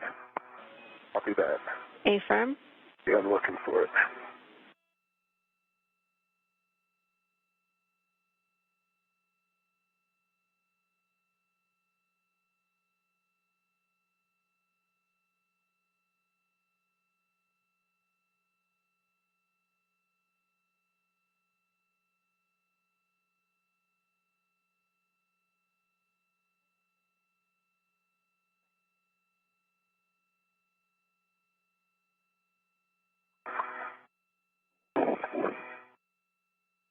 Right now you're seeing views from NASA astronaut Woody Hoberg's helmet camera. He is working to translate over to the carrier beam where NASA astronaut Steve Bowen is currently. Once they're both over there, the crew members will work together to release the bolts holding the beams in place, and then they will rotate them out of the way and secure them back down. The spacewalkers continue to remain about an hour ahead of schedule.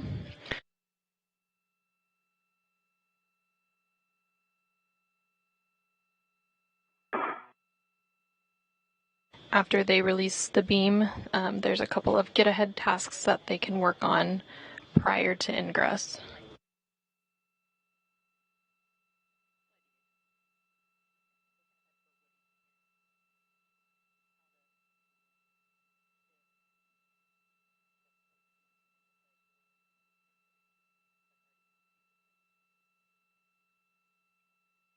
All right, am I heading to Alpha, Jams?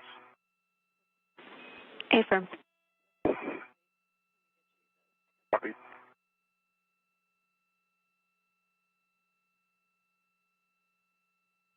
So Steve and my tethers will... That should be okay.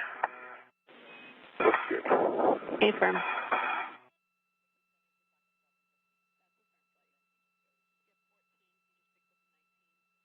All right, I'm at Alpha.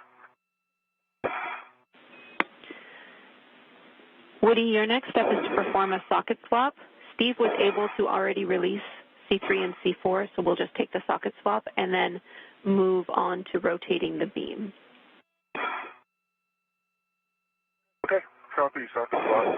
Now, I will need a socket caddy to do this, correct? I only have...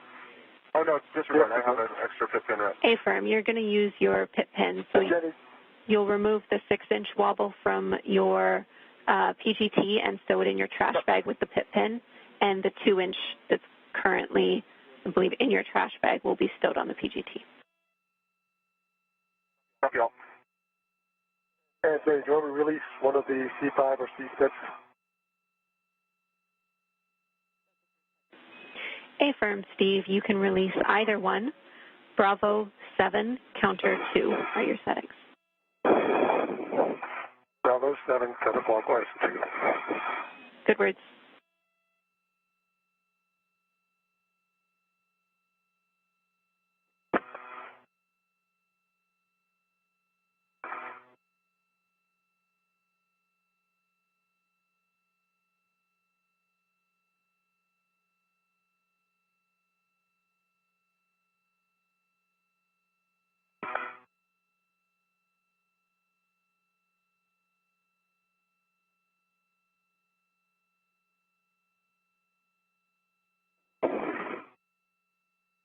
System work.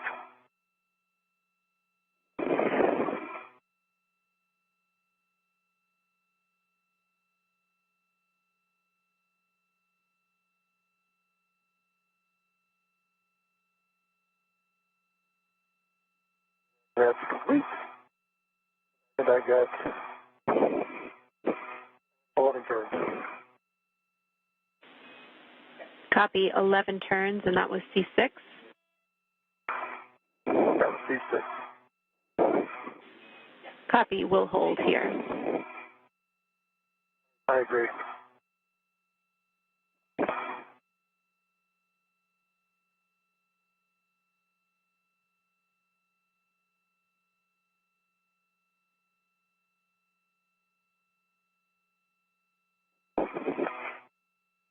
Okay, Jenny, I've got the 5/8 2-inch rigid on the PGT. Copy, I'll take a pull test. Already complete. Okay. So when Steve releases this final bolt, C5, Steve, you will rotate the zenith end of the beam toward Woody. Understand.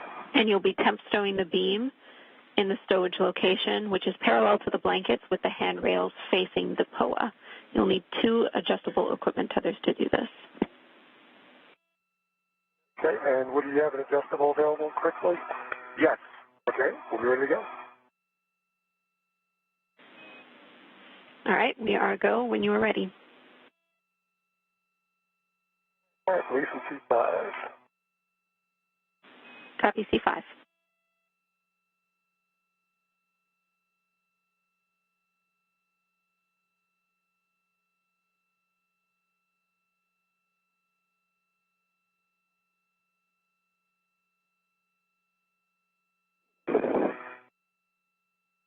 All right, 5 is complete. Complete, so I PGT down a little bit. Okay, Woody, here it comes. Ground copies. All right, retrieving my adjustable.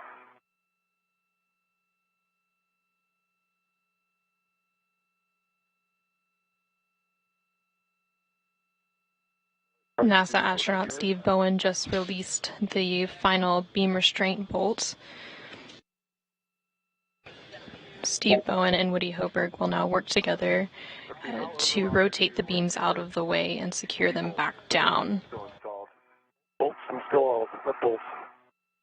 Disregard, sorry. Where they went. These carrier beams were being reconfigured. They previously held the upright IROSA, and they needed to be rotated out of the way to allow access to the lower IROSA, which will be installed on next week's EVA on June 15th.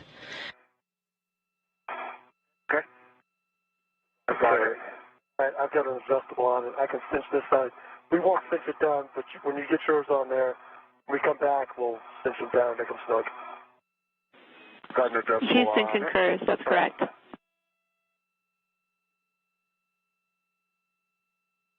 And this is going to 0012. Copy, and Steve's exactly right. We'll cinch this down later on. What we need to make sure of right now is that the beam is clear of the nadir upper support beam, so that's the one by you, Woody.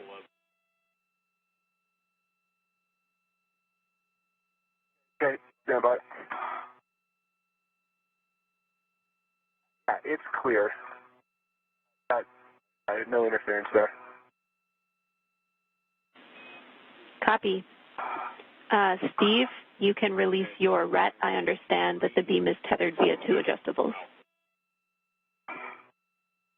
All right, I'm releasing my RET. A caution for both of you. Adjustable on my side. Copy. A caution for both of you. Now that this beam is tied down, do not exceed 30 foot-pounds on the temp stowed beam. And again, a reminder for the FSE, we don't want to simultaneously impart loads into it, so we will alternate if we need to translate around the same time. Copy. Copy.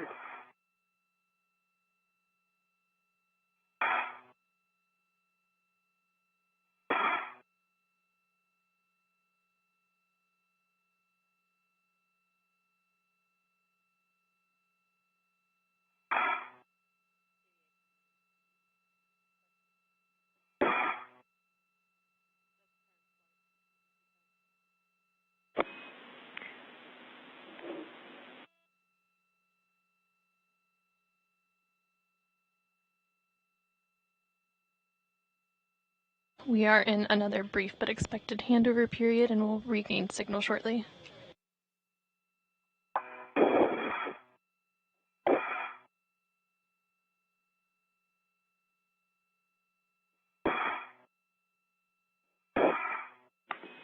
Houston's back with you after a short handover.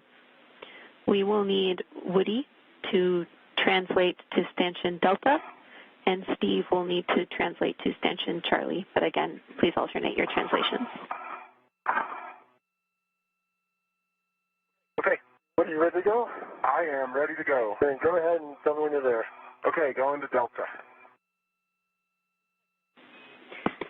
Good words. Woody, once you're there, you'll attach a mini workstation RET to the closest beam handrail stanchion. Copy.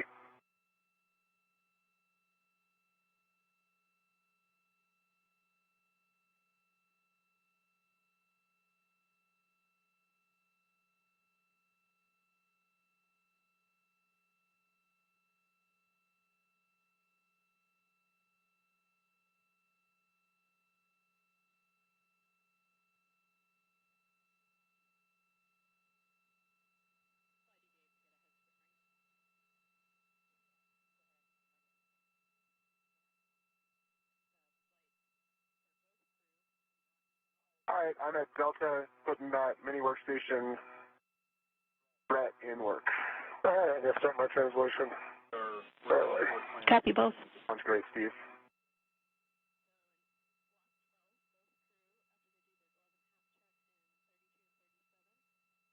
Mini workstation RET is down.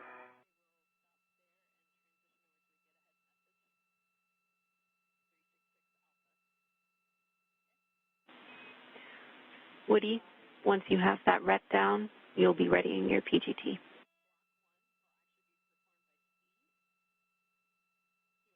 Thanks, James.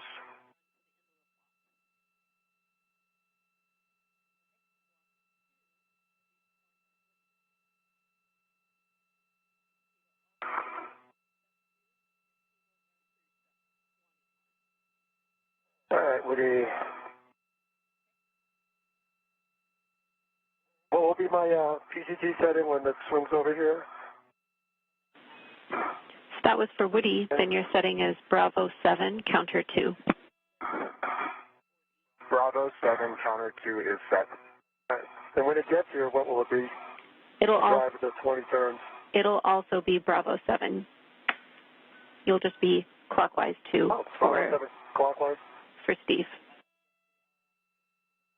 Okay, understand. All right, I'm ready to drive C9. Copy. You're releasing C9. Expect 8 to 11 turns. Copy and work.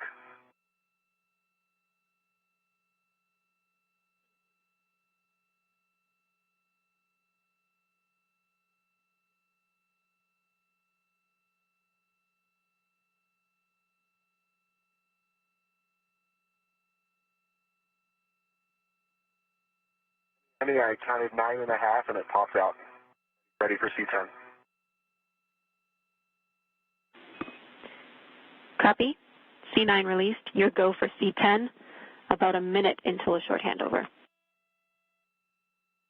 Copy, starting turn C10.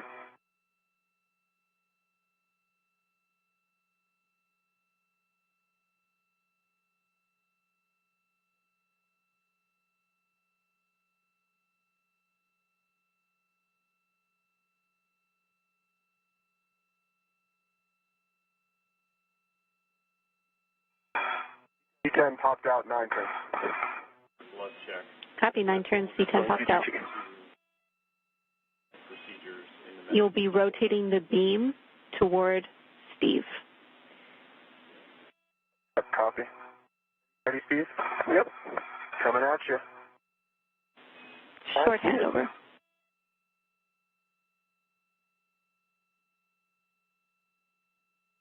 I got it. Copy, you got it. I'm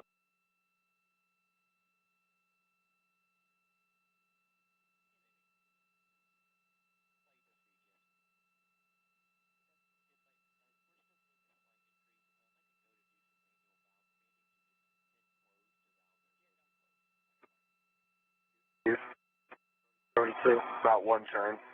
Delta 2. Half copy. Yes, I'm good. A little 20, right? Yes, I recall Bravo 7, clockwise 2 for no more than 20. No more than 20. Houston's back with Stop you. on turns. Houston's back with you. I copy your hand start. I concur, Bravo 7, clockwise 2, and this will be approximately 20 turns. Copy, James, but we are going to stop on turns. A-firm, let's do 20 turns only. Okay, copy. Starting C9.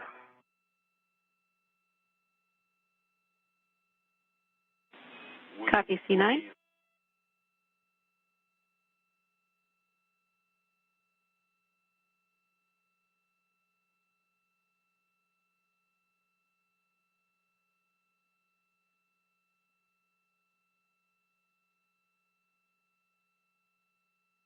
And I'm stopping there. It's getting kind of close to the bottom.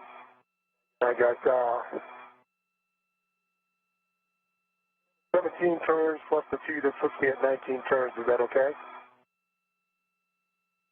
Or C7? Checking.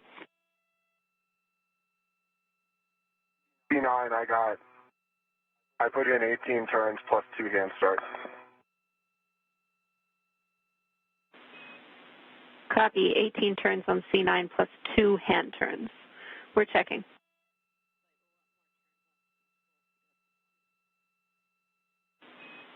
Steve, we want more turns on your bolts. Let's hit it again at the same settings. All right. And how many more do you want? Only 1 turn.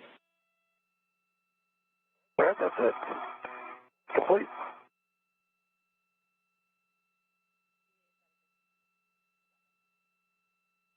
At 20 turns, 21, 20 turns.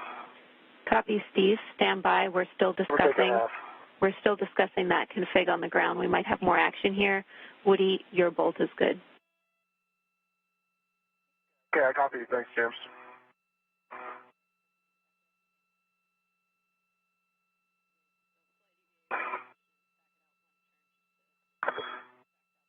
What's different about your bolt?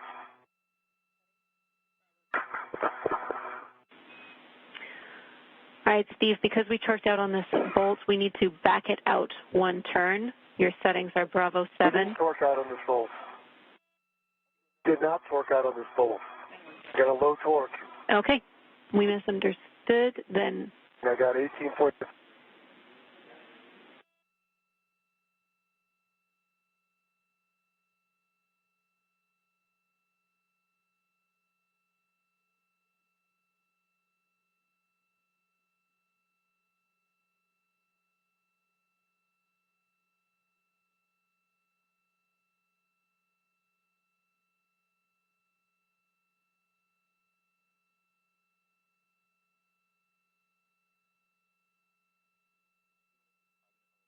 You can see I have a red light for not reaching torque.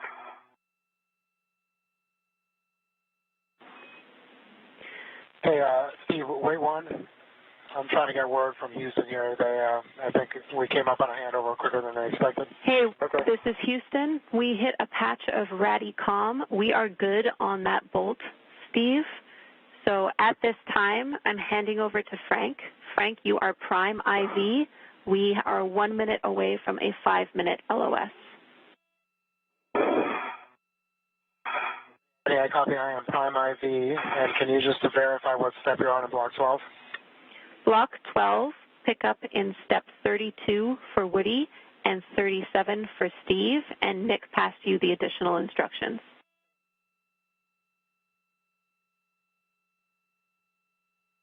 Copy 32 and 37. Thanks, James.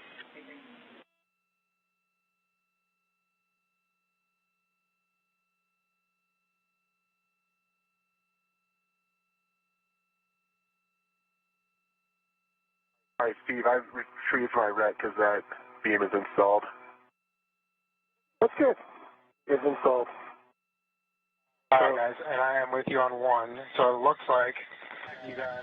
NASA astronauts Steve Bowen and Woody Hoberg have successfully finished rotating the carrier beams out of the way and secured them back down. This was the last planned task in this EVA, but they will now move into some get-ahead tasks for next week's EVA. That's right. I've got a few incidental black smudges on my glove fingertips. Otherwise, no change, and dry hat.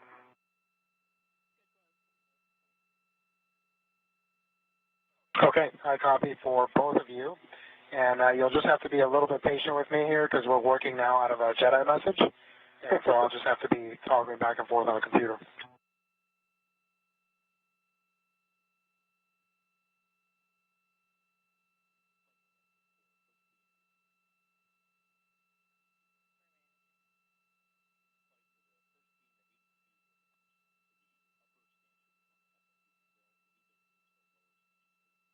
We are now in an approximately 5-minute loss of signal. We will regain signal shortly after that.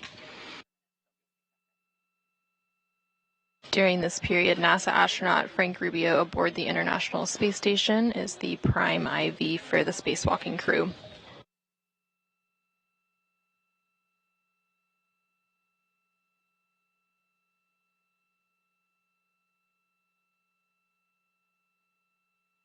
A couple of the get-ahead tasks that the crew will be working on include releasing the ARD, or anti-rotation device, for next week's IROSA, as well as releasing some of the lower R bolts, or restraint bolts.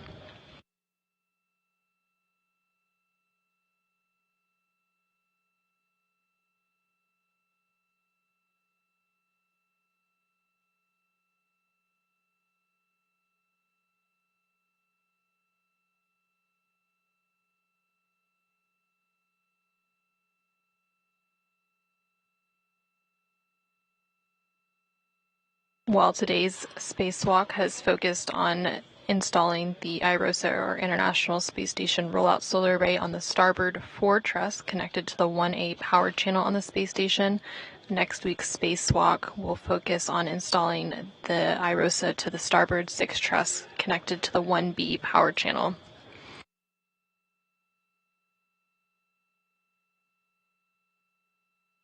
Coverage of next week's spacewalk, which is U.S. Spacewalk 88, is scheduled to begin at approximately 8:20 a.m. Central Time, 9:20 a.m. Eastern Time on June 15th.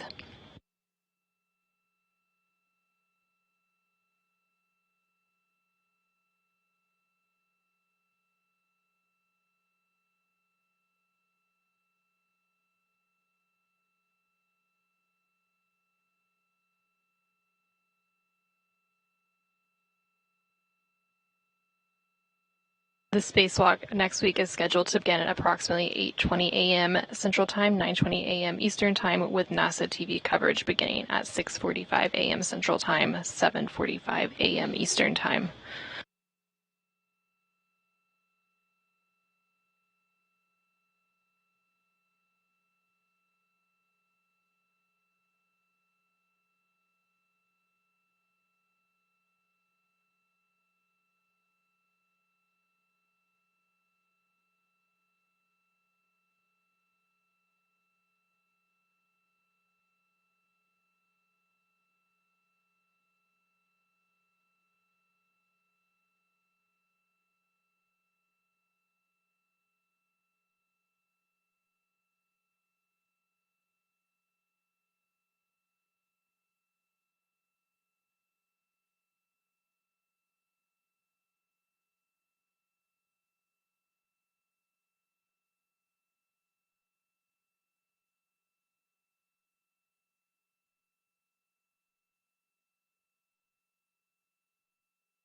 We are now about 4 hours and 35 minutes into today's spacewalk. The spacewalk officially began at 8:25 a.m. Central Time, 9:25 a.m. Eastern Time, when the spacesuits were switched to battery power. NASA astronaut Steve Bowen is serving as EV1 for today's spacewalk and has the suit with the red stripes. And then NASA astronaut Woody Hoberg is serving as EV2 with the unmarked suit. This is the 9th spacewalk in Steve Bowen's career and the first spacewalk for Woody Hoberg. It is the 264th spacewalk in support of space station assembly, maintenance, and upgrades, and the 7th spacewalk out of the space station in 2023.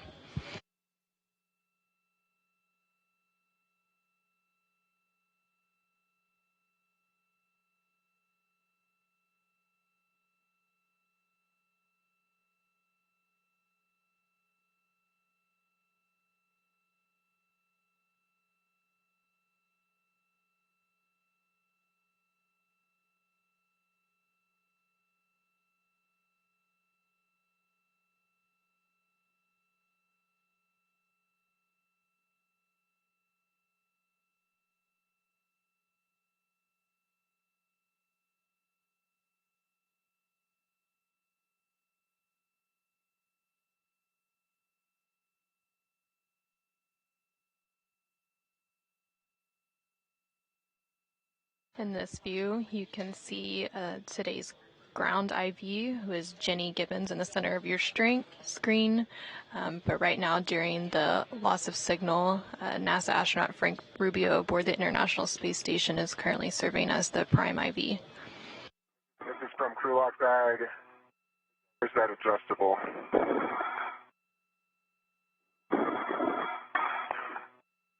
His arm's fresh out. Okay, checking. Yep. All right, so we want one end effector on 1 and one end effector on 2, correct? Correct. Steve, you're going to install those end effectors on handrail 1 and 2, and you want to leave the adjustable equipment tethers connected to both MUT end effectors, and then make sure that the MUT end effectors are locked. All right. Steve, do you have extra adjustables over there? I have one. There should be one. Oh, no, we used it. I've got one in a fairly that I could go get, but... Yeah, Woody, so this is supposed to have come from your T-bar. Obviously, we must have used it somewhere else. Is there one in the bag that you can use?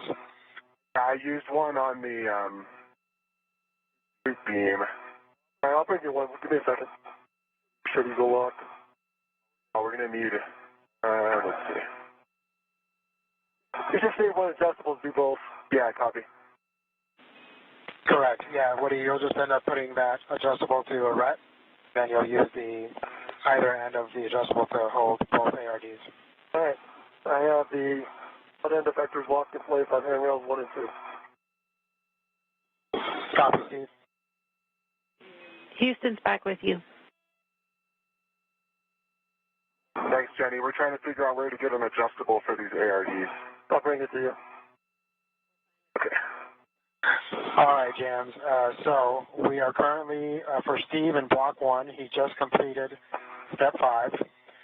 So he would be going to Step 6 next. And then for Woody, we're in Block 2, and he's completed Step 2. And we were going to the ARDs. However, since he was near Charlie 11, he was going to do that one first. Copy. Copy. I'll need a minute to catch up.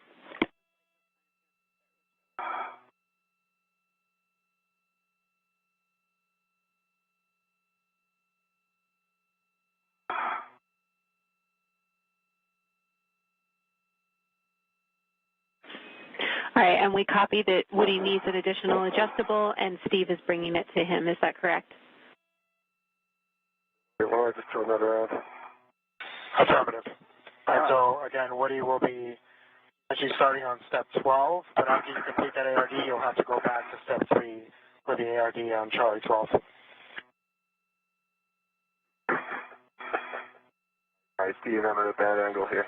Yeah. Copy. Let me have your rep. Thank you. I could watch you do that all day, I guess. All right, there you go. Let me release mine. And so, Jenny, if you're ready, then you can have prime. All right, you have adjustable. Got it. And I will just confirm with you, Frank, that I have the next step for Steve being releasing R3 and R4. Correct? That is correct. Okay, in that case, I have all the information I need. Great job. I am Prime IV. Okay, copy. Thanks so much, James.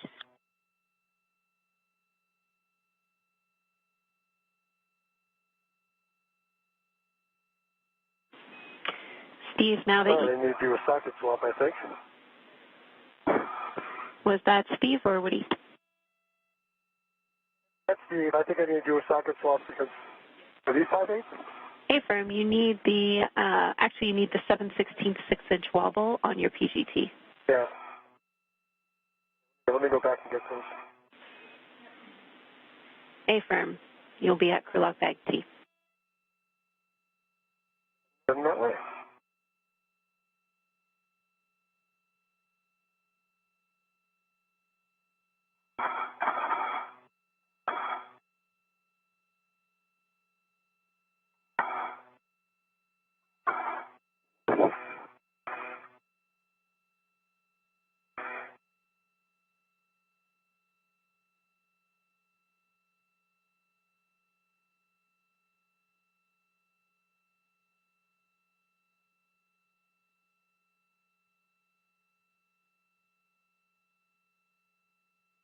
Hey, did you put the socket caddy on the outside here, Woody, someplace?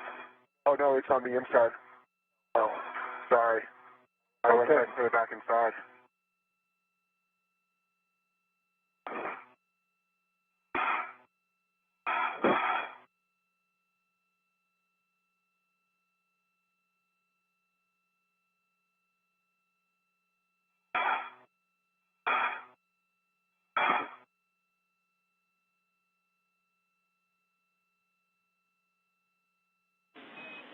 Woody, was that a question for, or excuse me, Steve, was that a question for Houston?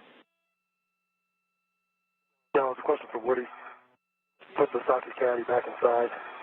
That's all. Copy.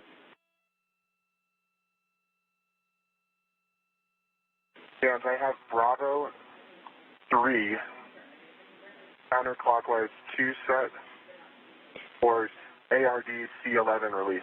Can you confirm that you've attached the free end of the adjustable to the ARD tether point? Yep, I have an adjustable on the ARD tether point. Copy, and that is connected to your mini workstation via a RET on the D, on the adjustable, correct? That is correct, and we had to scavenge that adjustable from Steve. I used my two, one for a fair lead and one for the boom tie down. Yep, Houston follows that. I just want to make sure that we're redded, but we understand that the adjustable config. In that case, we are go to continue. You have good settings, Bravo 3, counter 2, and you're releasing the stop block bolt 10 turns only. 10 turns only, copy. All right, and Jenny, am I going to be swapping sockets again after this at any point? But the question is if I want to just put this socket in my bag, my trash bag, or if I want to transfer it to the socket caddy. Checking.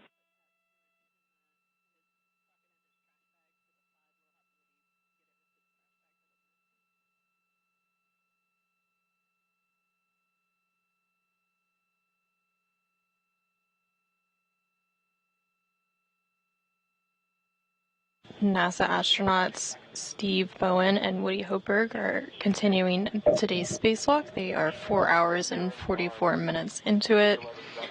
They are now working on some get-ahead tasks for next week's spacewalk. Move the ARD, and then your settings to drive the stop block bolt are Bravo 1 clockwise 2.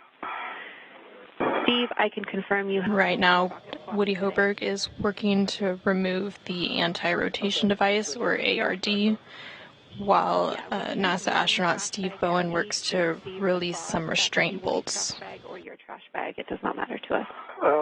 Let me just go. If I get that at my end, I'll move it over. No problem. Okay. Take it back up and swap that socket.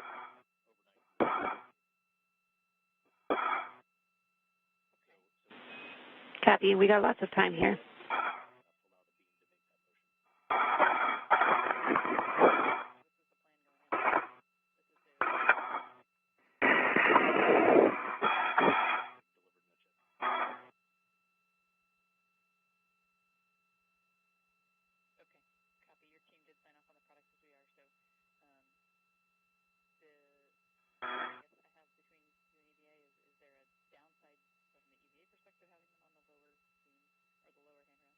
Bravo 1 clockwise 2 set.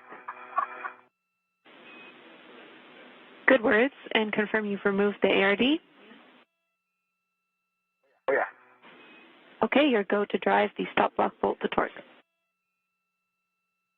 Copy.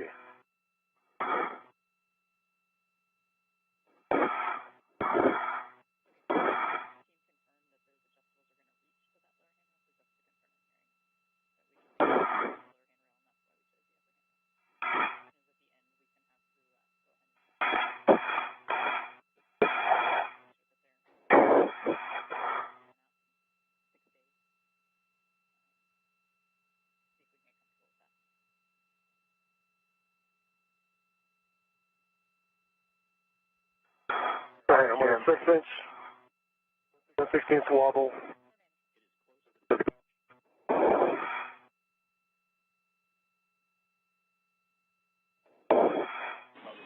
Steve, you broke up there. I think you said your 7/16 6-inch wobble is on your PGT with a good pull test.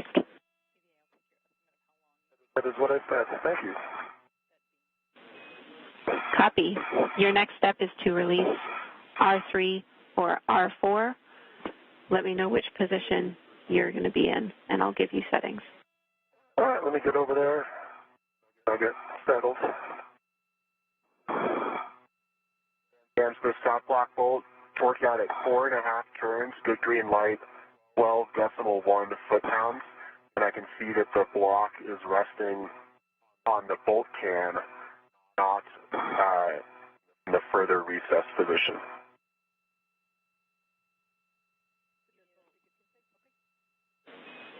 Copy. That is a good config, Woody. We are ready for you to move to the other ARD. Copy, going over to Alpha. Affirm. Stanchion Alpha is where we need you.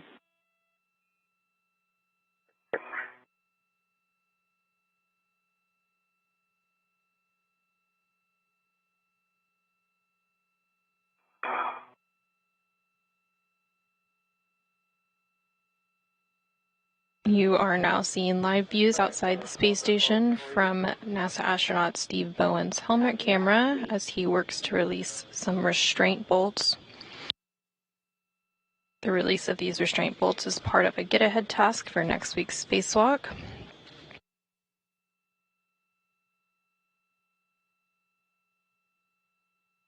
There are 2 sets of bolts on the boom end of the lower IROSA. The first 2 bolts will allow the boom deployment system rollers to be moved into place to help with the array deployment in next week's spacewalk.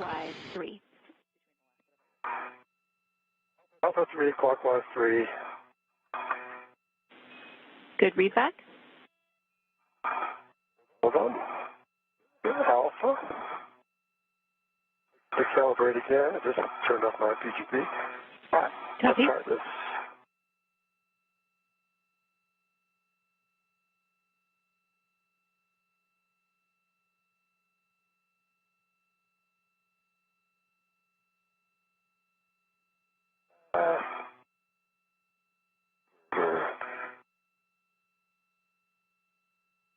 Battery.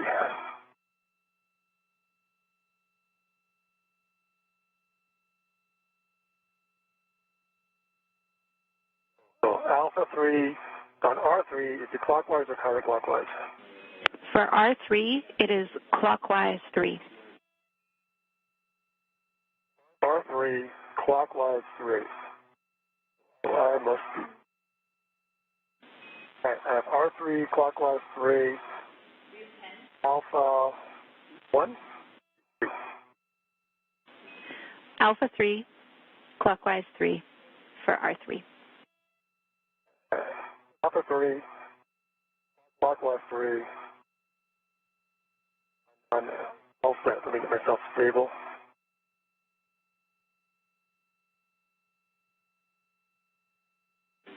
Copy. Yeah, I have Auto 3, counter 2 set for ARD 3. Release. And I've got my adjustable on it. Copy. We need Bravo 3, counter 2. Confirm. That's what. Thank you. Bravo 3, counter 2. I'm looking at it. It's set.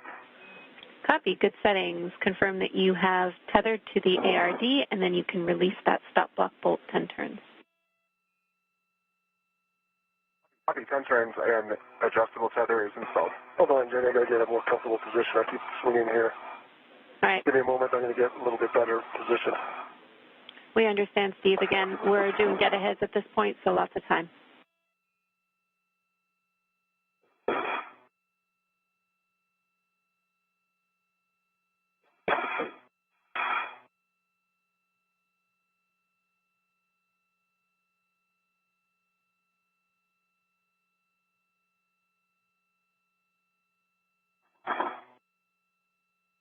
Turns on ARD 3.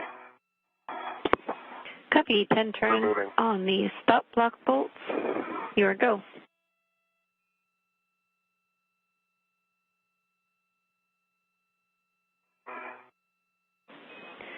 Steve, understand you're finding a better body position. I wanted to let you know your helmet is close to the iROSA boom end. The reason I want to get in a better body position. Copy. All right. Thank you. Bravo 1, clockwise 2 set for stop block bolt install. Copy. You can drive that stop block bolt to turn or to torque. Those are good settings. Copy.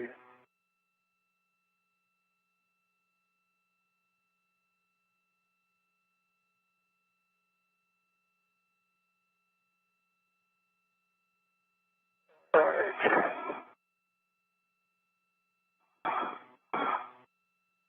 Okay, that should be a lot more comfortable.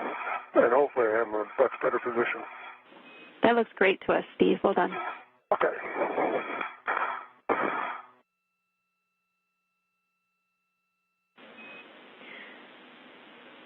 Steve, before you start this bolt, since it is 245 turns, I'll let you know we're about a minute and a half to sunrise, as you can see, and then I'll be ready for you to start.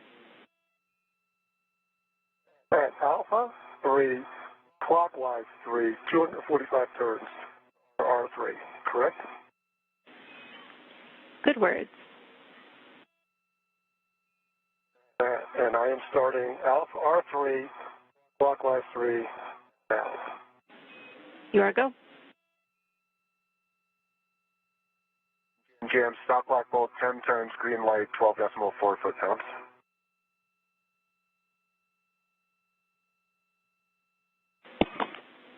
Copy. That is a good bolt, Woody. You can stow your PTT. Complete. Woody, you will be translating to the crew lock bag where you will be stowing the ARDs and the adjustable. Okay, I copy. ARD is an adjustable in Tango. Affirm.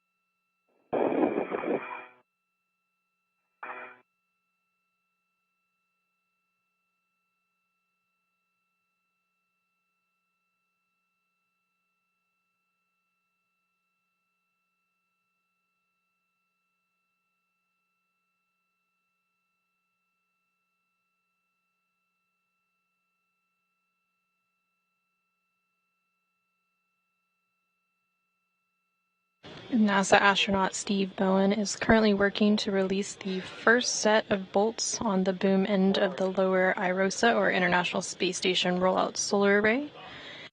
These first two bolts will allow the boom deployment system rollers to be moved into place to help with the array deployment for next week's spacewalk.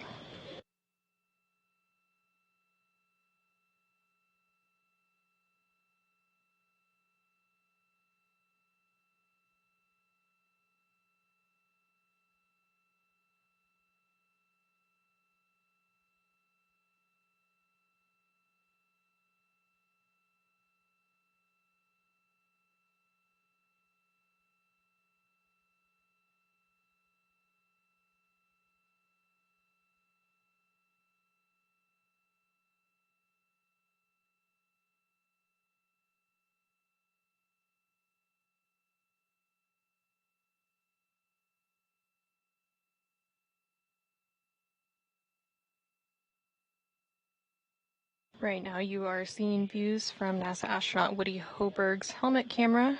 He recently completed a get-ahead task to release the anti-rotation device on next week's iROSA.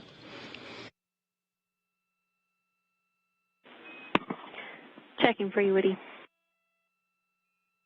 Actually, I see He's now working to stow an equipment tether with the anti-rotation devices into the crew lock bag.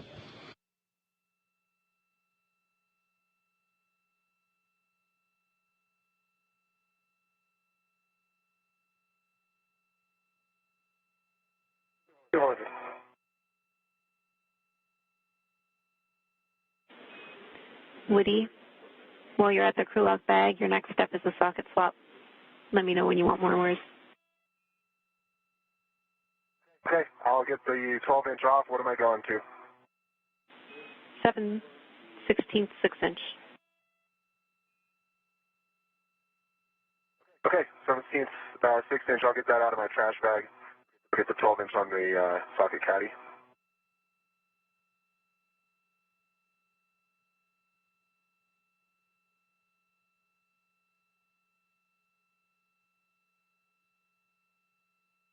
$45, 245 turns. And let me see if I can see the turkey timer. Copy, 245 turns and Let me put my A-firm. stuff my PD for your word. Copy, Steve. All right, let me see this thing.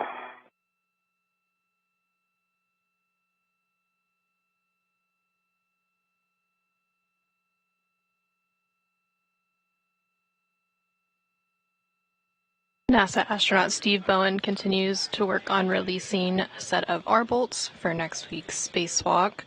You heard them reference a turkey timer, which is basically a status indicator to ensure bolts are fully released. Drop down in the middle of that circle.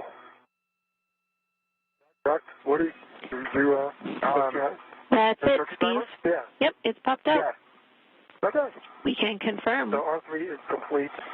Well done. We can move on to R4. Let me know when you want your different settings. All right. Yeah, let me get comfortable again. Take your time.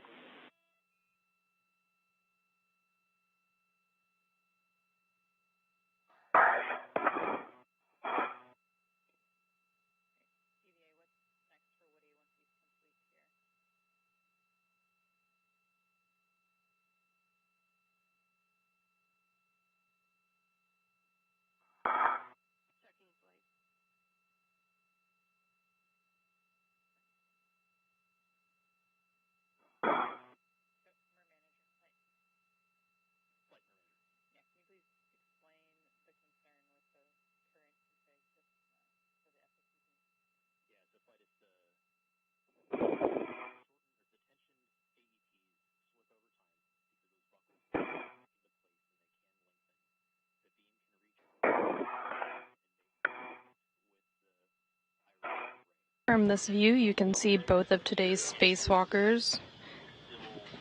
NASA astronaut Steve Bowen is EV1 in the red stripes, and then NASA astronaut Woody Hoberg is EV2 with the unmarked suit.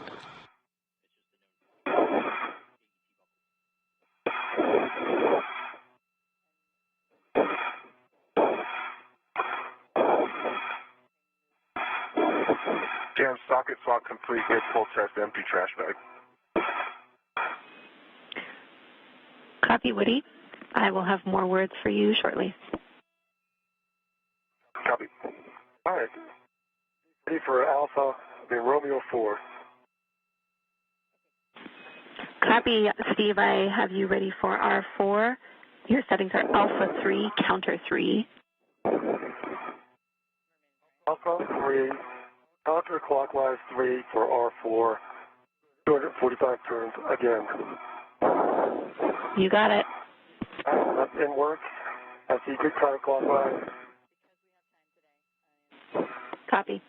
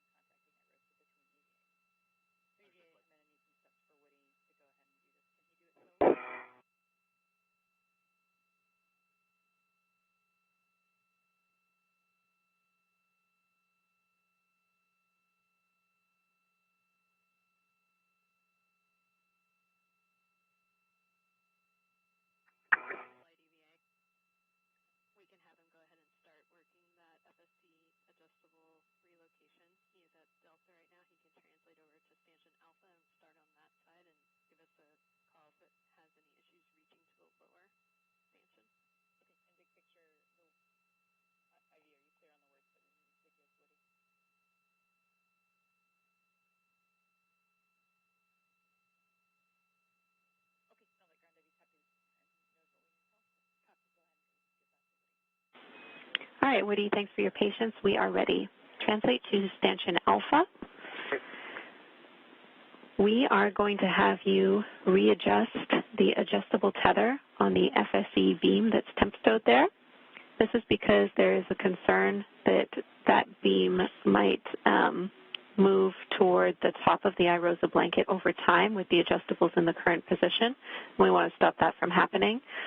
So we are going to have you move the adjustable from the stanchion handrail upper stanchion to the lower stanchion. Okay, moving the adjustable from upper to lower stanchion, heading over. That's right. Eventually we will also have to do this at stanchion Bravo, which is on the other side of the POA, but let's just do Alpha for now. We're also tracking that we need to remove that FOD.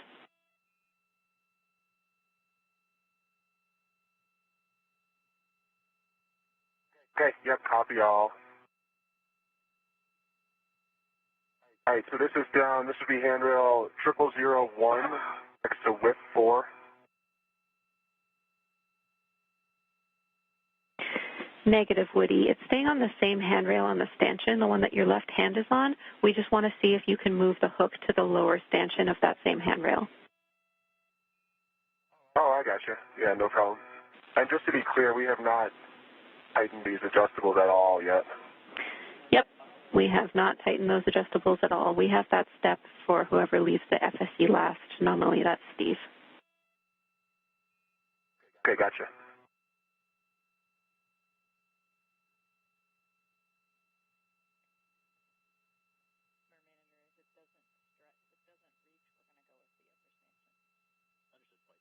That is a stretch. Let's see. 200.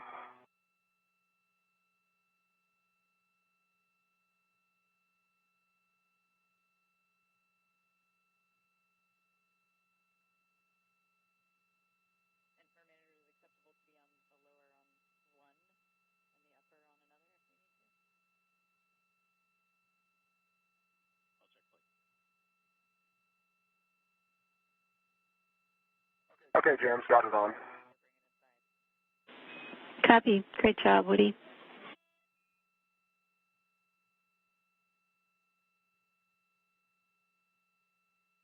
And I can probably get over to Bravo and do that as well. Let's do that, Woody. Be mindful that Steve is currently working the R4. All right, that should be 245. And I see the turkey timer has dropped out. Copy. 245 turns on R4, and the turkey timer has popped out. Great job. You can stow your PGT.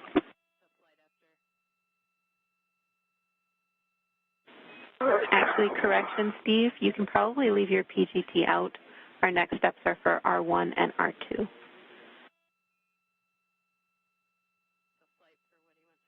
Okay, I gotta find a good position to get up there, so it's gonna take a bit. Copy. You take your time.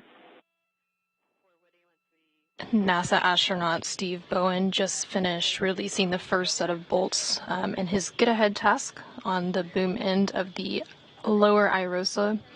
These bolts allow the boom deployment system rollers to be moved into place to help with array deployment for next week's spacewalk. Now he'll move on to a second set of bolts, which will release 2 of 4 mechanisms that hold the iROSA in its rolled-up configuration.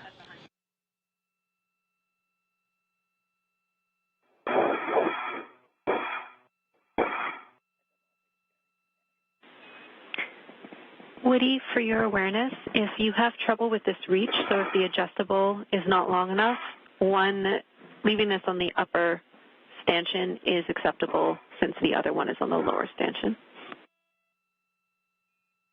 Okay, that's great to know. Thanks, James. See if I can get it there.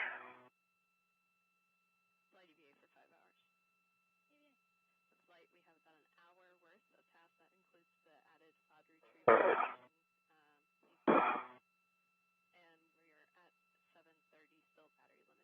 Success. Great work, Woody. You can translate back to the crew lock bag. We'll be retrieving the needle nose pliers. Okay.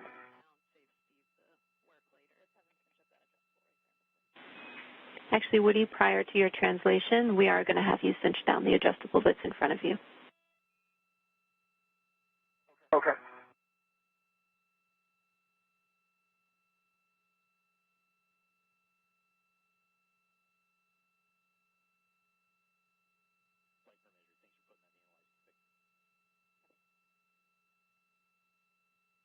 Okay, that feels pretty tight. And we agree. We got a good view of it in your HECA. Thank you. Great.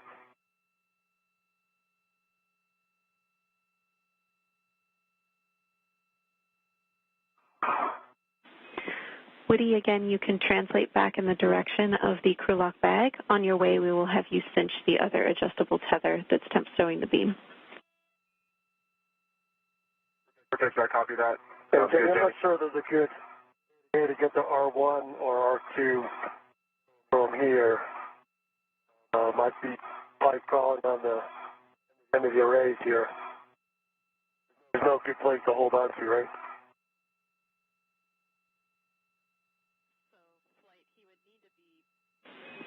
Copy, Steve. We think that the best position for you here would be actually holding on to the MUT end effector. We agree you will not be able to reach unless you are actually on the boom end of IROSA and the FSE. All right, let me try and see if I can find a good MUT end effector position. Copy.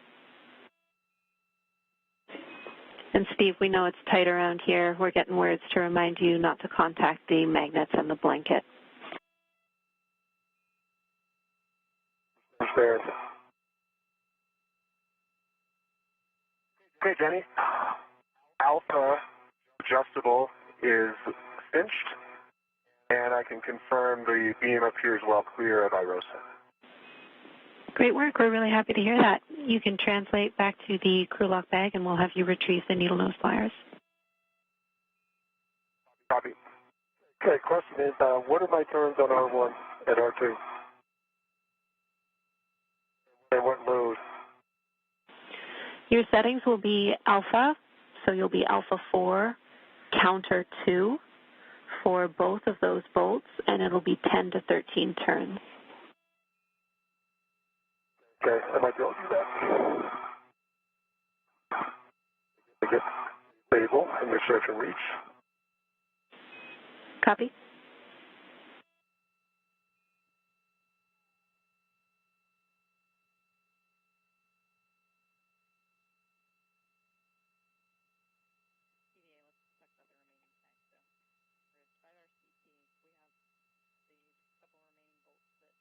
Okay, Jenny, you got the needle noses.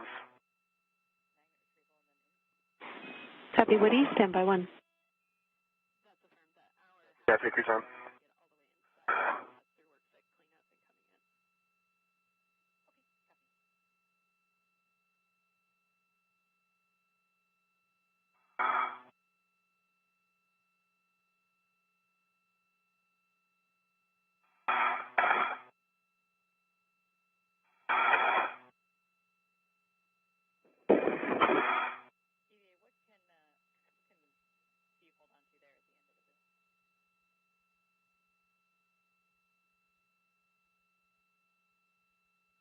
Alpha 3 or Alpha 4? Alpha 4.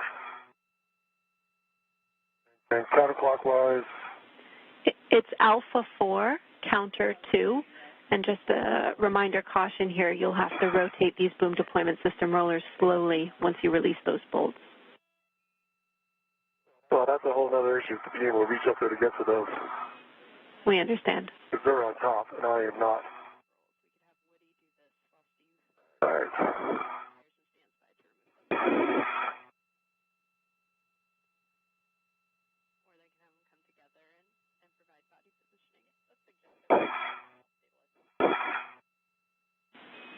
If it's helpful at this time, Woody, we could have you translate to Steve to try and provide some extra stability for this work site.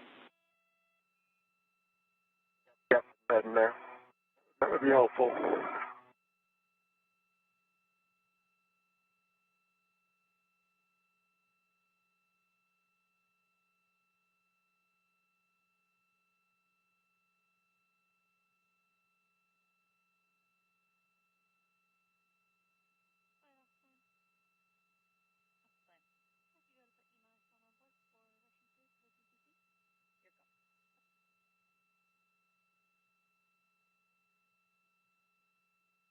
Actually, if you have those needle nose, why don't you take the debris off right now, Woody, and then we'll deal with me.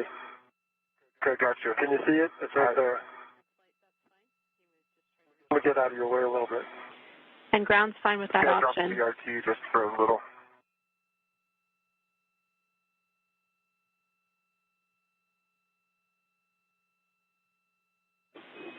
Woody, while you're getting your BRT down, I can give you both big picture words. Are you ready?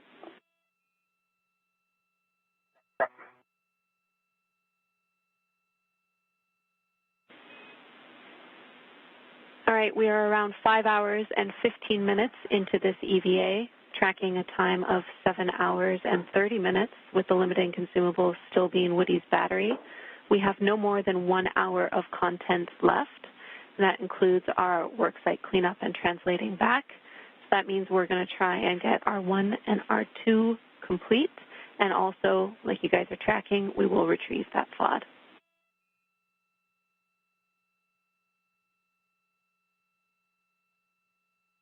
All right, Jenny, that sounds great. For speeds awareness, I think I should be able to hit the BDS on this side. That's helpful. Okay, I'll work. I'm ready for it. You have the needle nose? I'm just getting in a good spot here to get the FOD. I think I can get R2, but I can't deploy it from here. If we're ready, Jenny, I'll do R2. Hey, Firm, you can start with R2. Okay, wait, I'm slugging. Never mind. I'll wait. You want to do? I'm in a good spot for the FOD. Should we do that? Yeah, just do the FOD to start. Okay. Ground's ready.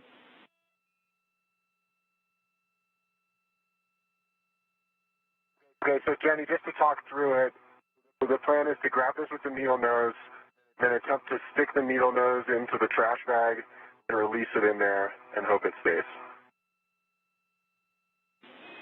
Hey, Firm, Woody. Okay, great. Thanks. NASA astronaut Woody Hoberg is working on another get-ahead task to retrieve some FOD, or foreign object debris. He will be using those needle nose pliers that you see in his hand on the top left hand side of the screen to remove the FOD, which is located near a magnet nearby next week's IROSA. He will then stow it in a trash bag, and then NASA astronaut Steve Bowen will continue to work on releasing the R bolts on next week's IROSA. That is a powerful magnet. All right, we got it. I'm holding it up in the Hecka just in case that's helpful. It's like a cylinder with a smaller diameter. We copy, Woody. Center. We need that in your trash bag. Oh, yeah, it's going there.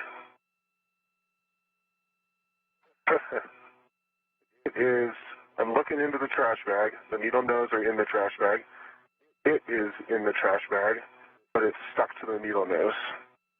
So I don't want to necessarily pull them out. Okay, I think I got it to liberate into the trash bag. All right, it's in the trash bag, Jams. Excellent. Copy. Great work, you two.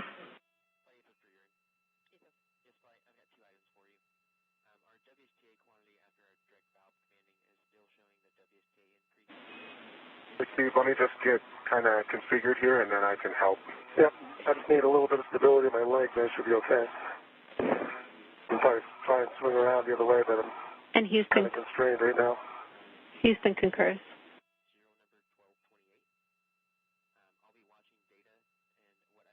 Okay, so you need to stop. So let me get up here real quick. Oh, I see. Yeah. Yes, I need to get a little higher. How do you feel about me taking your PGT and seeing if I can hit R1? Yeah. Yeah, I got it. Don't give me a chance to maneuver back to where I started.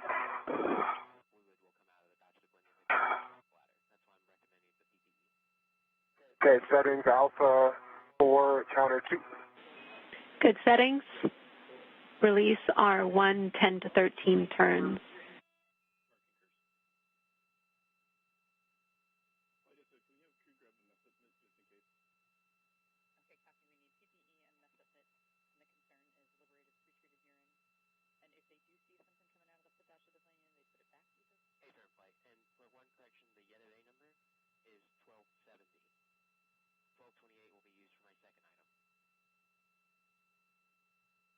All right, looks like it popped out at 11, James. Copy, R1 PG coming back. popped out at 11 turns. All right, I have the PGT. You've got the PGT. I can probably, I don't know if it helps for me to come around to that side and try to do the same thing.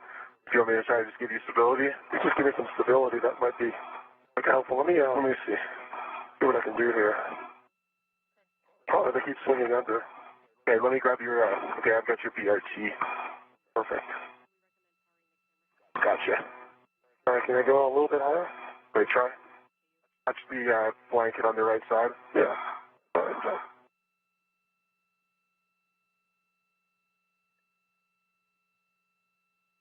So, now, every time I go up, I come down. Get up high enough. There you go. Gotcha. Maybe. Unfortunately, when you push on it, it's pushing you down. Yeah.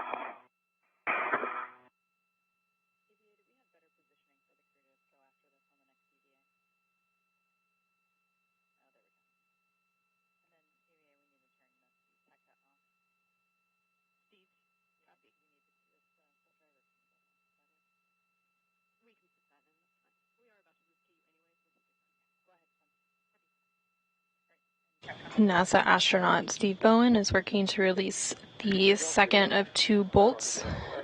This will release 2 of 4 mechanisms that hold the IROSA, or International Space Station roll-out solar array, in its rolled-up configuration. Just a second. Let me swing myself around here so I can safely still my PGT without hitting the blanket boxes. Okay. Houston, copies R2 is released, and we appreciate you being wary of those blankets. All right, that's 11 turns.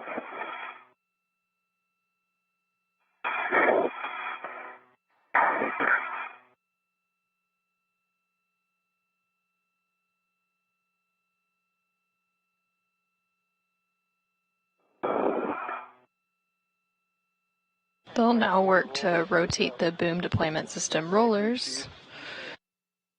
And then after that, they will work on some work site cleanup. Woody, we follow. You can do that.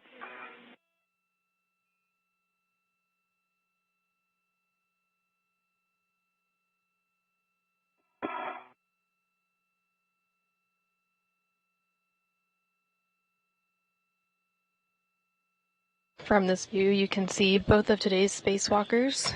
In the unmarked suit is NASA astronaut Woody Hoburg, who is EV2, and with the red stripes on his spacesuit is NASA astronaut Steve Bowen, who is EV1.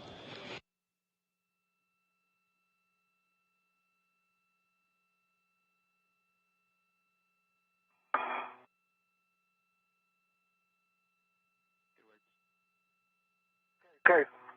Outside BDS is rolled 90 degrees.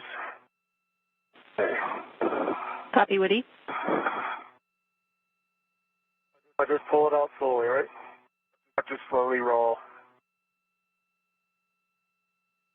Great. To get to like 15 seconds for the full motion.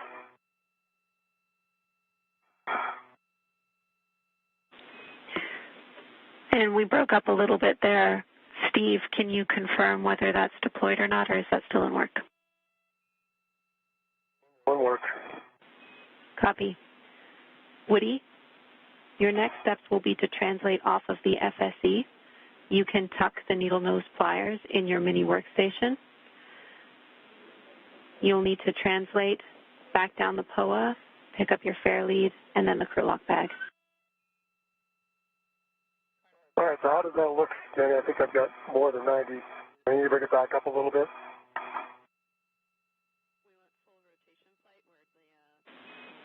And Steve, we need full rotation. We don't have video at this time.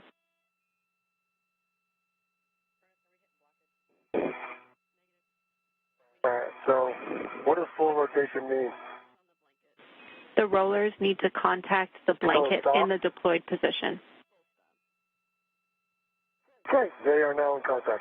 I understand. Thank you. Not a problem. Woody, did you copy my next steps for you? Hey, firm. Field knows talking to the workstation pickup bag M. As well as your fare lead, Mayfirm. Copy.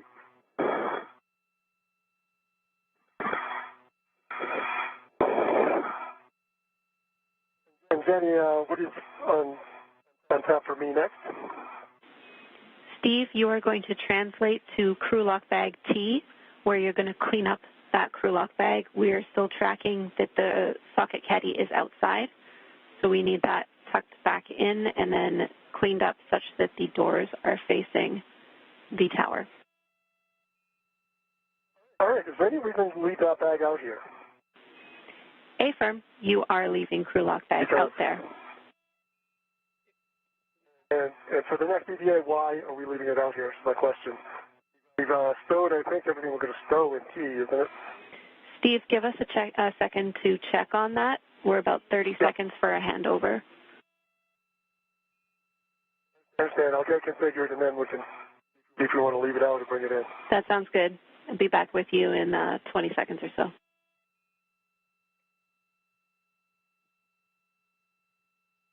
Steve, I'm right here, so I'm just stuffing the stuff in the bag. Yeah, please, thanks. Yeah.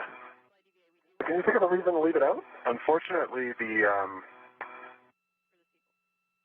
ARD loops are hard to keep inside. Yeah, they just dance. Is there anything in this bag?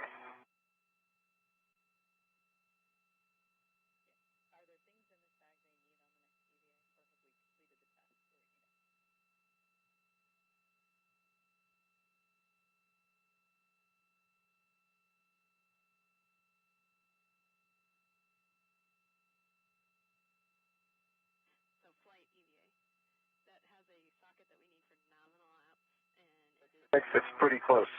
Yeah. See what they're saying. Houston's back with you. I'm actually having a hard time getting it to stay. All right, Jenny, what do you think? I just came back with you. What's your question? Oh, same question I had when we left. But crew lock back T, we're going to leave it out here. I'm trying to make sure it stays facing the FFT, and it's kind of hard to do. Can I use the wire tie to do that if we're going to leave it?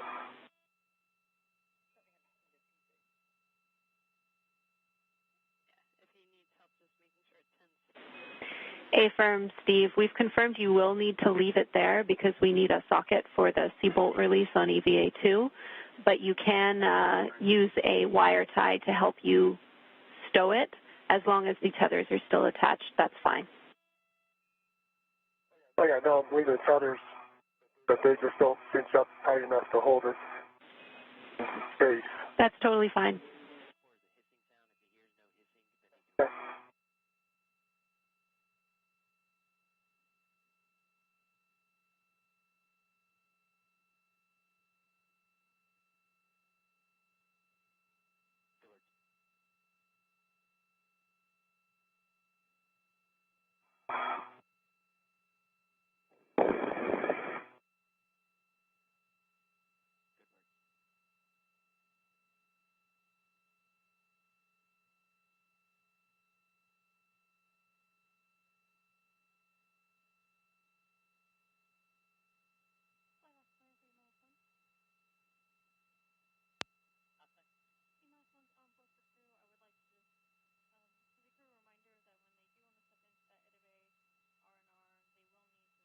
Air lead retrieved.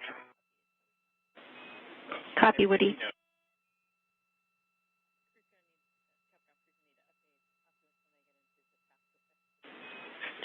Woody, next step for you. All right, everything's stowed inside.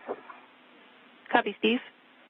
I've got a wire tie holding it in place Safe first. That sounds good.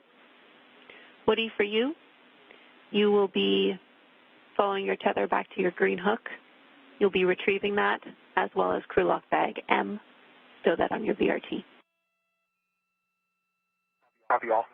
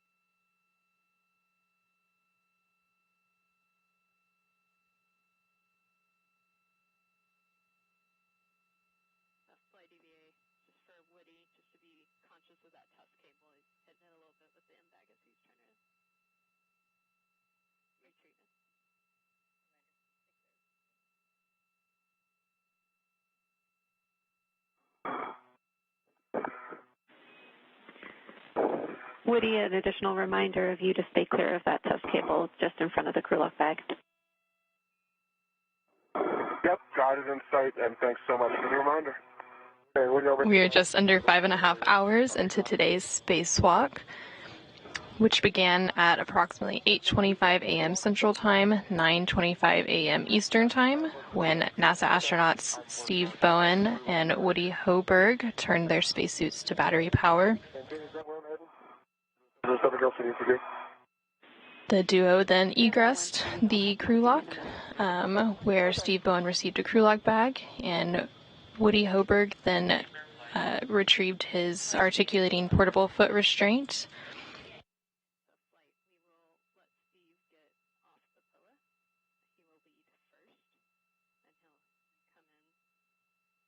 From there, they worked to release some anti-rotation devices on the upper IROSA, or International Rollout Solar Array, as well as a couple of sets of bolts on the boom end of the upper IROSA.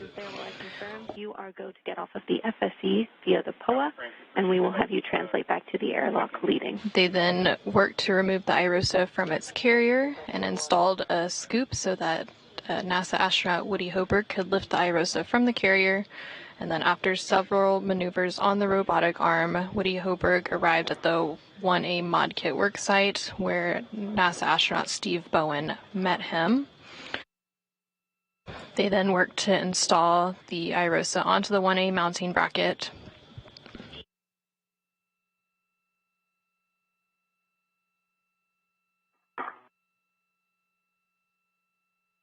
And then they unfolded the IROSA and secured the right side onto the mounting bracket. Shortly after, they electrically connected the new IROSA to the space station's power system.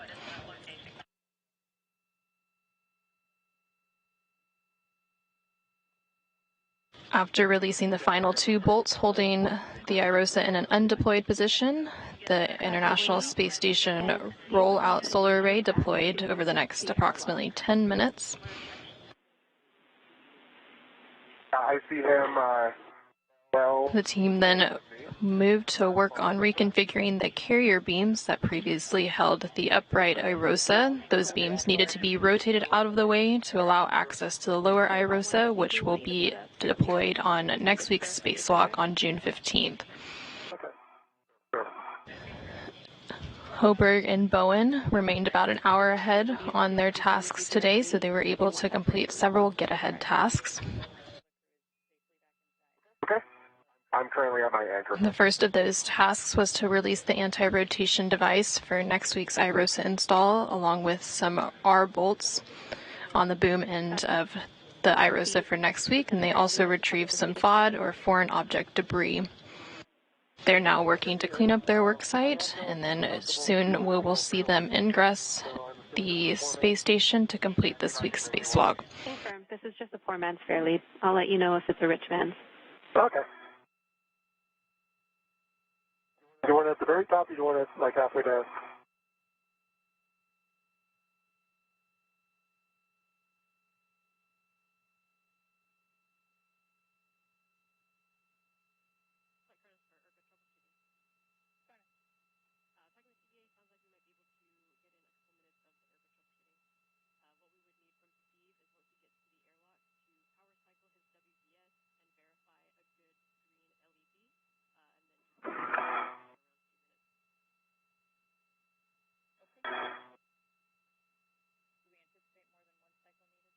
Force authority.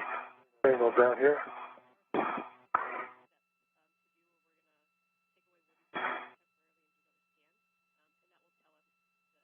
So what do you go with tether? Looking.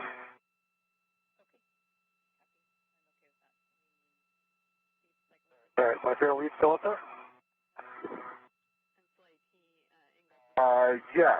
Okay. I might move it. I think I see a better spot for it if you don't mind. Oh, please. Thank you. Yep.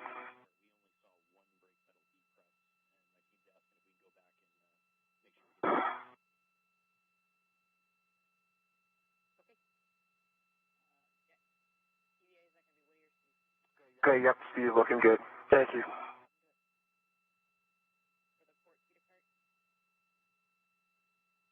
Jenny, am I fair leading as well? Yes, Woody, but stand by. We are getting word that we might have to go back to get a double tap on the inboardmost port CETA cart brake release. Oh, that's no problem. I'll go do it. Can you confirm with us whether you did it once or twice? We just didn't see. Honestly, I can't recall. I know it just pressed fully, but it is possible that I only tapped it once. Okay, we didn't see it. We just want to be super safe, so let's go back and do that since we got plenty of time here. Thanks. No problem at all. En route. Okay, Jenny, do you want me on the outside of the airlock, I think? Or the front side?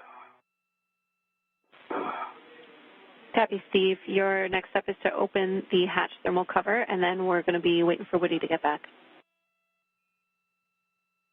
Understood. And Woody, you just need to double tap whichever brake is going to be closest to you. Okay, I see it. 1, 2. Port side CETA cart, tapped. Great work. We saw it. You can translate back inboard, and you will now be placing a fair lead at the top of the CETA spur. Copy, Jenny. Thanks. Steve, we would like you to cycle your IRCA, please. Okay.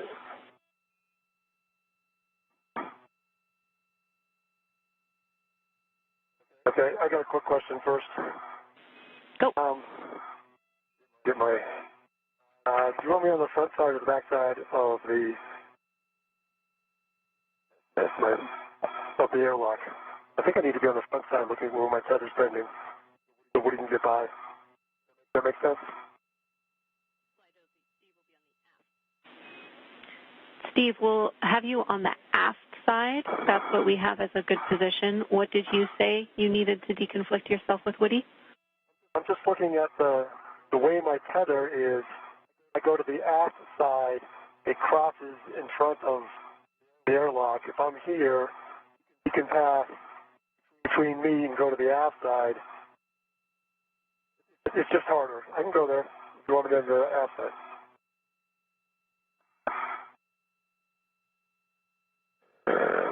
I've got a good green light. I think I hit it. Copy about the IRCA, and we're still talking the tethers. Thanks for letting us know. Okay.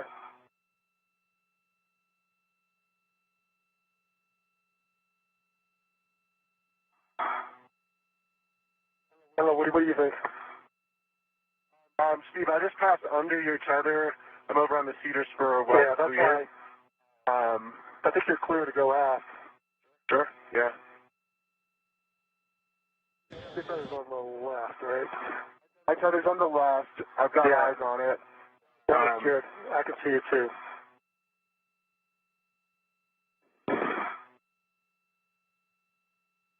Deciding where I want to do my spin move. I don't think you have to do much of a spin move. Yeah, okay. I agree. Just come on down and get on the handrail, the circular handrail, and then you can rotate around on that. Yep.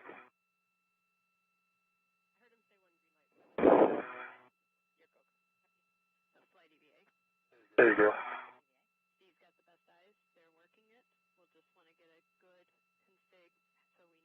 That'll work. All right. And Houston copies you both back at the airlock. Great work. Regarding the tethers, you guys have the best eyes on what's going on. We're just going to need a report of the config once we're ready to come inside. Understand. All right, sounds great, James. NASA astronauts Steve Bowen and Woody Hoberg are translating back to the airlock. They were working on cleaning up their tethers before they ingress. Still the bag. I'm going to go ahead and Good pass idea. my waist tether. Very good idea. All right, James, my right waist tether is gate closed, lock, black on black to the airlock D-ring extender. All right, I copy that good load path, Woody. I'll get you to turn off your HECA and ingress the airlock. You can see on the left side of your screen that the thermal cover has been opened, and now NASA astronaut Woody Hoberg is working to ingress or enter the airlock.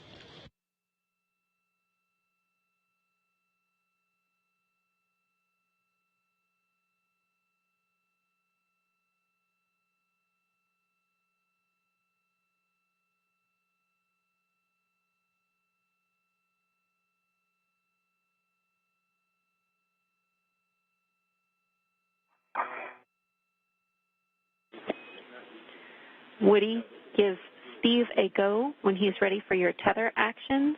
Steve, I have steps for you if you want me to talk you through it. Yeah, I will need you to talk me through it. Let me make sure Woody's safe inside. And Yeah, Steve, I'm safe.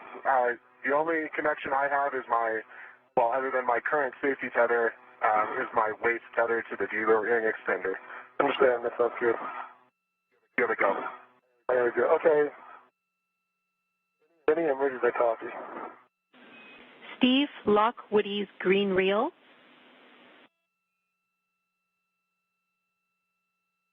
Lock Woody's green reel. Okay.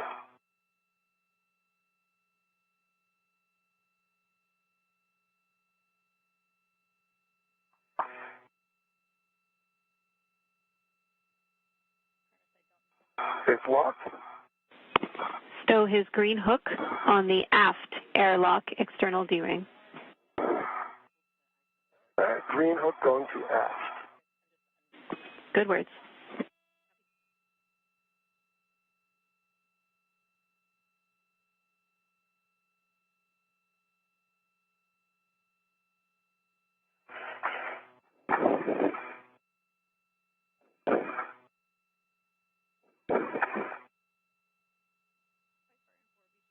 All right, it's on the aft. And locked. Wheel is still locked, so stay unlock it. Copy. I copy the green hook is on the aft airlock D-ring. The gate is closed and the hook is locked. You can stow Woody's yellow hook on your waist tether. That will be your new load path. You need to make sure that hook is locked black on black. All right, let me get that on my waist tether.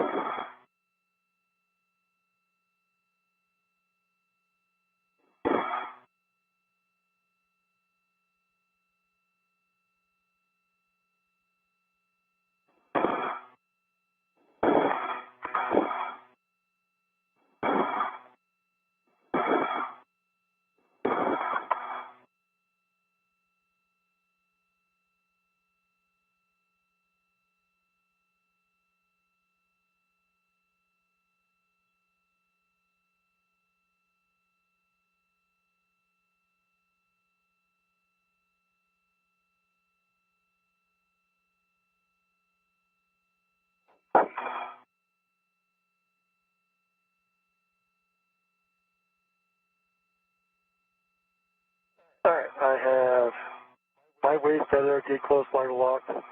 The Woody's yellow, hook, gate closed, slider locked. I think that puts me in a good config. We agree, that's a good config and your new load path. Lock your green reel and stow your green hook on the forward airlock external D-ring. All right, let me get my green reel.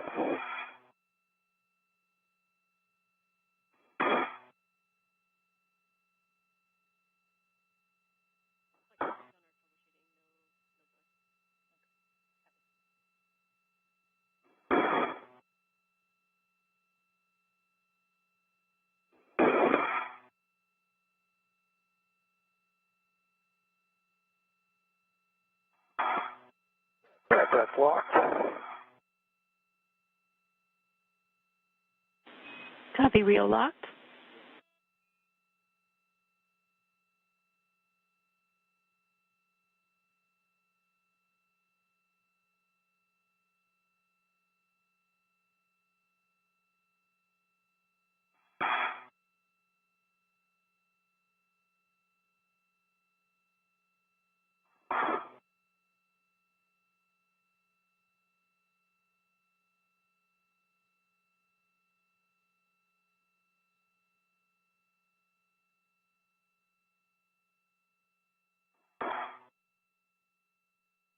All right, green hook, gate closed, slider locked. I'll now unlock that reel. Copy. That's a good config for your hook. NASA astronaut Woody Hoberg has fully ingressed the crew lock, and now we see Steve Bowen finishing up some last steps as he works to make his way inside. Both of those green reels unlocked. You are now go to stow your yellow hook on your mini workstation. Yellow hook going to my mini workstation. That's complete. All right. That is a good config. Steve, you can ingress the airlock.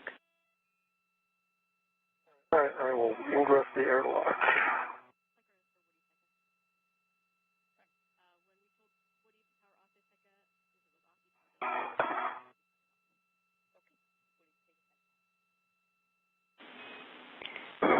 And Woody, I'm up on the forward edge. All right. Woody, we need you to power off your HECA. When you powered it off, you powered it on. Ah, that's fun. I believe it is off now. I pressed the button once. All right, let me get my heck off. Copy. Wait till I get my legs inside.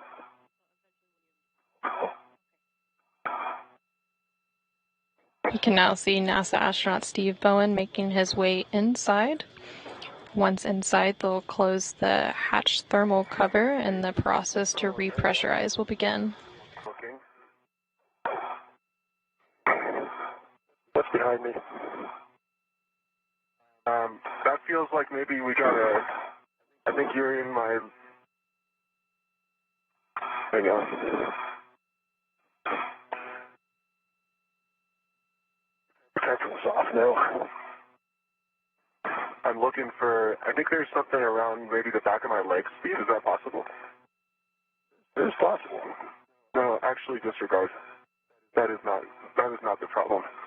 Let's see.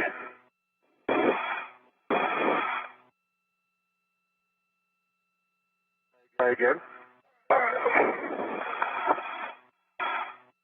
Okay, that's your pliss on my legs. Hang on, let me try to get away. That's much better. Okay. Maybe I can get there. Over.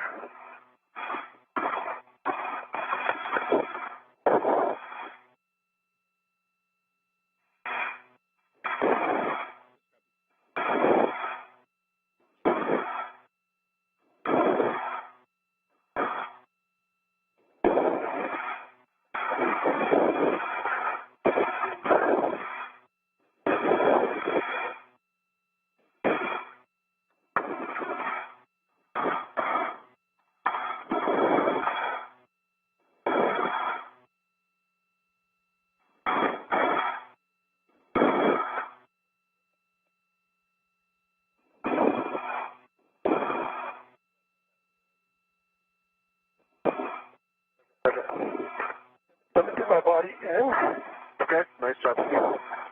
Not quite there yet.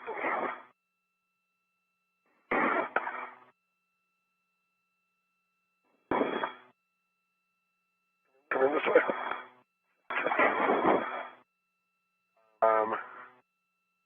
Let's see, SCU. Hang on. I just did it 360. No, you're good. I think it's okay. Let's put my body in.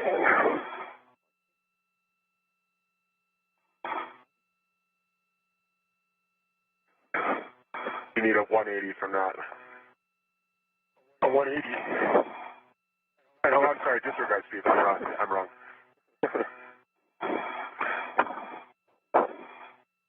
Where are you? You are right there. So I need to come up here. Keep my legs clear. There we go. That should help. All right, got the magnet there. Release this. And NASA astronaut Steve Bowen has now ingressed the crew lock and closed the hatch thermal cover. I copy that you have the magnetic plate D-ring. You'll need to attach the hook to that, cinch the strap till snug, and report the number of Sharpie lines visible. All right. D-ring to get on the outlet.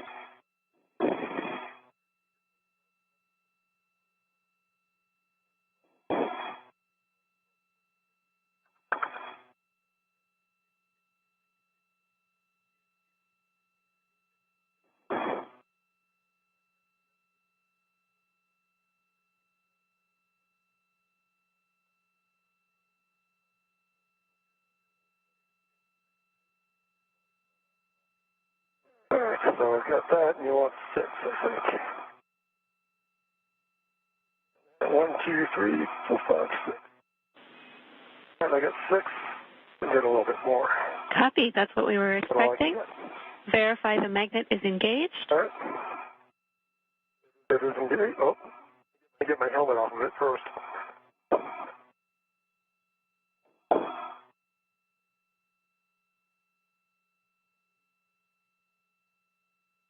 Alright, that's engaged.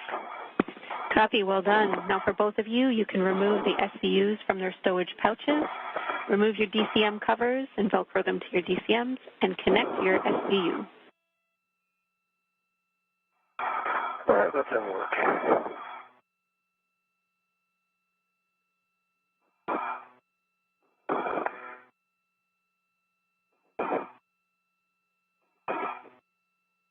Okay, can I take I'm going to take my coolant to cold.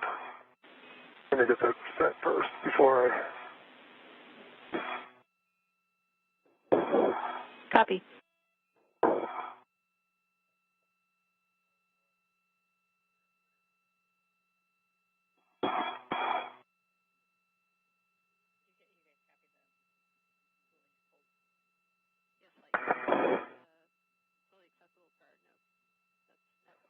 Cold.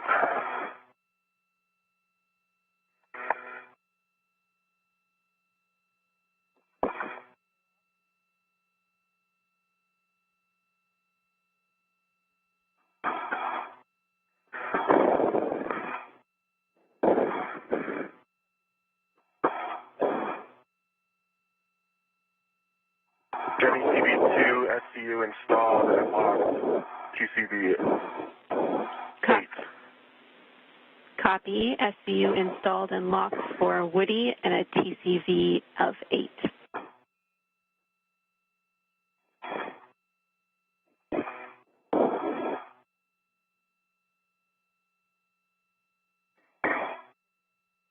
Right now you are seeing live views inside of the equipment lock where NASA astronaut Frank Rubio and UAE or United Arab Emirates astronaut Sultan Al Niyadi are awaiting the repressurization of the crew lock before they can open the hatch and greet their fellow astronauts after a successful spacewalk.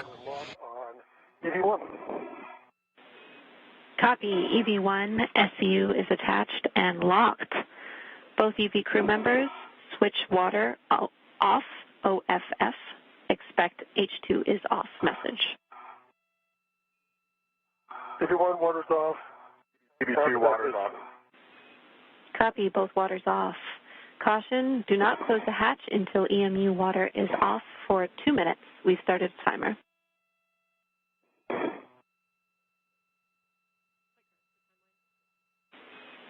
Well, I have you both here for 2 minutes.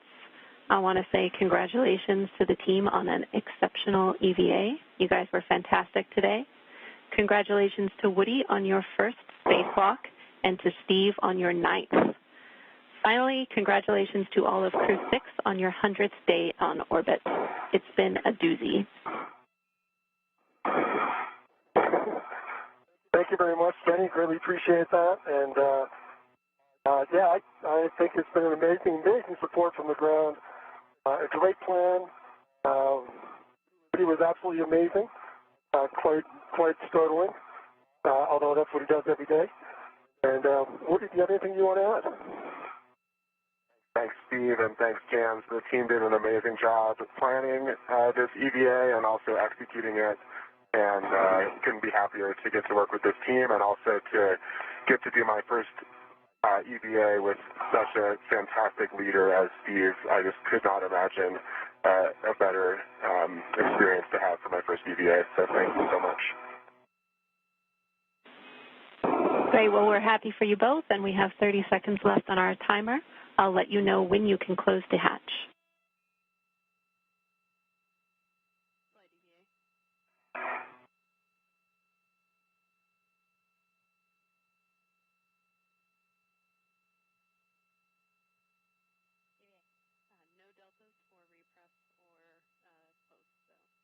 You just heard some kind words and congratulations from the ground IV here in the room, Jenny Gibbons, on a successful spacewalk for NASA astronauts Steve Bowen and Woody Hoburg. It was the first spacewalk for Woody Hoburg and the 9th spacewalk for Steve Bowen. We're now standing by for repressurization. So with that, you can verify the outer hatch is clear of hardware and the handle position is per the hatch decal, and close and lock the hatch. That's complete, and I'm going to try and close this the first time. Trying to stay out of your way, Steve. I need to come a little bit aft. Yeah, I agree. Any chance you can pull me a little bit? Oh, yeah. Yeah, there you go. What you just did was trying to pull you? Yeah. What I'm hitting. I think you're hitting me in part. There you go. Nice job. Watch each other. Yeah, I see it. Clear. All right. Looks clear. Ready to latch. Okay. Stand by.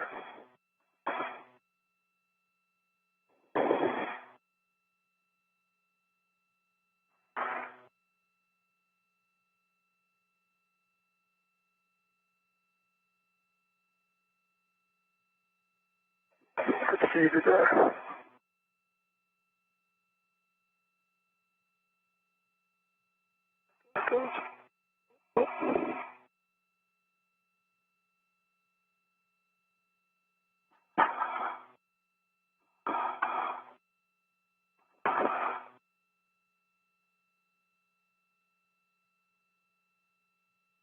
All right, it is latched. It is locked. Copy. The hatch is closed and locked.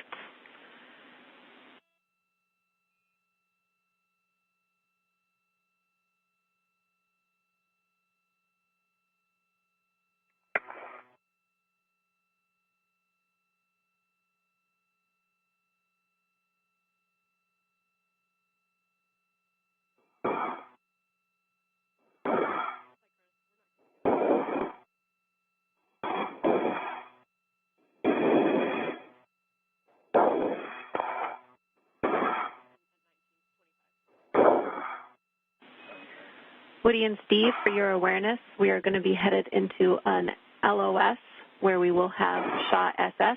So I will stay prime IV before handing off to Frank. On the UIA, check oxygen EMU 1 and 2. Both valves are open. Oxygen EMU 1 and 2 valves both open. Switch power EV1 and 2, both on. Power EV1 and 2 both on. 2 LEDs. Volts are 18.6 times 2. Copy. LEDs are on and 18.6 for voltage EV1 and EV2. On your DCMs, switch power to SCU. Expect a warning tone.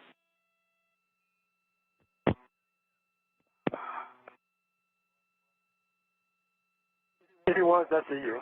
EV2 is SCU.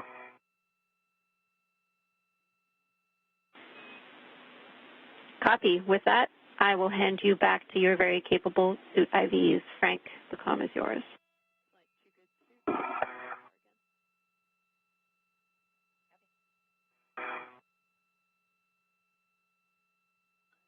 Hey, Jenny, fantastic job, as always, by you, Nick, and the entire ground team. Thanks so much. We look forward to hanging out with you guys again next week. Thanks, Frank. Us too.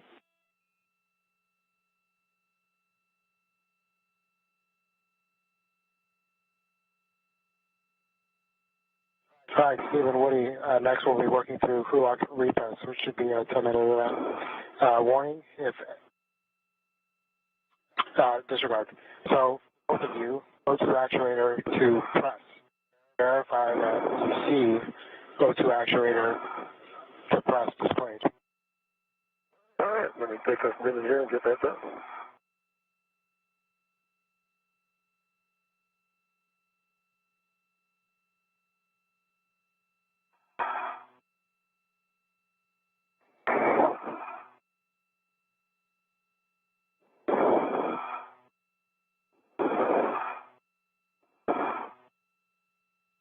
EV2 is in press. EV1 is still working on it. I see O2 position press.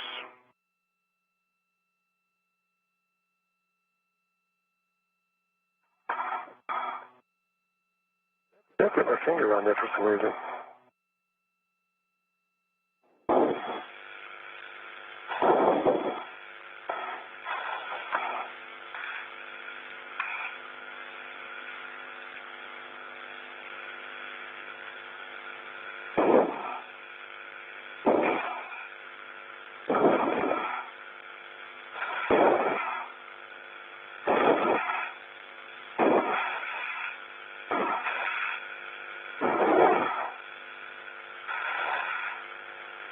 All right, EV1's in press.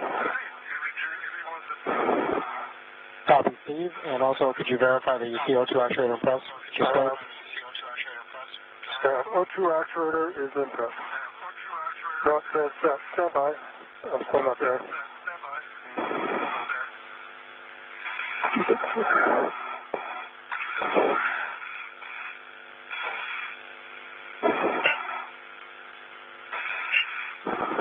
All right, I am now in.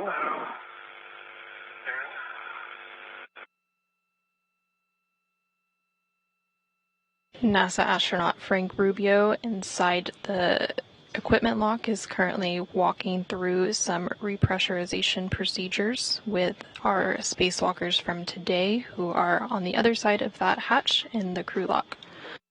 Pause. Is this in front? Copy, that's a good config for both. Steve, check that the EV hatch outlet is closed. It is closed. As I'll be throttling the IV hatch equalization valve from off to norm, and just let me know if it's a good rate for you guys.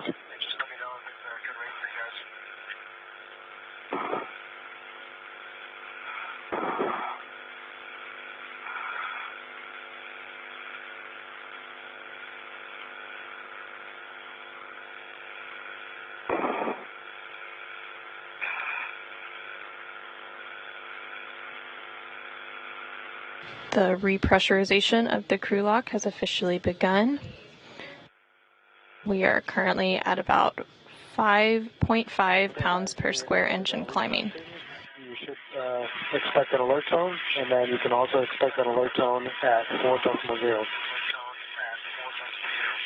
Copy.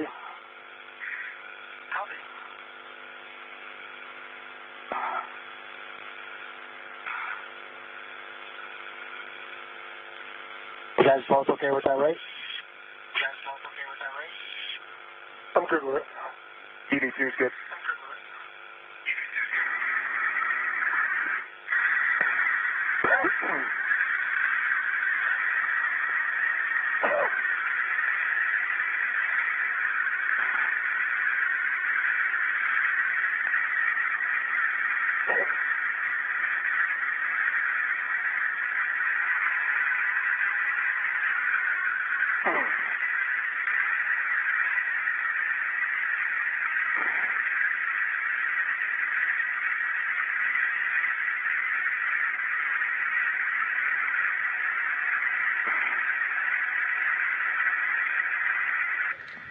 With the repressurization underway, it marks the official end of the spacewalk at 2:28 p.m. Central Time, 3:28 p.m. Eastern Time, for a total spacewalking time of 6 hours and 3 minutes. The spacewalk began at 6:25 a.m. Central Time and 9:25 a.m. Eastern Time.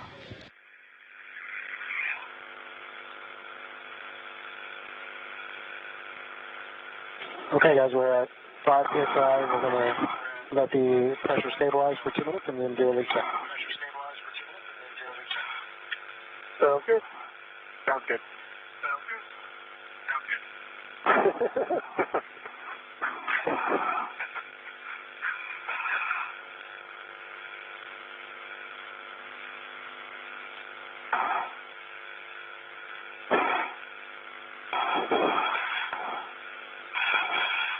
The crew lock is now at a pressure of approximately 5 pounds per square inch. They'll hold here for a couple of minutes and then do some leak checks before continuing to increase the pressure.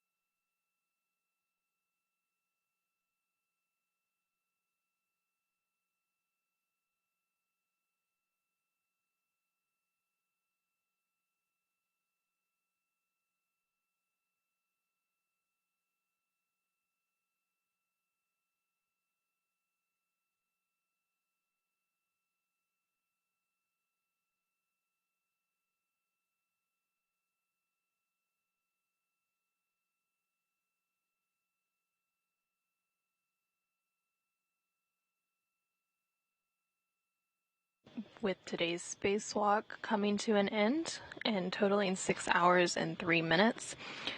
We have some statistics for you. This is the 264th spacewalk for the International Space Station in support of assembly maintenance and upgrades. It's the 7th spacewalk out of the space station this year and the 5th spacewalk during Expedition 69. This was the 9th spacewalk of NASA astronaut Steve Bowen. He has now garnered 60 hours and 22 minutes of spacewalking time, which puts him 5th in the all-time list for the most spacewalking time. It was the first spacewalk for Woody Bowen, so he now has 6 hours and 3 minutes of spacewalking time. In today's spacewalk, which began at 8:25 a.m. Central Time, 9:25 a.m. Eastern Time, and ended at 2:28 p.m. Central Time, 3:28 p.m. Eastern Time. It lasted a total of 6 hours and 3 minutes as they installed a new International Space Station Rollout Solar Array, or IROSA, on the 1A power channel on the starboard truss of the space station. In total, the space station has seen over 69 days of spacewalking time, with 69 days, 21 hours, and 52 minutes of spacewalking time across those 264 spacewalks that have been conducted.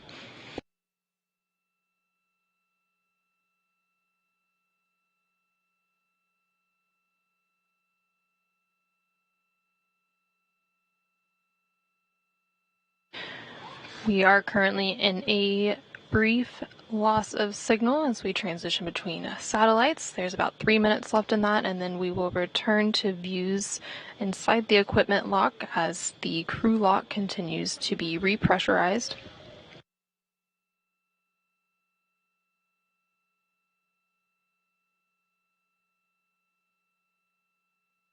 Once the repress process is complete, we will see NASA astronauts Steve Bowen and Woody Hoberg make their way into the equipment lock. From there, we will continue coverage until we see their helmets come off, and then we will wrap our coverage until next week when we have another IROSA installation spacewalk on June 15th.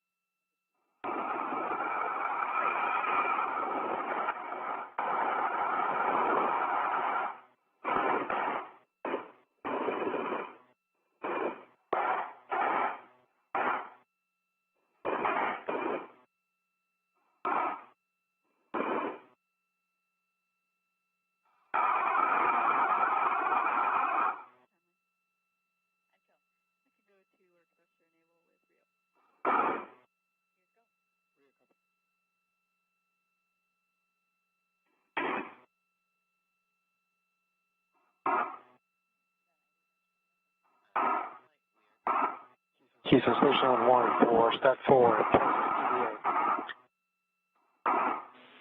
And we're with you on 1. Working step 4.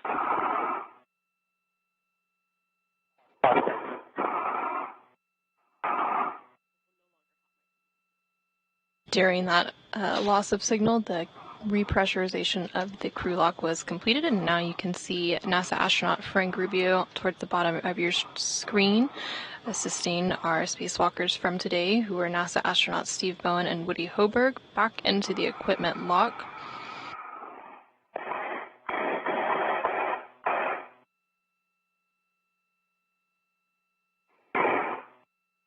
You looking out the window?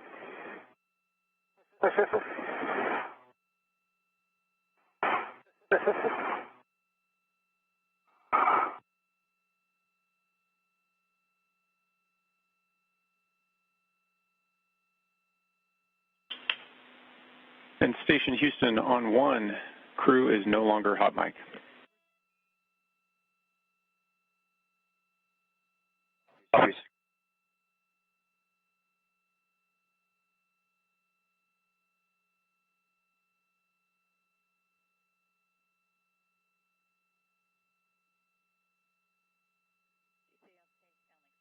First into the equipment lock, you can see NASA astronaut Woody Hoberg. He served as EV2 today, so he had the unmarked suit.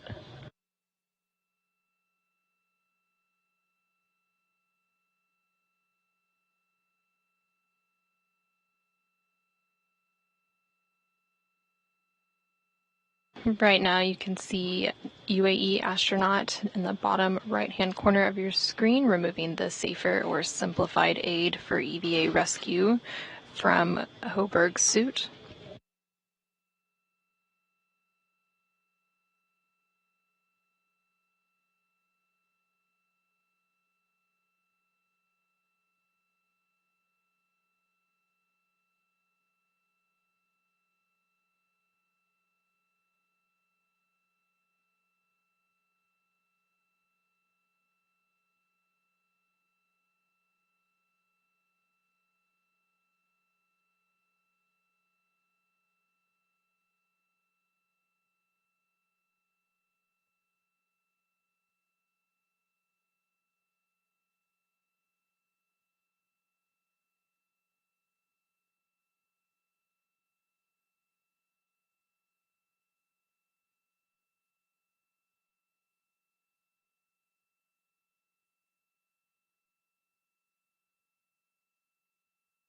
NASA astronaut Frank Rubio is now assisting Steve Bowen through the hatch into the equipment lock, and then he will have his safer removed as well, which is the simplified aid for EVA rescue.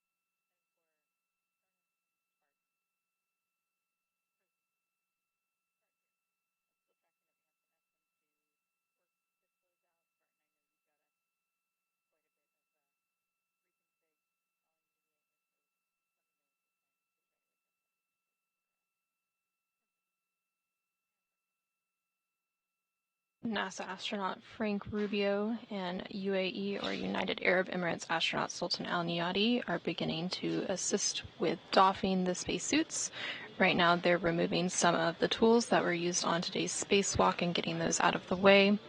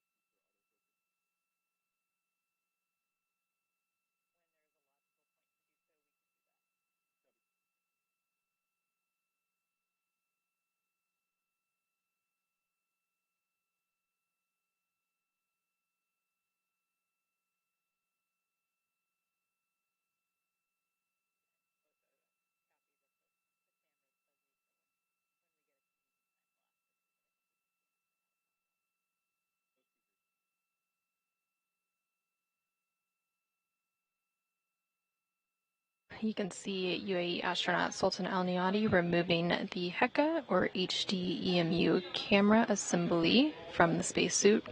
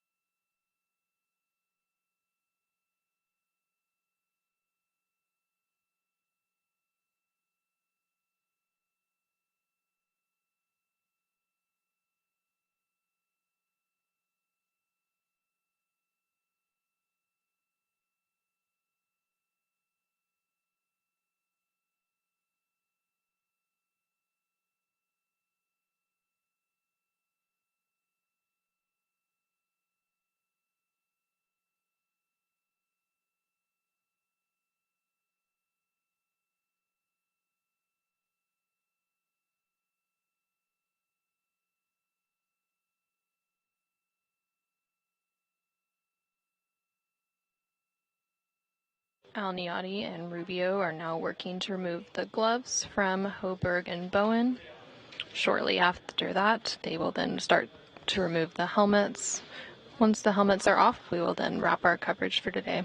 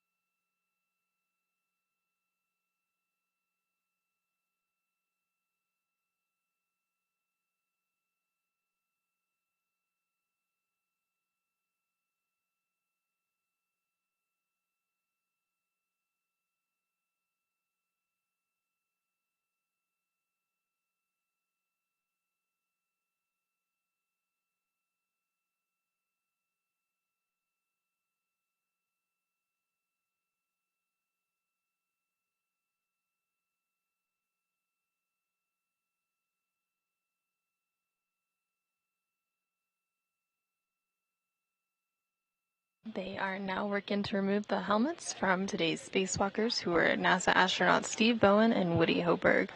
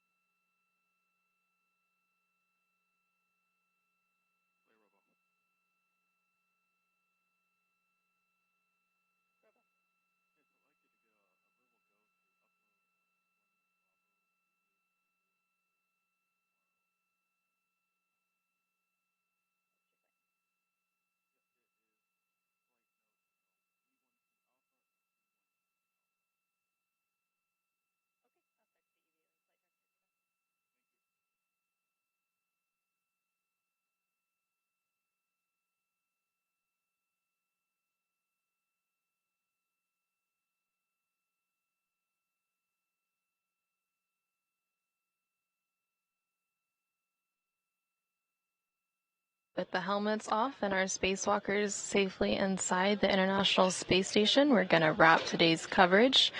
As a recap, NASA astronauts Steve Bowen and Woody Hoberg successfully installed an IROSA, or International Space Station Rollout Solar Array, to augment power generation for the 1A power channel on the station's starboard truss structure. They also were able to complete several get-ahead tasks to set them up for a successful spacewalk next week. Coverage of U.S. Spacewalk 88 to install the next ISS rollout solar array on the starboard truss of the International Space Station is scheduled to begin at approximately 8:20 a.m. Central Time, 9:20 a.m. Eastern Time, with NASA TV coverage beginning live at 6:45 a.m. Central Time, 7:45 a.m. Eastern Time, and we will see the same two spacewalkers venture out of the space station again. With that, this is Mission Control Houston.